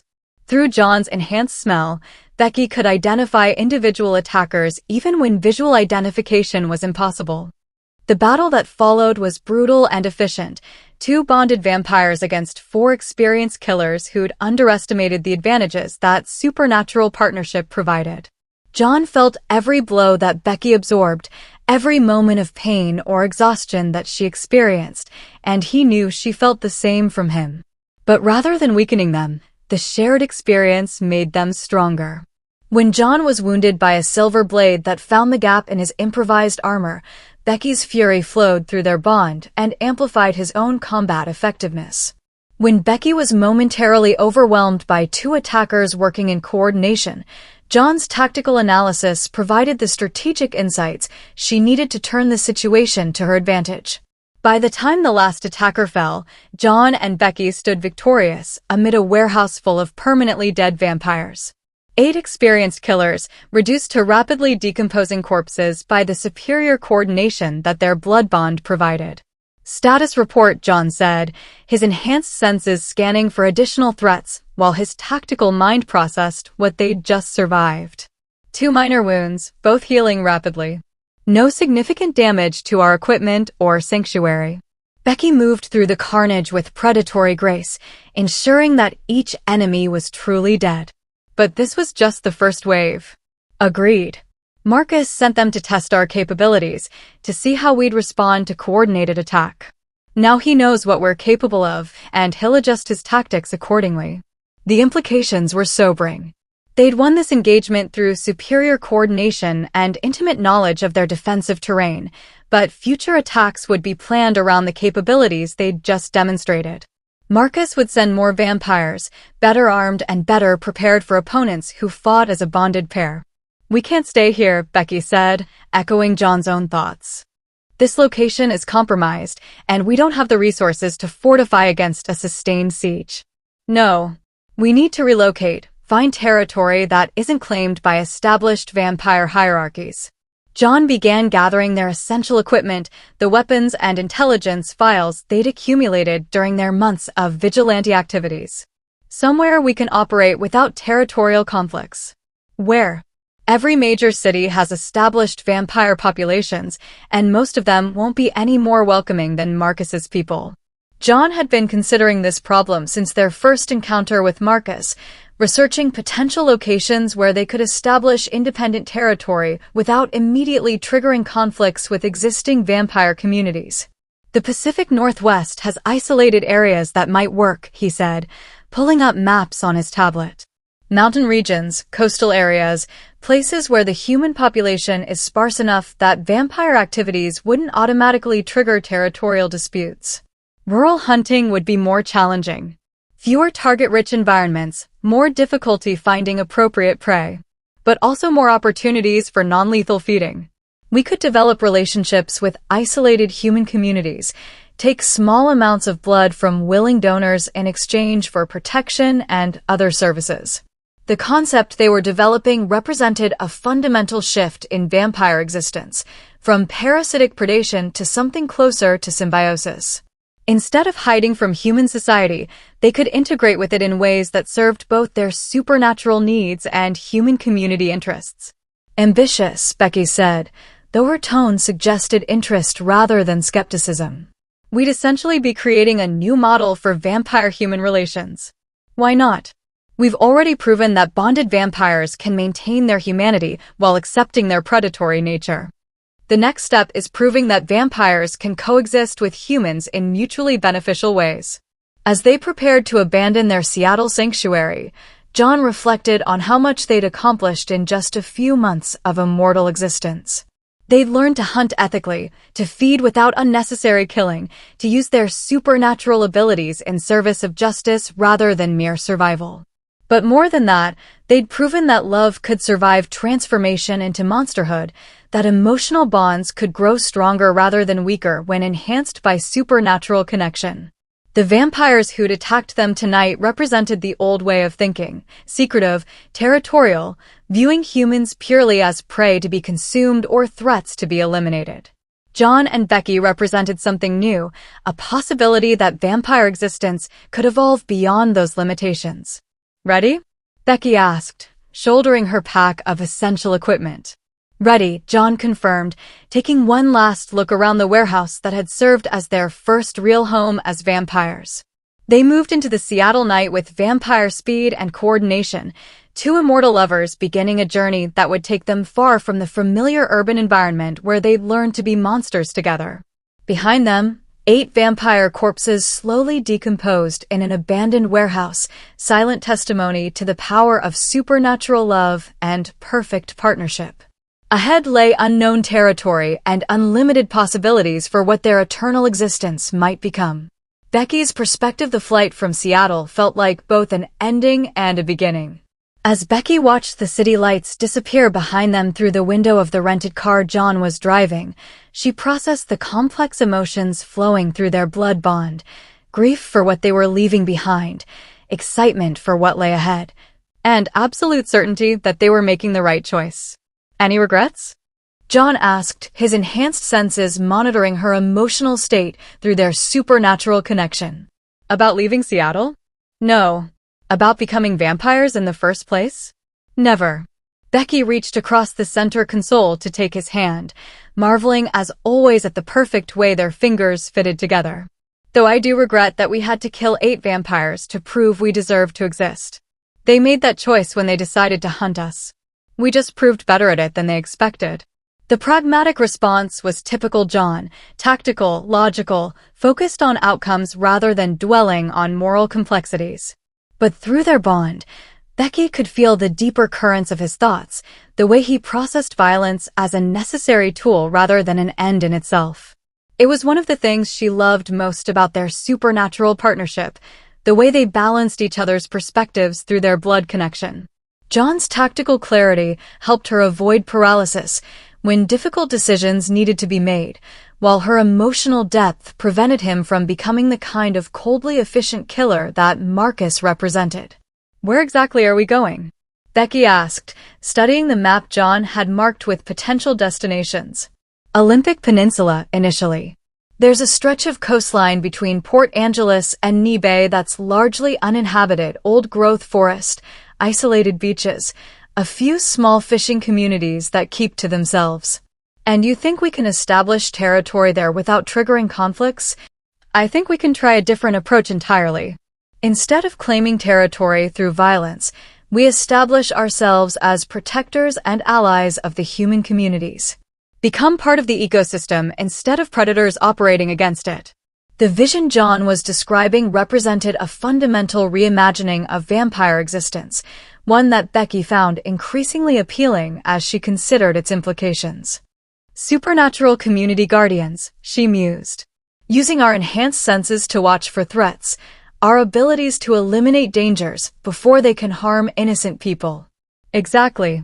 The Pacific Northwest has its share of human predators, drug traffickers using remote areas for manufacturing and distribution, fugitives hiding in wilderness areas, organized crime operations that target isolated communities. And in exchange for protection services, the local communities provide blood donors if we can establish sufficient trust. People who understand what we are and what we need, but who see us as allies rather than threats. John navigated the winding mountain road with vampire-enhanced reflexes, his night vision making the treacherous curves as easy as daylight driving. It might take years to build that kind of relationship, but we have eternity to make it work. The patience required for such a long-term approach would have been impossible for human minds to contemplate seriously. But vampire consciousness operated on different timescales, where decades could be invested in projects that might not bear fruit for generations. Becky found herself excited by the challenge. Her psychology background would be invaluable for understanding human community dynamics, for identifying the social structures and cultural patterns that could support sustainable vampire-human cooperation. "We'll need to start slowly," she said, her analytical mind engaging with the tactical complexities. "Establish ourselves as simply unusual newcomers, demonstrate value through actions rather than revelations about our nature." Agreed. And we'll need to be extremely careful about target selection for hunting activities. Rural areas have different social dynamics than urban environments. People notice strangers, disappearances are investigated more thoroughly, and law enforcement agencies have limited resources for complex investigations. They drove through the night, their enhanced senses cataloging the changing environment as they moved from urban Seattle through increasingly rural landscapes. The mountains rose around them like ancient sentinels, their peaks capped with snow that gleamed silver in the moonlight. "I can smell the ocean," Becky said as they crested a ridge that gave them their first view of the Pacific coastline. "Salt and seaweed and something wild that doesn't exist in cities. Fish, marine mammals, kelp forests, thousands of species of bird and sea life." John's enhanced olfactory abilities were providing him with a detailed catalog of the coastal ecosystem. It's like breathing a completely different world. The small town of Port Angeles appeared ahead of them like a cluster of warm lights against the dark coastline. Population maybe 20,000, based on the size and distribution of the settlement, with an economy centered around fishing, logging, and tourism. "Good hunting opportunities?" Becky asked, her vampire instincts automatically assessing the human population for potential prey. "Probably limited, but sustainable if we're careful about selection and disposal. Drug dealers working the fishing fleet, domestic abusers who terrorize their families in isolated locations, maybe the occasional fugitive hiding out in the surrounding wilderness. And non-lethal feeding. That's where the long-term relationship building becomes crucial. If we can establish ourselves as valuable community members, we might eventually be able to recruit voluntary donors who understand our needs and see blood sharing as payment for protection services." They found temporary lodging at a small motel on the outskirts of town, paying cash and avoiding the kinds of documentation that might create paper trails for anyone trying to track their movements. The room was basic but clean, with windows that faced west toward the Pacific Ocean. "Tomorrow we start scouting," John said as they settled in for the few hours remaining before dawn. "Learning the area, identifying potential hunting grounds, getting a sense of the local social dynamics. And the long-term plan? Find a permanent base of operations, somewhere isolated enough for privacy, but accessible enough for community integration. Start building relationships with locals who might eventually become allies.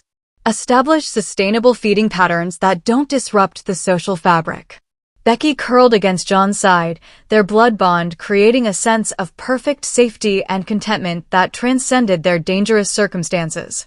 Through their connection, she could feel his excitement about the possibilities ahead, his absolute confidence that they could build something unprecedented in vampire-human relations. "I love you," she said, the words carrying harmonics that only vampire vocal cords could produce. "I love you too. More than immortality, more than supernatural abilities, more than anything else existence could offer." The declaration flowed through their bond with crystalline clarity, reinforcing the connection that had sustained them through transformation, territorial conflicts, and the gradual evolution from human lovers to supernatural partners.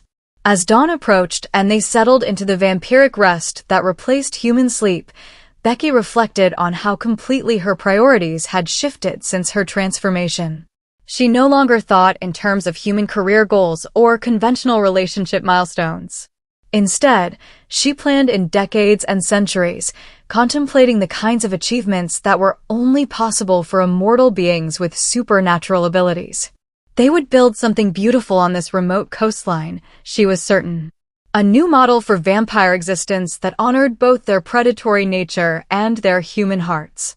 It would take time, years, maybe decades, but they had eternity to make it work.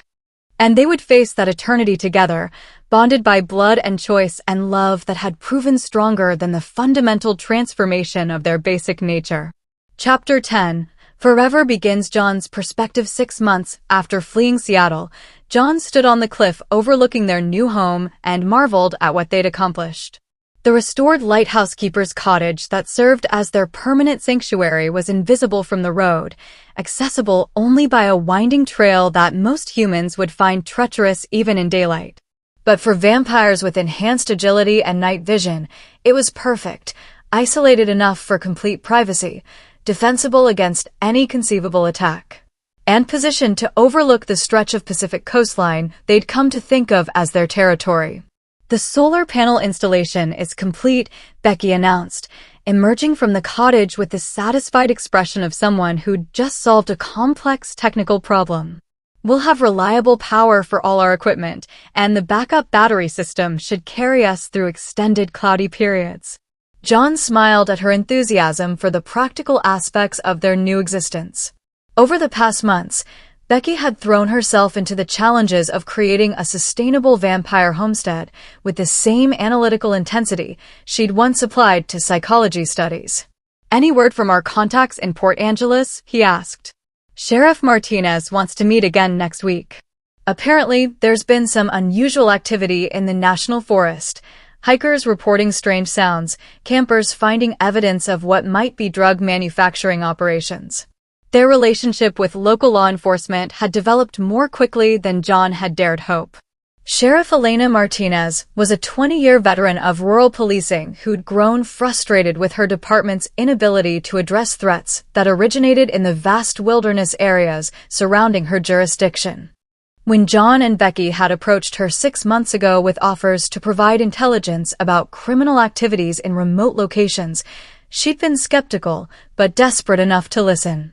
Their supernatural senses made them invaluable for reconnaissance in areas where traditional surveillance was impossible, and their track record of accurate information had gradually earned her trust. Drug manufacturing, John mused. Good hunting opportunities, and we'd be providing a genuine service to the community. I'm more interested in the supply chain. If we can identify the distribution network, we might be able to dismantle the entire operation. Becky pulled out the tablet where she maintained their intelligence files. "I've been tracking financial patterns that suggest this isn't a local operation. Too much money moving through the area for simple manufacturing." The investigation and analysis work had become one of Becky's favorite aspects of their new existence. Her psychology background proved invaluable for understanding criminal behavior patterns, while their supernatural abilities provided intelligence-gathering capabilities that no human law enforcement agency could match. "Speaking of supply chains," John said, "it's time for our monthly community service." They'd established a routine of traveling to larger population centers once per month for what they euphemistically called community service, hunting human predators in urban environments where their disappearances wouldn't disrupt local social dynamics. Portland, Vancouver, San Francisco, all within reasonable travel distance for vampires who could move with supernatural speed and didn't require traditional transportation for shorter journeys. "Target selection?" Becky asked. "I've identified 3 possibilities in Portland. Domestic abuser who put his girlfriend in the hospital twice, but keeps escaping prosecution through police connections, gang leader who's been recruiting children for drug distribution, and a sexual predator who targets homeless teenagers." "The gang leader," Becky said without hesitation. "Eliminating him will disrupt recruitment activities and send a message to similar operations." John nodded, appreciating her tactical thinking. They'd learned to view their hunting activities not just as feeding opportunities, but as strategic interventions in criminal ecosystems. Every predator they eliminated created ripple effects that made communities safer. "Portland tonight, then. We can be there by midnight if we leave within the hour." Their travel routine had been refined over months of practice.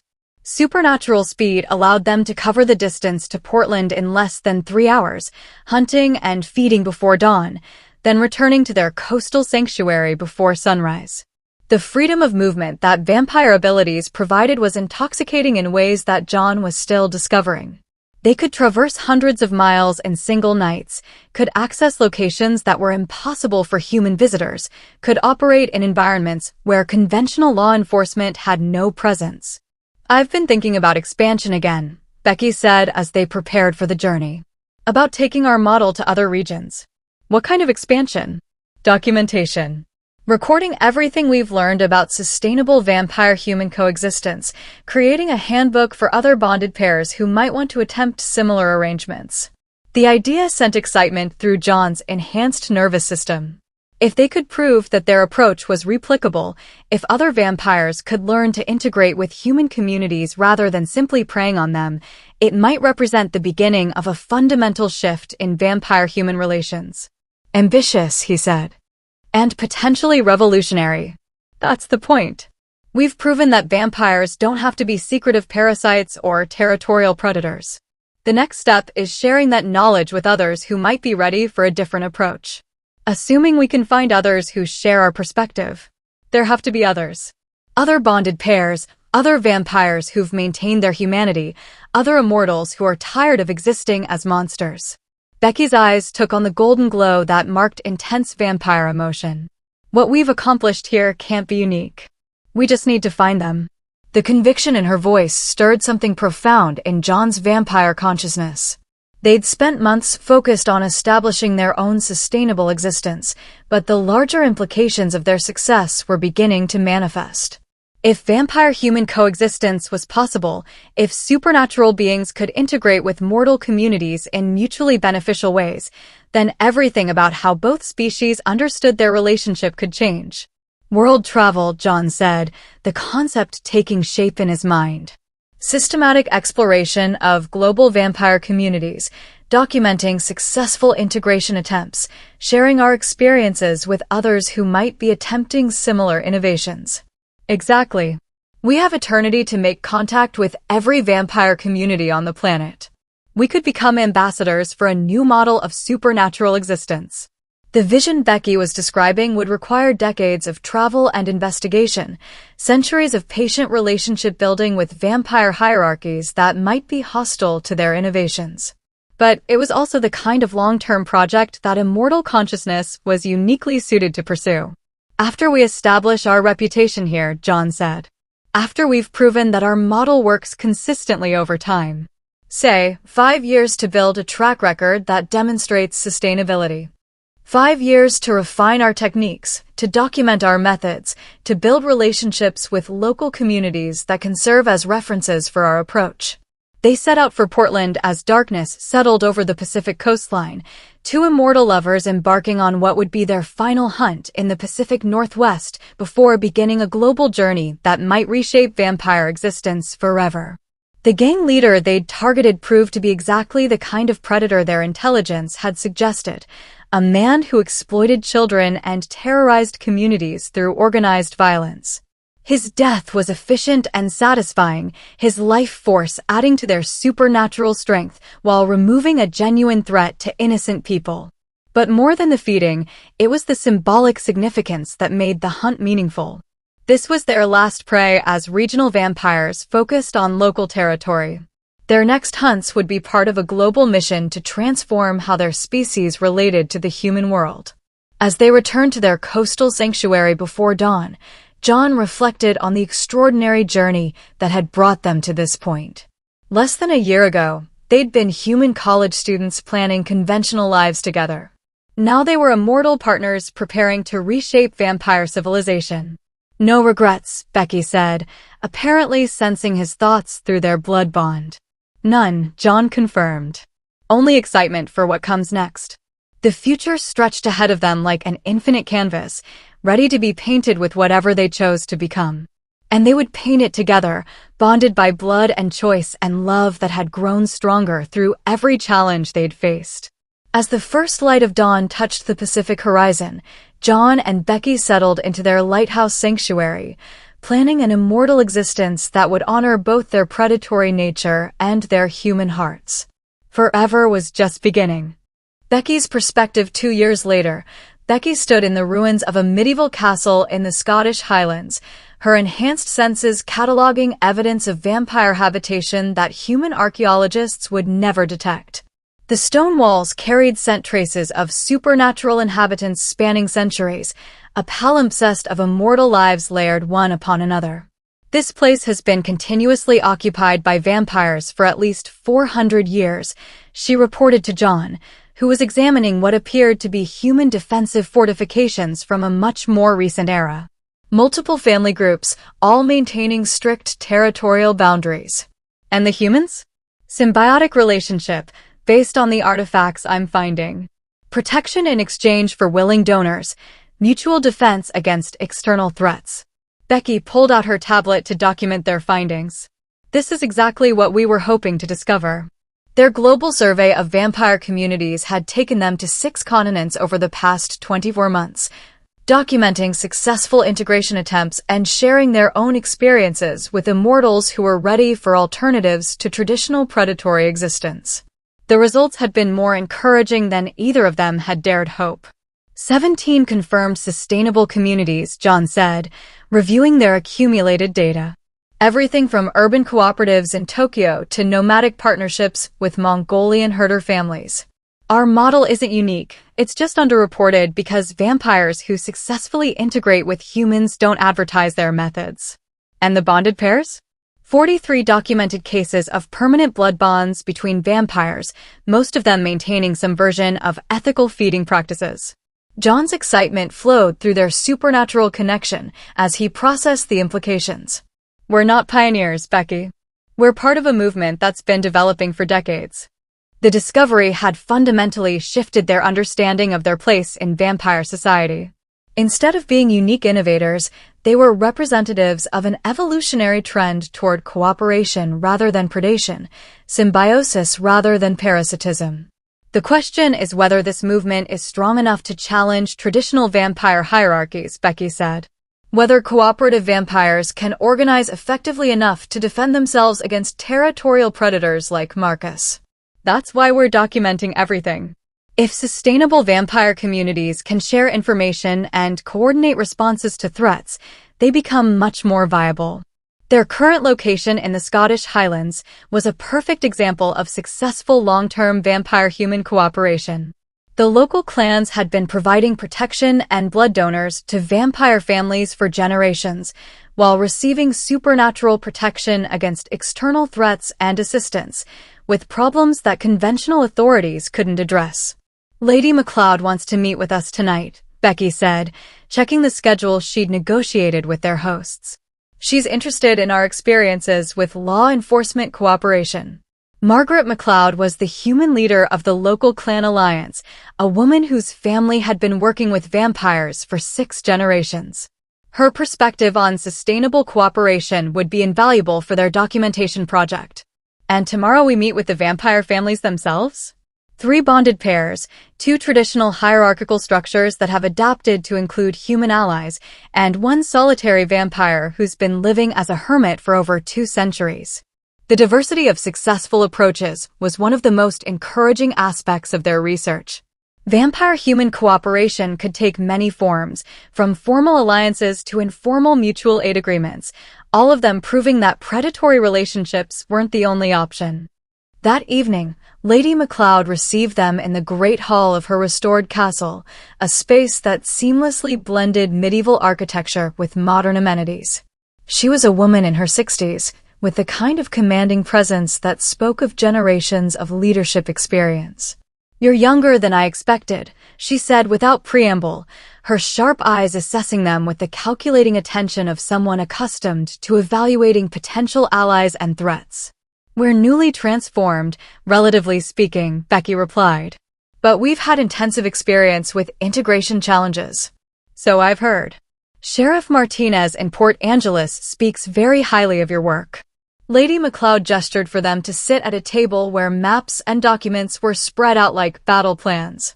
She's become something of a legend among rural law enforcement officers, the sheriff who solved her jurisdiction's crime problems with the help of mysterious consultants. The recognition sent a warm surge of pride through Becky's vampire consciousness. Their work in the Pacific Northwest had become a model that other communities were beginning to emulate, proof that their approach could produce tangible benefits for human allies. What we've learned, John said, is that vampire abilities can be incredibly valuable for law enforcement in remote areas. Our enhanced senses make us ideal for reconnaissance and intelligence gathering, while our physical capabilities allow us to handle threats that would be dangerous for human officers. And in exchange? Community protection, voluntary blood donors, assistance with evidence disposal when our methods need to remain unofficial. Becky pulled out their documentation tablet. The key is building trust slowly, proving value through actions before revealing our supernatural nature. Lady MacLeod nodded approvingly. That's been our approach here as well, though we've had the advantage of generational continuity. When cooperation spans centuries rather than months, the relationship dynamics become much more stable. What's the biggest challenge you've faced? External threats. Vampire hierarchies that view our cooperation as dangerous precedent, human authorities who might not understand the nature of our agreements, criminal organizations that see our isolation as vulnerability. How do you handle territorial disputes with traditional vampire communities? Alliance building. We maintain relationships with other cooperative communities, share intelligence about threats, coordinate responses when necessary. Lady MacLeod traced routes on the map that connected their location to similar communities across Europe. There's an informal network of sustainable vampire-human partnerships that's been developing for the past 50 years. The revelation was exactly what Becky had been hoping to discover. Their local success in the Pacific Northwest wasn't an isolated achievement, it was part of a broader movement toward cooperative existence that spanned continents. How extensive is this network? More than you might expect, less than we need for complete security. Perhaps 100 confirmed communities worldwide, with maybe twice that number in various stages of development. And coordination? Annual gathering, information sharing, mutual aid agreements. Nothing formal enough to attract official attention, but substantial enough to provide real support when communities face serious threats. John and Becky exchanged glances, their blood bond carrying shared excitement at the implications. They'd set out to document isolated success stories, but had instead discovered an entire underground movement toward vampire-human cooperation. We'd like to attend the next gathering, Becky said. Our documentation project could be valuable for communities that are just beginning integration attempts. I'm sure it would be. The gathering is hosted by the Austrian Alpine communities this year, 3 vampire-human partnerships that have been operating in the mountains for over 2 centuries. Over the following week, John and Becky met with each of the vampire families in the Scottish Highlands, documenting their approaches to sustainable existence and adding their experiences to the growing database of successful integration strategies. The bonded pairs were particularly interested in their experiences with supernatural partnership, eager to compare notes about blood bond development and the ways that permanent connections influenced feeding patterns and territorial behaviors. Your bond is unusually deep, observed Alastair Cameron, a vampire who'd been bonded to his partner for over a century. Most of us maintain individual consciousness while sharing emotional and sensory input. But you two seem to be approaching true mind melding. Is that dangerous? Becky asked. Not dangerous, necessarily, but unprecedented in my experience. You might be developing capabilities that go beyond anything we've documented. The observation was both exciting and slightly unsettling. Becky had noticed that her connection to John continued to deepen over time, that they could share not just emotions and sensations, but actual thoughts and memories with increasing clarity. What kind of capabilities? Shared consciousness across vast distances, perhaps. Accelerated healing through bond resonance. Possibly even shared supernatural abilities. If one of you develops a new vampire capability, the other might acquire it automatically through the bond. The possibilities were intriguing, though they raised questions about the long-term implications of their ever-deepening connection.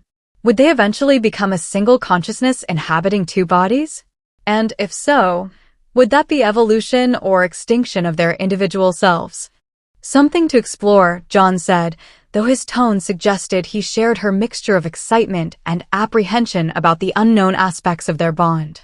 Their week in the Scottish Highlands concluded with invitations to visit similar communities across Europe, offers of mutual aid should they ever face serious threats, and confirmation that their documentation project was filling a genuine need in the global vampire community. Next stop, John asked as they prepared to leave for their next destination. The Austrian Alps, then Romania, then the vampire communities in the Amazon basin.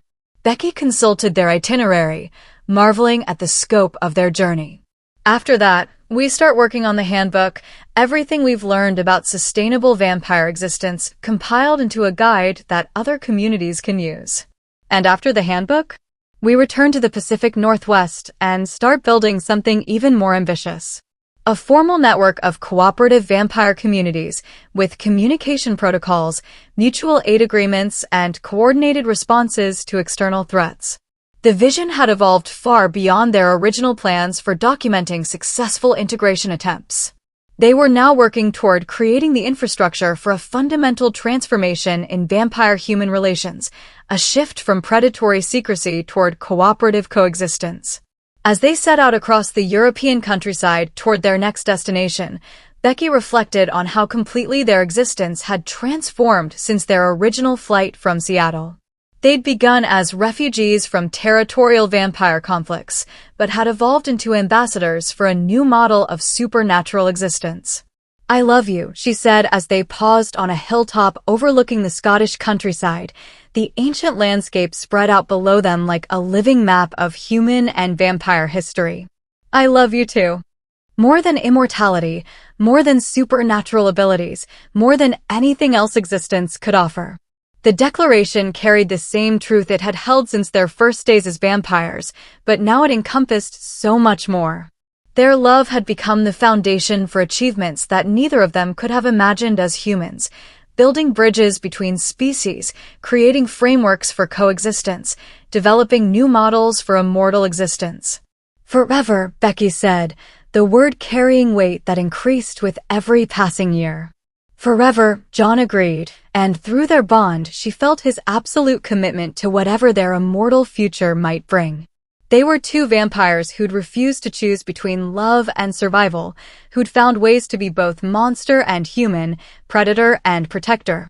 And they were just beginning to discover what forever might make possible when shared between souls who'd proven that love could survive any transformation.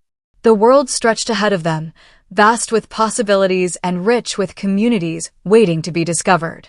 They would explore it all together, documenting and building and creating new realities for vampire existence. Forever had never been more beautiful or more full of promise. Epilogue: 5 years later, the lighthouse keeper's cottage overlooking the Pacific had become the unofficial headquarters for the International Cooperative Vampire Network, an organization that existed in shadows but cast influence across 6 continents. John and Becky's handbook, Sustainable Immortality, a guide to vampire-human coexistence, had been distributed to over 300 vampire communities worldwide, sparking integration attempts that were transforming how both species understood their relationship. Sheriff Martinez, now retired but still their primary human contact, often joked that her jurisdiction had become the safest rural area in North America. Crime rates had dropped to nearly zero, missing persons cases were resolved within hours, and the surrounding wilderness areas seemed mysteriously free of the drug trafficking and human predation that plagued other remote regions. "The network meeting is confirmed for next month," Becky announced, reading messages from cooperative vampire communities around the world. Representatives from 47 communities, including the new partnerships in New Zealand and Patagonia. Any word from the traditional hierarchies? Mixed responses. The European councils are still officially hostile, but some individual members have been making private inquiries about integration possibilities. Becky smiled, revealing canines that were now permanently elongated, but somehow seemed natural rather than threatening. Change is coming, whether they want it or not. John nodded, his enhanced senses detecting the approach of their weekly blood donors, local community members who'd volunteered for the program after years of witnessing the protection and assistance that Vampire Partnership provided. "Maria and James are here," he announced. And they brought someone new. The voluntary donor program had been their greatest success in proving that vampire-human cooperation could benefit both species. Community members provided small amounts of blood on a regular basis while receiving supernatural protection, assistance with problems that conventional authorities couldn't address, and access to the enhanced senses and abilities that made vampires invaluable allies. New volunteer? Feels like it. Young woman, probably early 20s, carrying the scent signature of someone who's experienced trauma but maintained strong protective instincts. They greeted their visitors at the cottage door, two humans who'd become trusted friends and a young woman who looked nervously excited about whatever had brought her to their isolated sanctuary. "John, Becky," Maria said with the easy familiarity of long friendship, "we'd like you to meet Sarah Chen. She's been asking questions about your protection services." Sarah was exactly what John's enhanced senses had suggested, young, alert, carrying herself with the careful awareness of someone who'd learned to watch for threats.